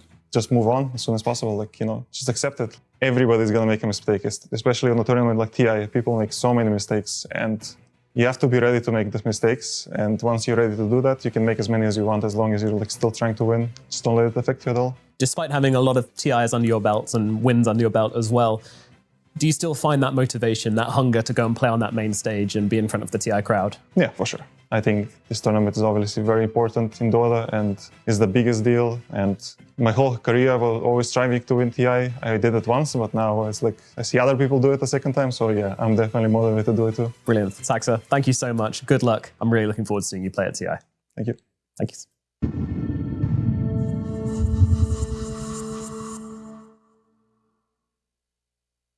Well, the dream is still very alive for Soxa to be able to have that victory again, although they're not looking in the best position right now for our modified Swiss bracket in the group stage. And even in this series, right, they lose game number 2 there after what was a pretty great game number 1 for themselves, and the question marks come back around. How is game 3 going to unfold? He alluded to the fact that their communications and their conversations before coming into a series is all about the strengths and weaknesses of their opponents. And I might not know them, but luckily I have 3 fantastic brains that are going to tell me those strengths and weaknesses of Aurora here. And if we feel that Yandex can exploit them in a game 3. I think the biggest one for me is Makoto has done a lot of work ever since you joined the team, specifically on Spirit Heroes. But in the last game we saw is Invoker. Earlier today, it was Ember Spirit. He was popping off and kind of keeping them in the games earlier today and trying his best to win them. And I think for teams versus when you're playing against Aurora, I think maybe counterpicking him or having good stuns to not let him have these, like, just run around the map, do whatever he wants to. I think heroes maybe like a Lion or Dark Willow, just something to just control him, I think is the best. And we've seen Soxa Lion a lot. I think that's some hero, like, just before the draft even starts, I'd be looking towards. Yeah, I kind of agree. I also would like to point out WS as a player. I think he has been probably the most improved player of the season. When, like, before he played for some other lesser known teams, and when they picked him up, like, he just got into the groove almost like immediately. And with each game, with each tournament, this guy's just playing better and better, has insanely high hero pool. Like, he's very versatile, and also certain heroes that he does play well. Like, if it's a Timber Saw meta, he's going to squeeze it in. If it's a good game for Lycan, you know that he's going to be playing it. So definitely a player that also enables his other cores because he takes over the map so quickly with the certain heroes. Yeah, and also with WS, I feel like he kind of fits into that that offlane role of just offlane players that don't die very much. Like, he's very good at playing the map, honestly getting kind of aggressive, but also like knowing when to reel it in and when to back and when to kind of reset and not overextend too much, you know. I also think the part that Soxa said where he's like, we also have to focus on ourselves and just play our game. I think it's always the best thing you can do after a loss. You don't want to... The worst thing you can do in a best of 3 is you have like one guy and he's like, oh, we did this wrong in the draft. We have to do this, change this. We have to do so much of these things better. A lot of the time, your prep work and preparation is all done before the thing. You can maybe you change like one hero pick. You just say, we have to focus on maybe Roche a little more or map control. But you don't want to have to feel like you need to change everything. It's better to say, okay, we've done so much work over the months, over the year, over the last week, over the last day. My coach has done all this prep work for draft. He's taught us all these things. Let's just trust in what we have here and just fix the small things, but we have what it takes to win. That's what I would say about this panel as well. I was trusting you guys to be able to come up with all the ideas and the solutions and the broken heroes. And you guys lied to me. You said Lina, broken. There is no way you could ever possibly kill her, especially in the late game. But now we've seen her lose 2 games on the A stream. Nisha lost on her mid to Spirit. And of course, then we just saw Watson lose with Lina carry up against Aurora. So what's going on? What's the deal? She's not as broken. She's already figured out. Oh, it took 24 I think hours. it hurts even more because it's Watson. He's kind of the OG Lina carry player. Like, he played it when other people didn't want to play. He was one of like the very first people to play it as well. Pretty much. And then everybody started to copy it. And I think in this one, they were a little bit more on the greedier side, especially with the Doom pick compared to like this bit of a global presence with the Stampede, earlier Sunstrikes. And it felt like all of these things for Aurora, it did click early on. And that, again, just snowballed out of control. Well, we'll see if the Lina makes a return in game 3, if it's maybe potentially more successful, as we're going to head on back to our B stream, and our cast is Lyrical and Trent. A very impressive game 2. Yeah, I mean, it was dominant. Like, we've talked about sort of impressive games from the comeback point of view where teams are able to sort of hold out and extend the match. But we haven't seen, at least you and me, a ton of games where you just like win from the outset and just continue to stomp. It looked really nice. It's been quite rare for us. Aurora, I love it when teams do this. That when you win with the hero and then ban it. I like that. Like, you don't give them the chance to answer back with it. Yes. And I think it puts a little anger in someone like Cheer Jr. He's like, how was that fair? How do I not get to play my Invoker after you guys just had it? All right, we're back to this. Yeah, back to the game 1 strat. They opened, and it was it was Tree they gave up last time. That is banned this time. I wonder what the answer will be instead. I mean, Darkseer was something that was coming into this tournament. That was the go-to. When people were opening first overall Shadow Fiend, you'd have an instant response of a Darkseer. I don't know if that's a Yandex idea at the moment, though. Well, I also think that it's proven to like have some answers. And there are ways to mess with the Darkseer. We saw in our previous series, Snaking on an Enchantress went back and blocked 33's camps and just made him have a really sad game the entire rest of it. So, you know, it's a tough one. I mean, I think the Centaur might just be the answer at this point, just to have him in the game, you know? You at the very least need to take it away from Aurora, because SF Centaur is nasty. Yeah, okay, we're taking it. I like this. He's been too good. He's won game 1, he won game 2, right? It's a Centaur series. Yeah. And not a Mirana one. No, there will be no Mirana this game. It's over. Let it go. Yeah. You know, there probably will be. 12 and 7. I know. It's going to be tough. Well, we're going to throw out another ban here from Aurora. What do they not want to see with this Centaur? I could see a Hoodwink ban. That hero's a little bit too good. Obviously, they had it earlier with the Centaur in game number 1. She's just the best 4. It's just the way it is. They could... Now they're going to ban the Drow. Okay. At least for one of their slots. Pretty good 1-to-1 matchup versus the Shadow Fiend. You know, another ranged hero piercing through that armor. Also, much like how the Centaur is very good versus the Shadow Fiend, and with the Shadow Fiend, Drow, all the same things with Centaur. It's that same idea and concept. And yeah, featured in less drafts than I thought, honestly. This hero's crazy. It's interesting, like, because the teams that play it, as you can see, are still winning, but it feels like maybe one of those things that happened behind the veil of scrims, you know? Yeah, a little figured out and stuff, and only like the big teams still want to grab it, or they just feel like other stuff is better. Maybe she's not bad, but they're just like, yeah, the Shadow Fiend's just easier. The other band will just be the Hoodwink because it's Soxa. Yep. So they will make sure to take that one away. And I mean, they dare him to get the Mirana. He's gonna pick Mirana.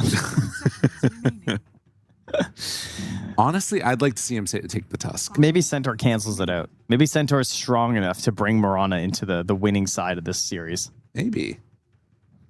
I think Tusk could be good. It puts you in a weird situation with your lanes a little bit. WS popping off right now. Yeah, he's having a good time. Yeah, he's got some ideas. He's very chatty at the moment. So's Nightfall. Yeah.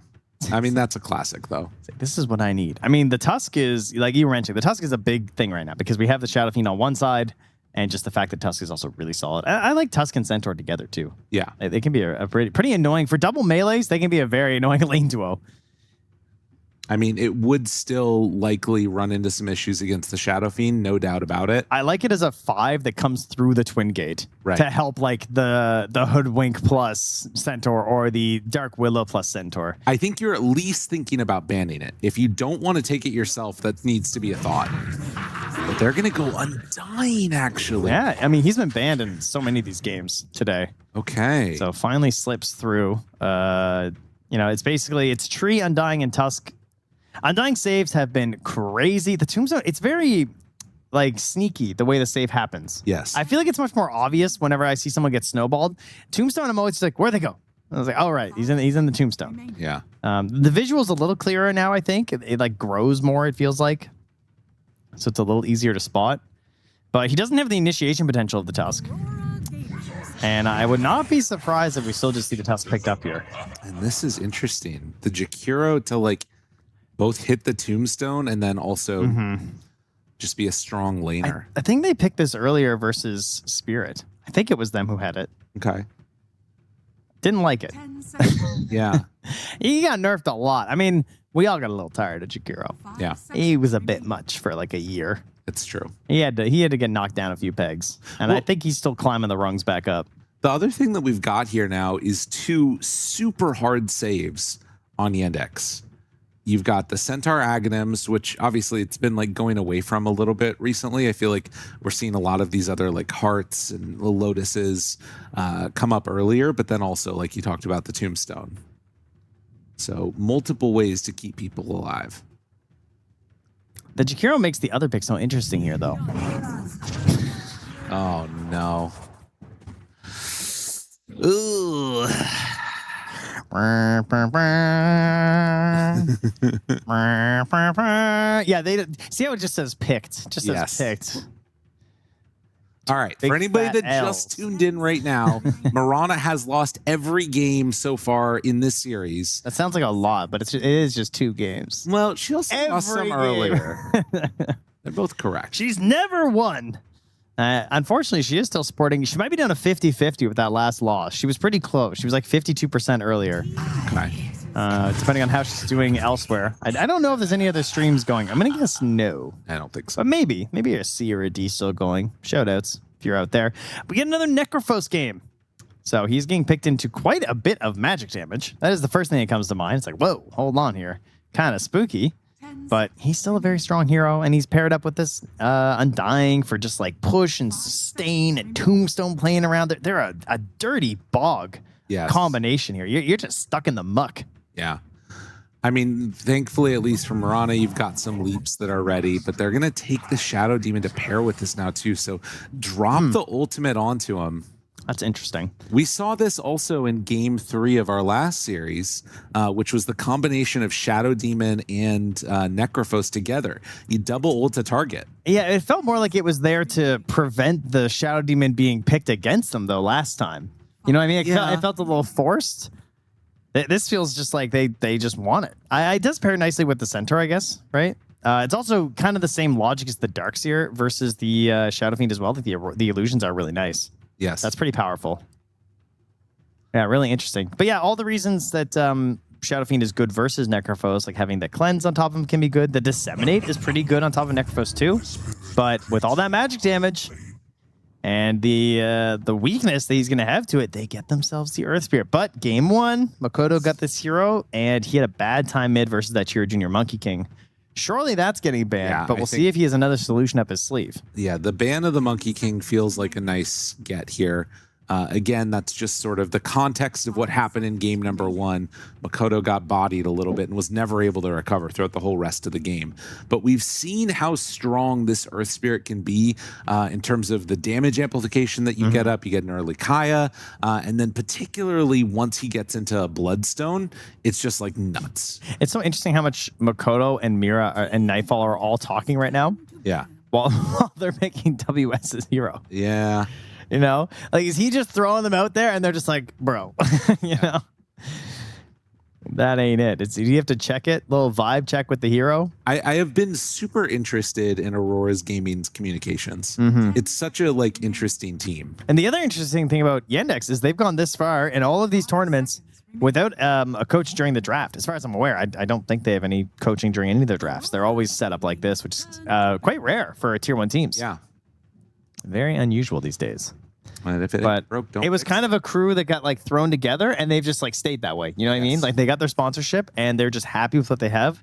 They don't want to mess with the success. Maybe they could use like a hype man though. Like someone who's just like You trying to comes get in there? Yeah. I'm just saying.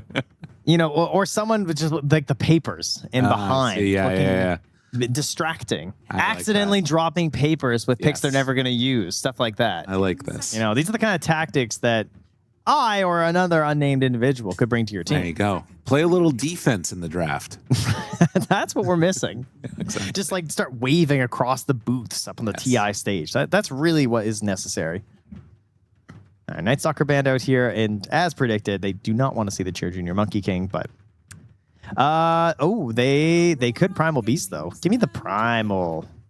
They don't have anything that good versus it yet. Dude, is it time? It's time for the WS Mars. Is he finally gonna bust it out? It's versus Centaur. It's versus Necrophos though. I just want to see WS play Mars. Is that so much to ask? I feel like it's not a great game for it. What about his Brewmaster? That hero's mega dead. Yeah, but he's got a Dispel. It's true. That would be nice. That part's cool. But even that doesn't feel worth it, does it?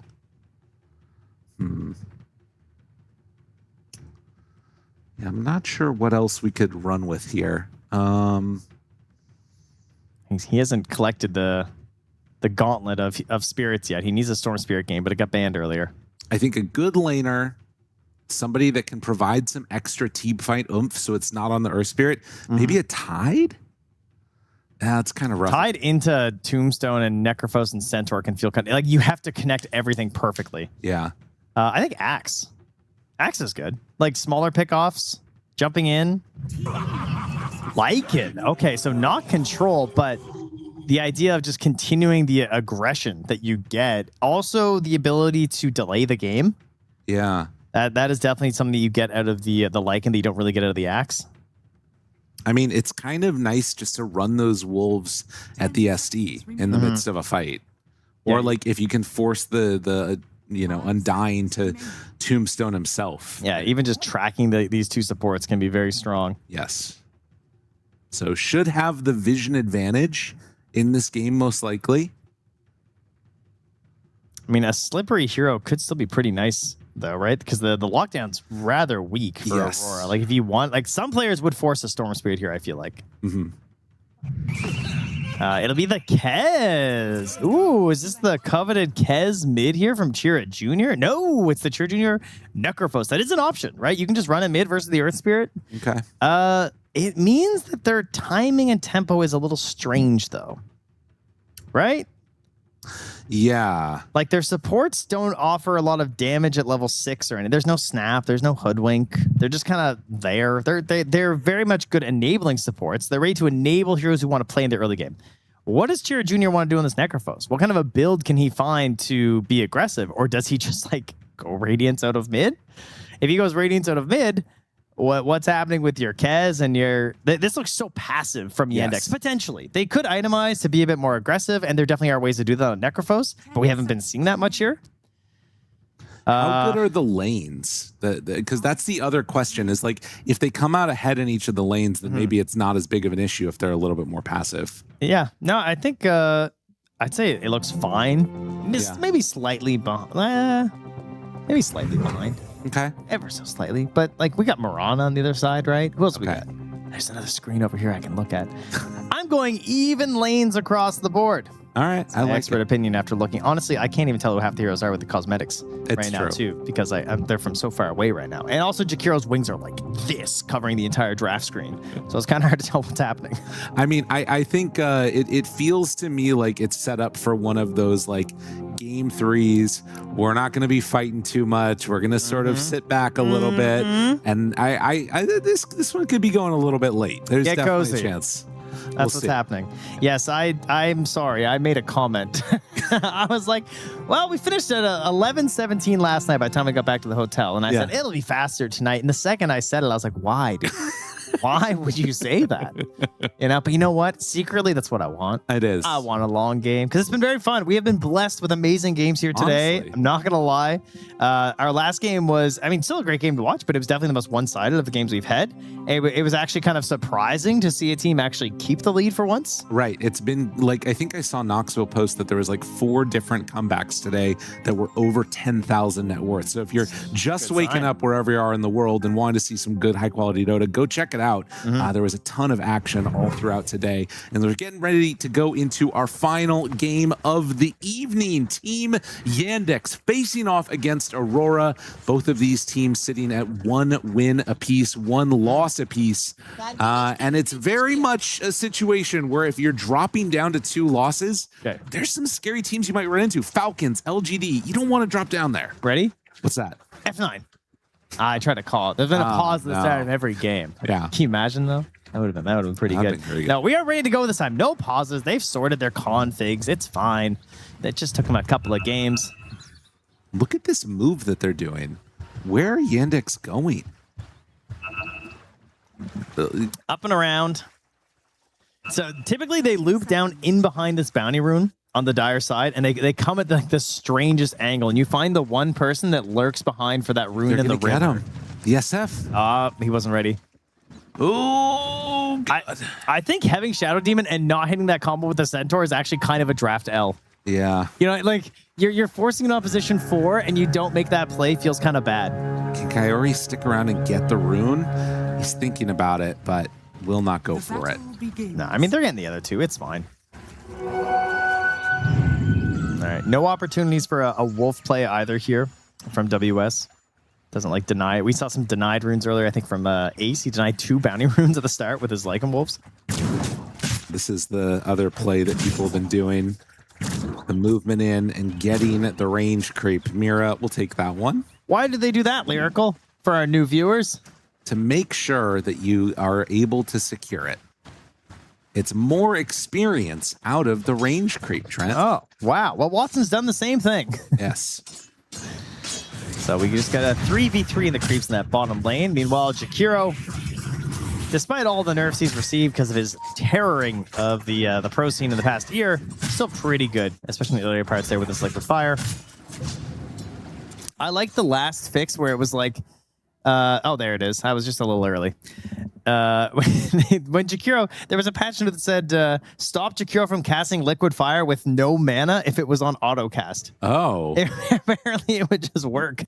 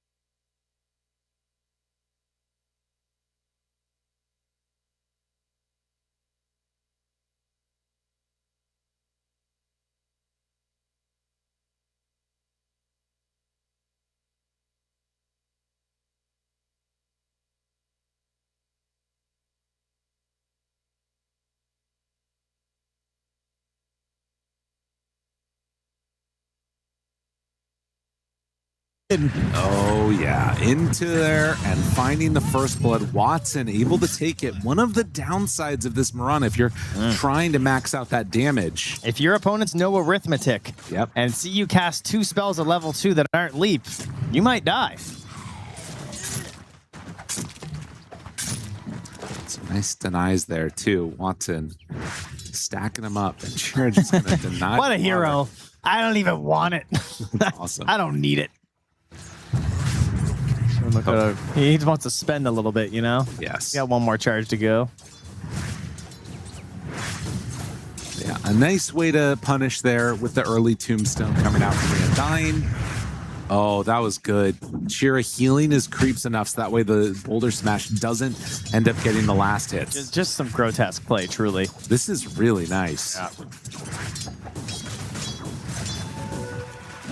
Yeah, I think these lanes are some pretty good matchups here. Now, again, we know this with Earth Spirit. You can pick these matchups that are greedier or these matchups that maybe are a little worse for him to play into, but he'll still find his farm. He'll find his levels. And when the points get up in these spells, you're not going to see these cheeky Death Pulse plays be as easy as it's already occurring. Right. But that first blood helping out Watson a lot here. And again, you know, he's still level 2. They want to try and make a play, but you can't kill the king, says Mira. And he'll get his level 3 shortly. It was nice. A dangerous time right now to be a Mirana, but as you said, getting into that. And now has access to leap if he wants it. DM being brought down somewhat low, but will be able to escape before Nightfall can finish that one off.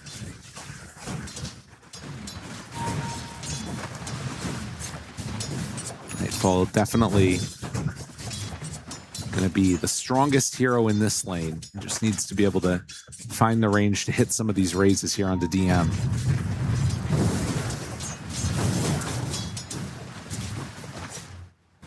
Yeah, Makoto being bullied to be here by Cherry Jr. Still gets over to his water rune. Can back it up. Has some raindrops now as well to help out with all this spam from Chira Jr. And again, Mira does have to take the lead to get away there from Watson.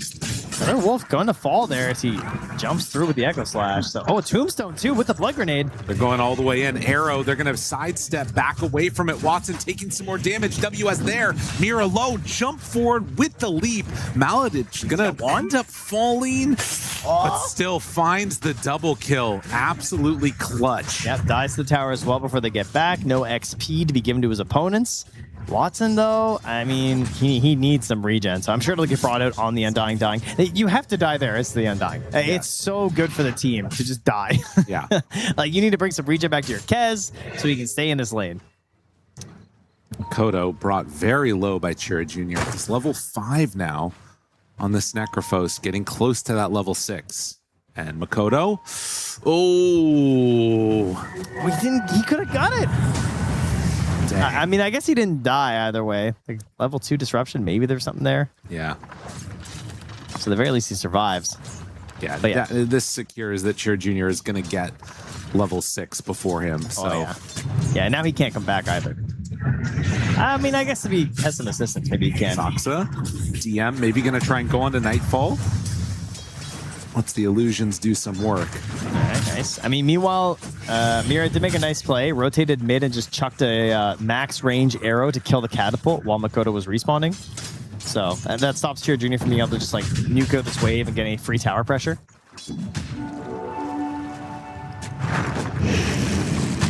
Malady comes bottom to potentially cover the rune, but of course, it's a shield rune for Chira Jr.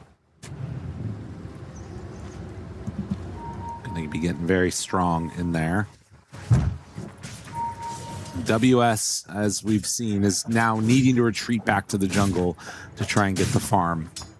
So this is not as bad as we saw from last game out of Yandex, as they were really struggling. Definitely having a much better time right here. And as we're getting close to the 7-minute mark, he does have Tombstone, gonna throw it down. Yeah, he's trying to hold this. I mean, Tombstone obviously lasts a while, but WS just gonna commit for it with the Jakiro coming through. That thing is dead, and so is Undying. A little bit of a bold play. Thought maybe there'd be more help, but is definitely not the case. No. Give him the kill. The Ceaseless Sturge will respawn now, but he's gonna lose out on that chance to steal a Wisdom. They give it to Kaori. I am concerned about the ease of execution for Aurora. As we have this nice little combo with the illusions. Gets him. Nightfall now in trouble, trying to stick to survive. And popping the Lotus. Not going to happen. Mira will be able to find a follow-up kill there. DM taking some more tower shots from the Mirana. So early game, they both have similar potential. You have just a walk-up disruption, and you have a roll-in from the Earth Spirit. You know, these can both be utilized to start a play. But heading into the mid-game, how do you actually start a good fight as Aurora? Yeah. It is just roll. Pretty much. And again, they have no Mirana arrow setup. I do not understand this decision. Like, how are you going to hit an arrow? Yeah. Am I crazy? No, I mean, I think that it is the problem. It's hard. I mean, maybe they're just not going to hit arrows. I agree with that. There's a chance. I thought they wanted to, though. Easy Ice Path arrow. There it is. That's the way you do it. That's how you do it. Is he? That's another Tombstone. No, they don't have vision, though. It's up on the hill. I mean, you can't deny early game. Early game, sure. Arrows. Makoto finds that kill. Now, they do have Reapers, but not enough mana to cast it. All right, a couple support pickoffs. Not too bad. Mage Slayer for Watson being worked on here once again. How good of a Mage Slayer game is it? Pretty good. I mean, the one flip side to this is that I do think it's going to not be easy to hit arrows, but ice paths are going to be more reliable because, like, these heroes are sort of a little bit more static. I mean, these are some crazy ice paths. Kaori's kind of crushing on this hero right now. He's having a really good time. That's nice. that was well done. Like, yeah, Kez moves around a lot. Centaur moves around a lot, but they're also melee, which means when they commit, the ice path is more likely to be able to hit. Yeah, that's They're true. not kiting. It's a very good counter-initiating game for Jakiro for sure. Yeah. Radiant's top tower is under attack. And you know, if you can just kill the buildings, you don't need to start fights. That's true too. So maybe they continue this kill streak that they're getting going here. Pressure down with the Lycan, take over the space. Are scanning. Right now I see a deep diving Mirana there. We are going to TP out after taking the bounty rune. Radiant are scanning. The Radiant scan briefly hit there onto Nightfall and Kaori, and I think it's going to hit them again. So they know that they're down here. So the question is, are Yandex going to show up with numbers, or are they're going to let this tower go? I mean, they have level 2 tombstones, so he's definitely ready to rock here. But that's a lot. The Skellies, the Wolves. You're not getting in on this one. The Skellies are so insane. They really do just do a ton of damage, amping it up. So the tower will fall. No response from Yandex. It's such a good goal to achieve as Aurora. It's just like last game, right? Yeah. They knocked in that tower. It slowed down the game so much there for Watson on his Lina, this time on the Kez. Better hero and better start for the Kez, to be clear. He's actually quite farmed at this point. So it's not quite as bad, but it's still going to impact his overall net worth. And much like the Centaur last game, Lycan now going to control this space. That being said, DM hoping to do the same thing up top. Maybe we'll see some similar rotations with pressure to try and take that tower. For now, they're not finding it. They do consistently keep arrowing this mid catapult, though. Yeah. I want to make sure that they don't lose anything there. Level 6 on Kaori as he moves in. Again, this has very much been the flavor of these games that we've seen. Like game 3s, it tends to sort of be a little bit more static in this first little bit, and then after a little while, teams Mira gets found here. Advantage of it. Leaps away twice. Roll in from Makoto. He's confident. Soxa getting hit. Stampede is there. They eventually get the kill onto the Shadow Demon. Are they going to be able to find any more? The Tombstone is going to drop. WS takes that one down. When all is said and done, it's just a Shadow Demon. A lot of ultis expended, though. Yeah, but if Lycan rotates in mid with his... Look at the Skellies! Yeah. This is the best creep for a Lycan. It is just so absurd. Because they all get the Feral Impulse. So they get the 20% bonus damage, too, plus the Rally bonus. So you can actually take tier 2s with this. I think it's like the only way to play Lycan. Is you just take this Troll Summoner. Radiant's top tower. But they do swiftly move in. Necropho's a pretty good hero against it, to be fair. Obviously, late game, Lycan players do like to get Nullifier, so it could be an option for him. And for now, like the Radiance, a buff to Lycan, really, with the nerf to Radiance. Yeah. It'd be a much stronger item versus the hero, since the burn would make a mischance happen on all your units. Now it's just when you're attacking the Radiance carrier themselves. So if you ignore the Radiance, you're still just playing your hero. Aurora moves back in there, trying to take down the skeleton. Yeah, it's an important point, and Chira is going to be working toward that. That also talks a little bit more about like what we said their game plan was going to be, which is just kind of AFK farming for a while. Yeah. Where Lego. Makoto walks into Malady, who is a phase boots Undying, by the way. Very good versus the Lycan and the Shadow Fiend, getting that bonus armor, so you can try and cast more of your spells as an Undying. You need that additional armor to survive longer these fights, as he again runs into Mira, scouts out his jungle. What is happening, man? Well, they're having fun at the very least. Are scanning. It's just a big zombie man getting chased down by these wolves. They have to lose his ulti, though, so has to retreat back a bit. Watson's still up there on the farm, but he is 1,000 gold-ish behind Nightfall right now, who has had total freedom up here. Makoto, a swing and a whiff, but the ice path, that is going to land. Good disruption. Holding the Centaur ult. WS sets his sights on this Tombstone as they do manage to take down that tier 1 tower. Now, Zombie runs away pretty quick in the river as they're going to try and slow him down a bit. Do manage to connect with that one. And in spite of the decays, they'll eventually find the kill. Just a blob running at their opponents right now. SF does leave the top lane for a little bit, so some pressure comes in from DM. But Carrie's here to pick it up. Kaya, the next item to be finished here from Nightfall. Need to tear it up a little bit here. And DM just going for the helm into the Lotus. Obviously, needing a Dispel versus Earth Spirit for the whole game. Yeah, makes a lot of sense. A smoke up now from the Earth Spirit and the Mirana. And it's Spirit Vessel completed. So this feels to them like a moment they want to go. And if they head this way continuously... This would be a crazy pick off of this timing. He has this Radiance, but obviously the Spirit Vessel and the middle of this Ancient stack. Hunting, rolls forward, misses on the roll, but the silence is there. And the Spirit Vessel doing good work, trying to get out. So the roll did not hit, and that is enough to get him away alive. What else missed, Lyrical? The arrow did see the arrow sail through You are not wrong. A point-and-click stun would be very nice right now. It would be helpful.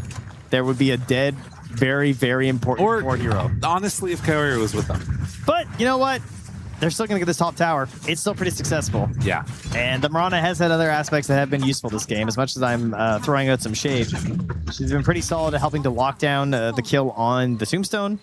She's obviously been poking and prodding a lot across the map, just 2 deaths, while also just being constantly in the opponent's face. Very much like an Ench style you can play on this Mirana, so...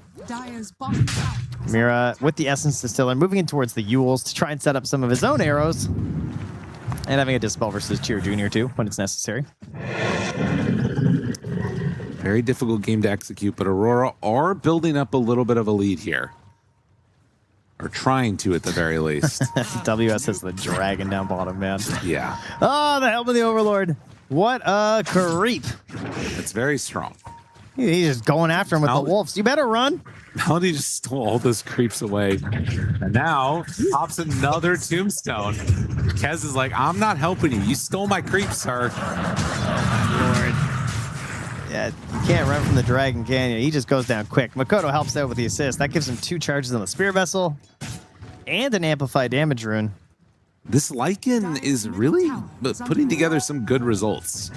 Yeah, they're using the vision really nicely from both the creep and the wolves to find these kills, because like they don't have the lockdown, right? Yeah. They have to catch you out of position and being greedy, and he's succeeding in that. Man, the dragon just throwing the fireball and running away is like, it is such a good way to gain gold in this hero. This item, it's so strong. And he is close to the shard. So yeah, more wolves. Trying to take down this tier 1 tower in the top lane. They have been unsuccessful so far, managing to kill off the towers. Why is he so poor on this centaur? I feel like he's just been sitting up here the whole game farming. I mean, they've killed his creeps a bunch. He wasn't able to get the tower as early, didn't have as much access to those like other camps that the tower gives you. Well, speaking of early, a 17-minute Roche here for Aurora, taking advantage of the minus armor aura on the Shadow Fiend. Plus the fact they have a Lycan. Not a concern here. And Kaori finishing the Yules. Really good timing on this Yules for Jakiro. Yeah. 2 points in the ice path, running into these fights. If you upchuck someone, like there's no BKBs, they're probably just dead. We're going to need a disruption save. Some heals being thrown out. It is looking very solid. I mean, I doubted the potential because of the execution being very difficult, but they're finding a lot of really good moments here for Aurora. It does have that feeling like the Index at this point are just trying to like sort of farm up and get to their items. As DM is going to be chased here. Had some wolves on him and ends up popping the dust and then running. Meanwhile, in the other jungle, look out, the roll-in is there. Saksa disrupts himself. WS's creep is here too. It's going to be enough to jump on in and find that kill, but then follow-up Reaper's Sight kills off the Mirana. All right, 2 for 1 so far, though. DM showing up, trying to help out Shira Jr. in case they go for it. All right, big brain play, though. You know, you don't draft stuns for the arrow setup. Simply hit the disruption saves. There you go. Should have considered that.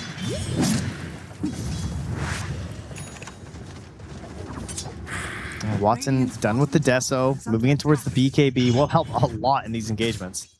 Oh man, I feel like I haven't seen almost any of these ones.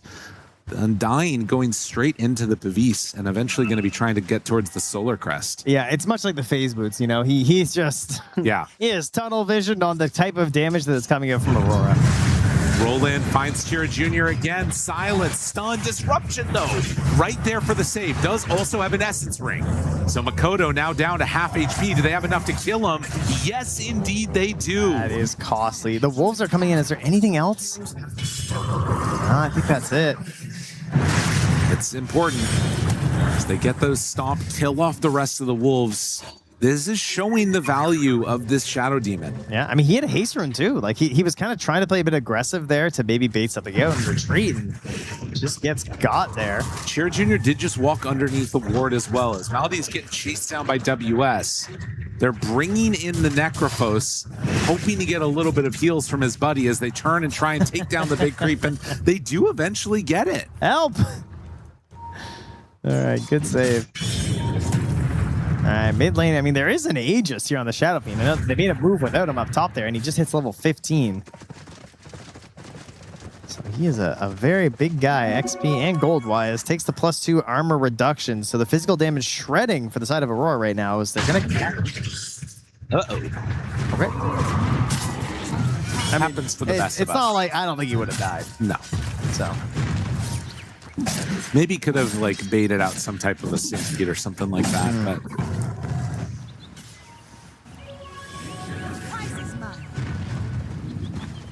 all right, map control firmly in the favor of Aurora right now. And now a Blink Dagger, though. For Stock's already playing very well. Chira Jr. Soon, though. Oh my goodness, Stampede trying to get out, and it was a wise decision to run when he needed to, but the disruption is going to be there. Nightfall now in very far. The turn, the Reaper sight. Oh, they get him. Right, Okay. Gotta get back, though, because that's respawn. Got to reset on this one. Watson moves in, finds Makoto. Good damage. The Yule Scepter to interrupt, but it's not enough. Chira Jr. will die, but Watson also fed to the wolves. All right, that was pretty good. Makoto's body in there did set up for the further kills. A bit necessary there. Yeah, nice Yules as well from Kaori. Yules into Ice Path, locking down that Kez. And yeah, a lot of assistance here. Big goal gains here for the Lycan and the SF. WS, he was talking a lot during the draft about that last pick, and whatever he called for, like, he is owning on this Lycan. Yeah, he's doing a whole lot for them right now. Stampede getting him so far. Arrow sails by. Another great disruption save from Soxa, but it doesn't matter. Nightfall, like, he can't do a whole lot. They have to burn the Scythe on the Aegis. That felt pretty bad. And DM, he was so close to Blink. Like, he just got it now, I believe, after that fight. But the Yule setup from KRA was perfect. I mean, you can also see, though, how eventually later game, the itemization could start to turn the way of Yandex a little bit more, like BKBs. Maybe thinking about something along the lines of one of those Croziers for the Necrophos. Yep. There's a lot of ways that things could start to turn if Aurora don't sort of keep up that momentum. Yeah, I think the BKB for Watson is definitely the big one for me, where he can actually like play the game.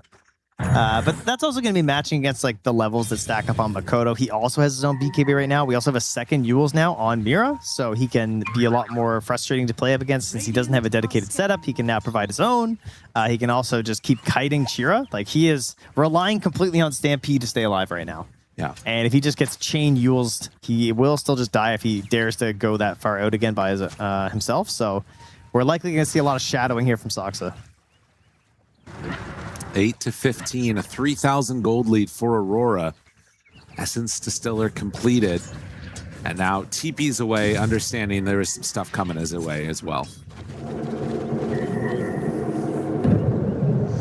So 4,000 gold lead for Aurora. Roll in, find Soxa. And the Ice Path is there for the follow-up. Makoto just comes in and eliminates with the Amplified Damage rune. All right, that went a lot better than the last one up top. Yeah. Slightly better time here. WS finishes up the AC, so definitely a big threat here in terms of objectives and also just like finishing up a potential high ground push if they get their opportunity.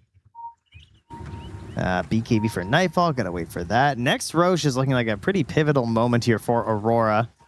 WS gonna take down the Tormentor with ease, passes that shard over to Mira. Very so an extra nice. leap and some quivering. I mean, Aurora is building up a lead now. Yeah, it's a while till the hearts can be done for the Centaur as well. That is BKB for Watson, though, so he needs to find that dream sequence here. Yeah. On the Kez. But there is the Essence Distillers. We've already seen that being quite impactful versus the Kez. There's also the Spirit Vessel, I suppose, from Makoto, depending on the BKB timing. Arrow flies in right as the smoke was going out. I mean, it feels like a lot to commit just to kill Mira with this smoke. Yeah, I mean, they want something bigger with the Blink Stomp for sure. And they're going to wait. Nope. Never mind. All right, it's fine.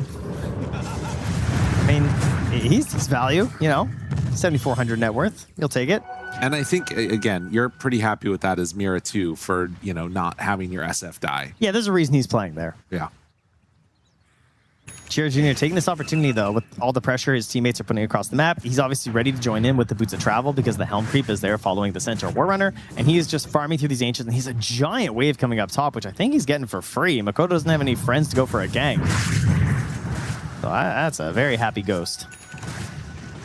Yeah, Cheer Jr., it's beginning to come together a little bit there. Now, Watson wanted to find the kill onto the WS Creep, did not manage to get it.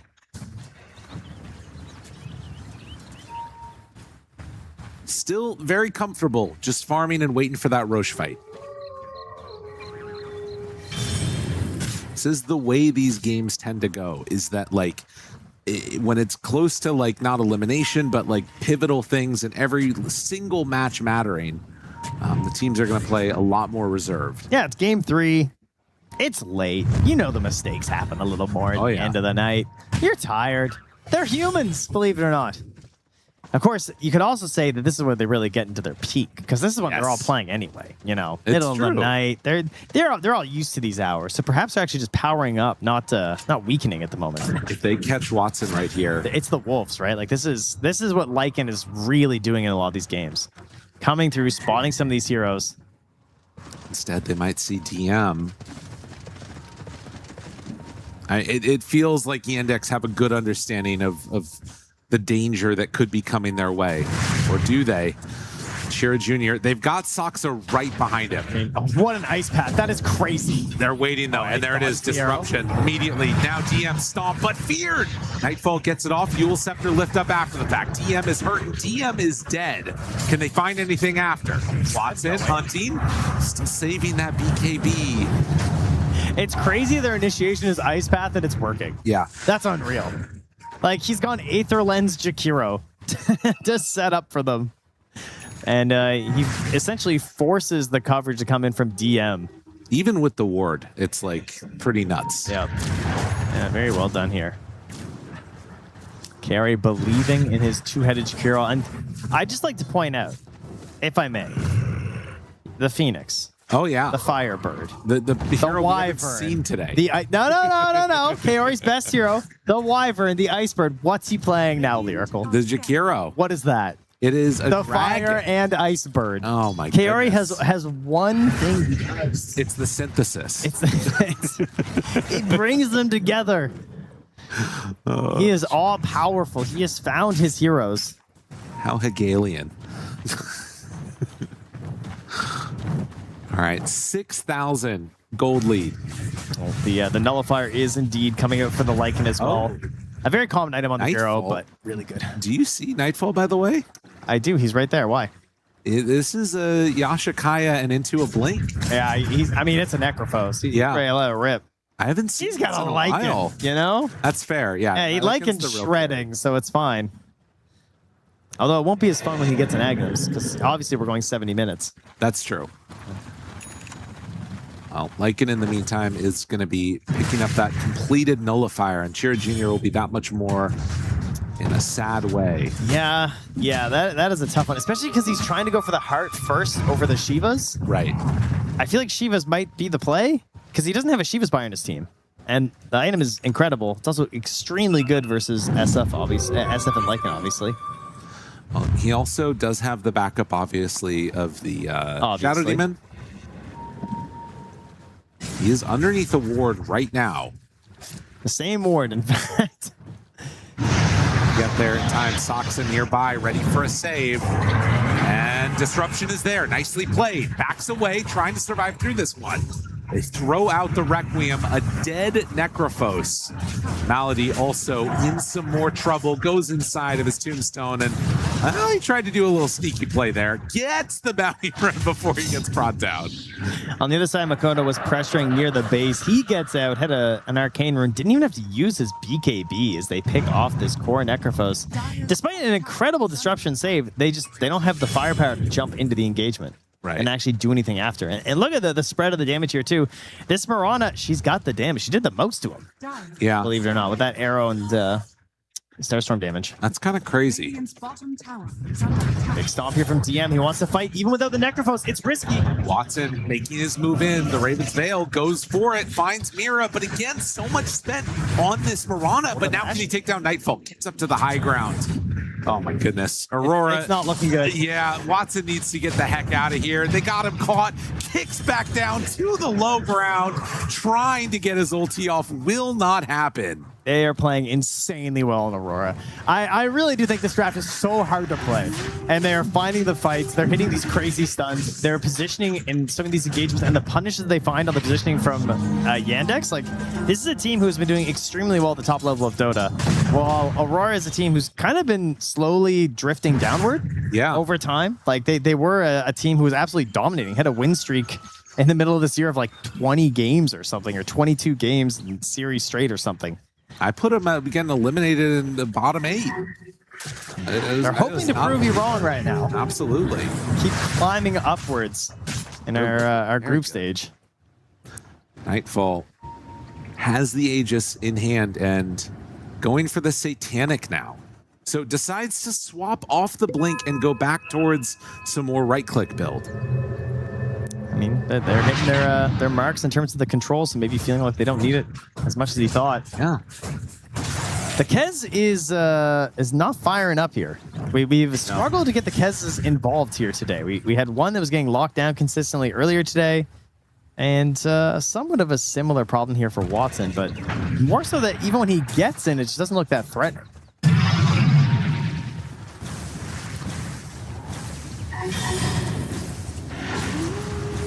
All right, what are your recovery maneuvers here from Yandex? I mean, you have Disseminate, which is always a good spell for Shao Demon. Obviously, in his insane saves, which Soxla has been incredibly consistent on.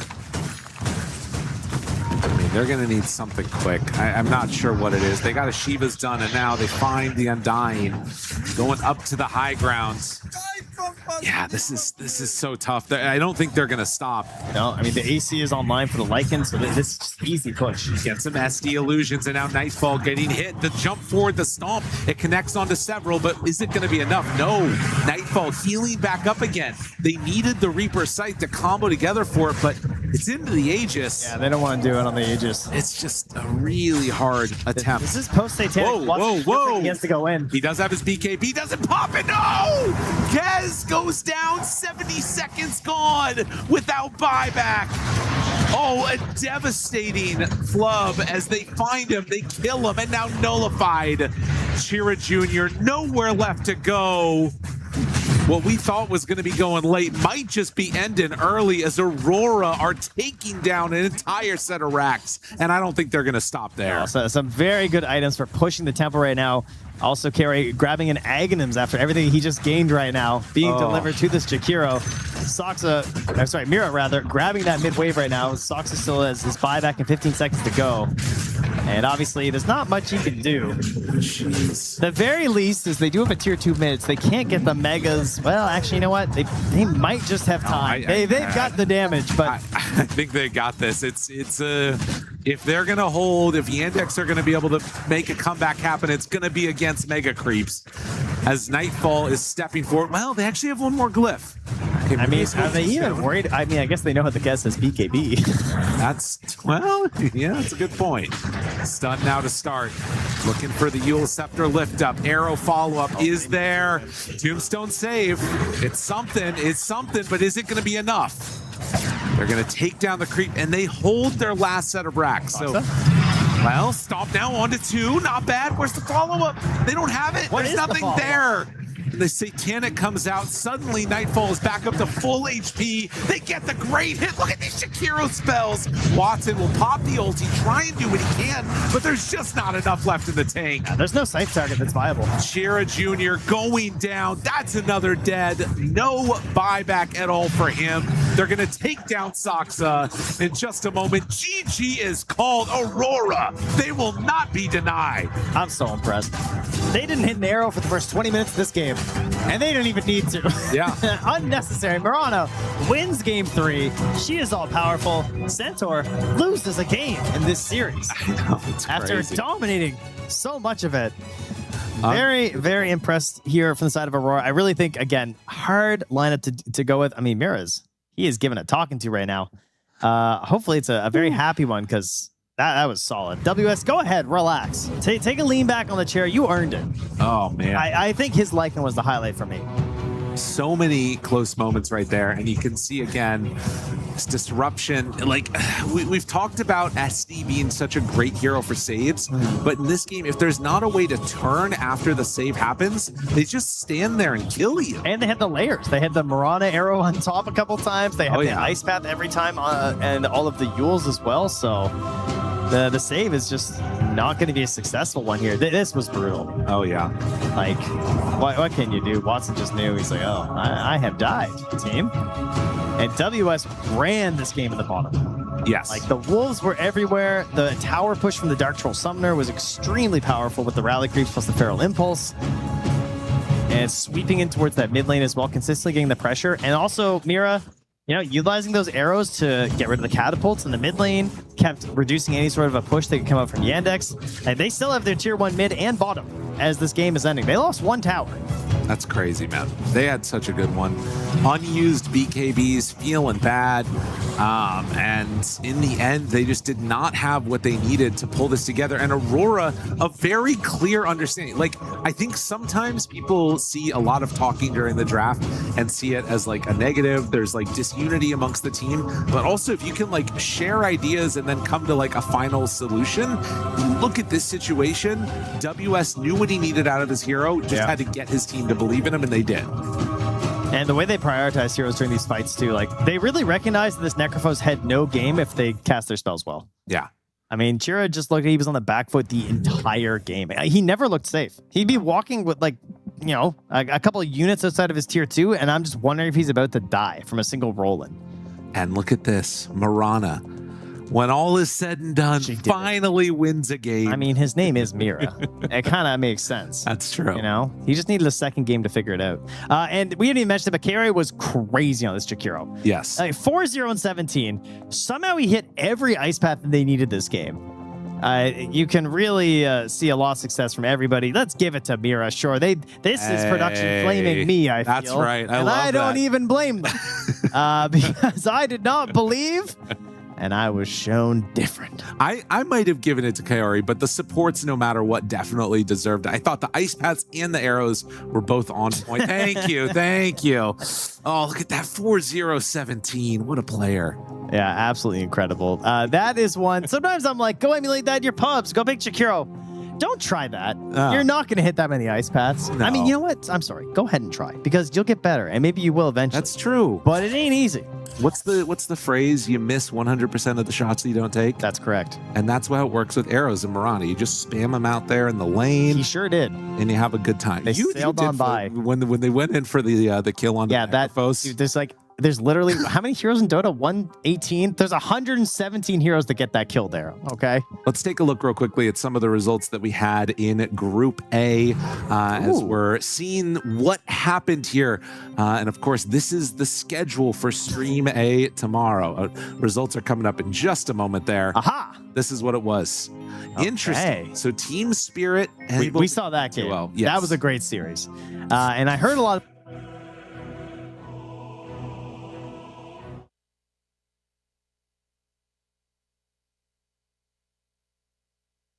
Vision as well, a 3-0 then. This was us right here.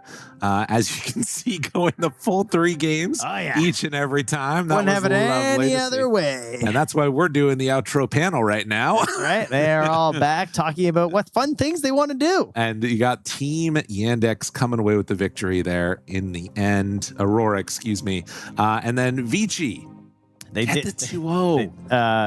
The 2-1. Sorry, 2-1, over excuse me, over Game Legion at the end of the day there. Enigma Galaxy take a 2-0 over LGD, and Thompson standing in there, of course. And Gamer Legion get the 2-0 win over XG. Big upset there. Anything else here that really stands out? Ooh, OG, don't look away. XG did manage to get the 2-0 over Huligani. The D stands for China, apparently. This was their stream today. VG, Team Resilience, and XG taking wins on Stream D. So staying alive here and keeping themselves out of the lowest part of the group stage. Yeah, I like that. Very, very nice. Yeah, I think OG is definitely on the back foot right now and need to kind of pull something together. But this is what we're going to be seeing tomorrow. We are moving to 4 games per day on these streams.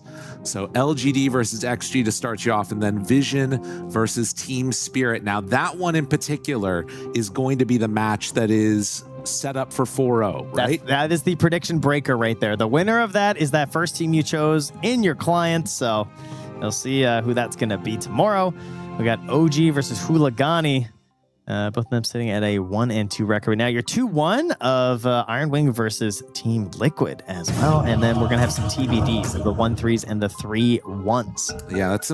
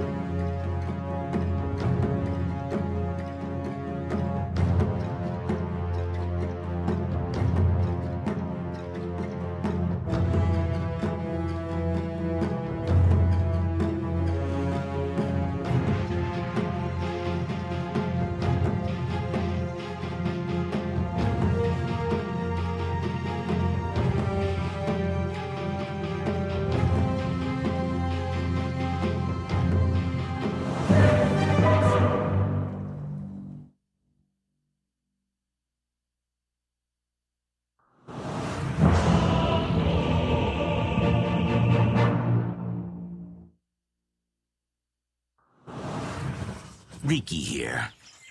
Whom shall I kill?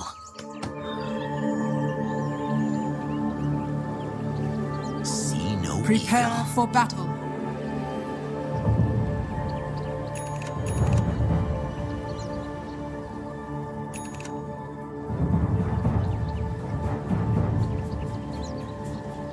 Quiet as cat's feet. Hey, little buddy, it's in the bag.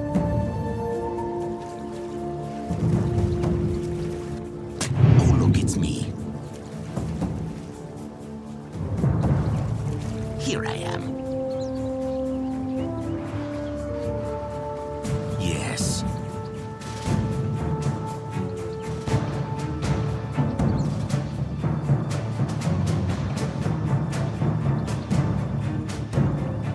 Seconds to battle.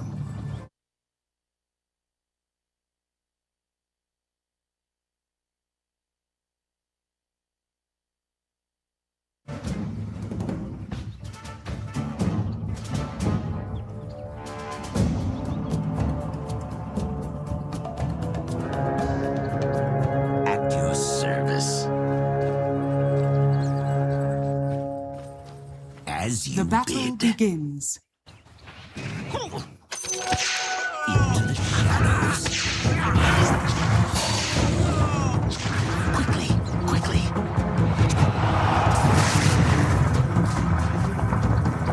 Quickly.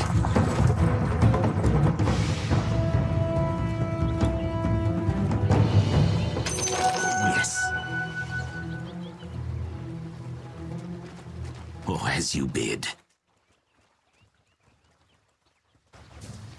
Like a whisper. Dispatched.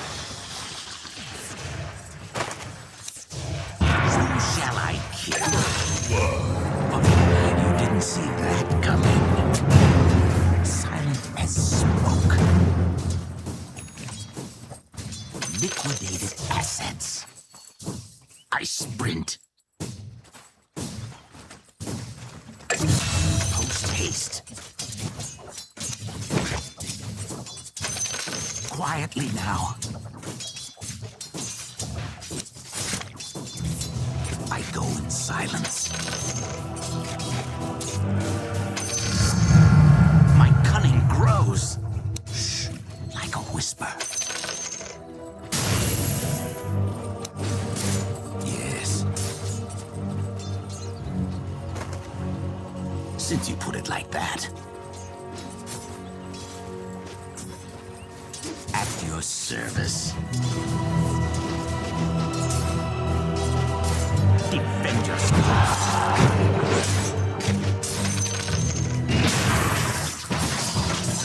Gets me. Oh, look, it's me. See here. Yes. It's not time yet. Yes. Post haste. Oh, how I strike. Quietly now. Silence.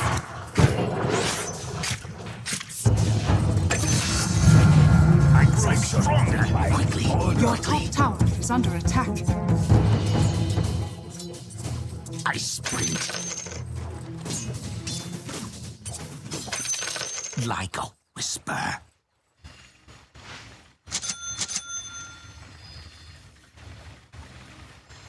Whom shall I kill? Silent as smoke. Oh, yes. As you bid. Dispatched. Quickly. No evil. Double kill. Oh, as you bid. Here I am. You're my height. Stand on the dotted line. Oh, yes. Oh, look, it's me. That's not right. Like a whisper. Yes.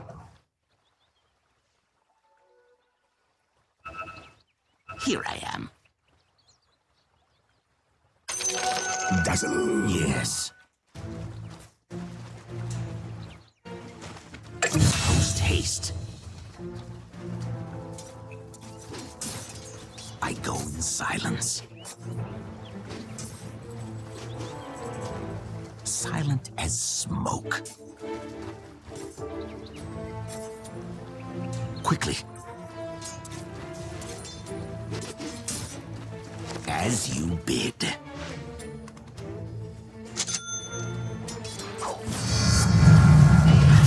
The veil is just bounty. So as you bid. By what right? Since you put it like that. At your service.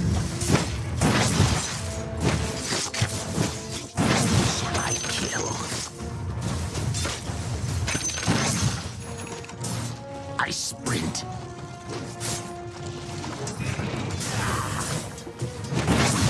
Quickly. Dispatched. Quietly now. Cat's meat.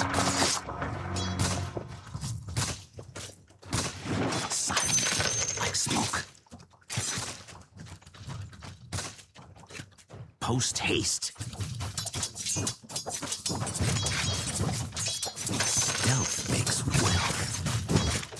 Quickly, quickly.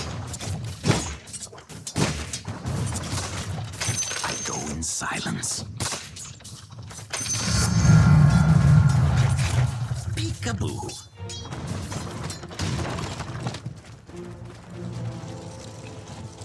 Yes. Invisibility. See no evil. Or as you bid. I sprint. Your middle tower is under attack. Oh, look, it's me.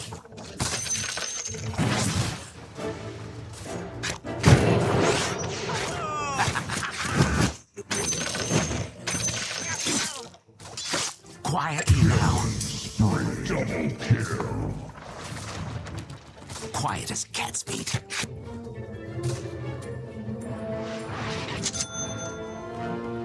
Yes.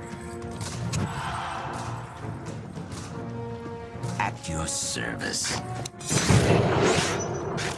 Me killing. Steeled and tempered. Silent as smoke.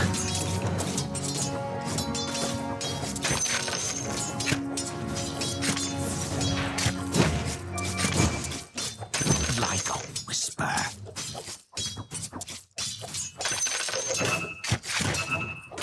Yes. Dispatched. Quickly.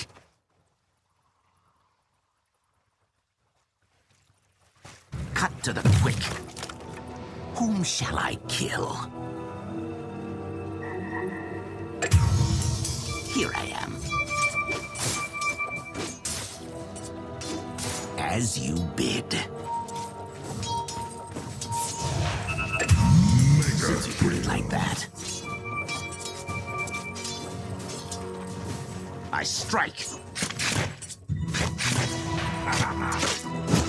In full. See no evil. Your top tower is under attack. Where's the brush?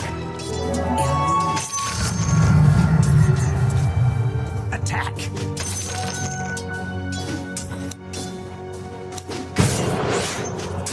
Yes.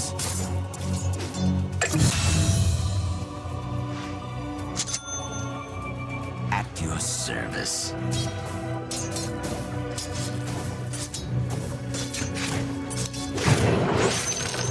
A new target. Or as you bid. I go in silence. Quickly, quickly.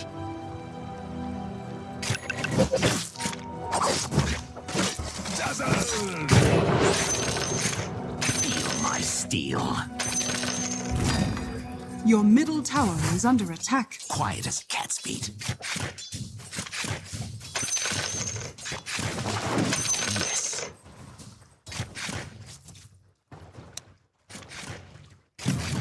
I sprint.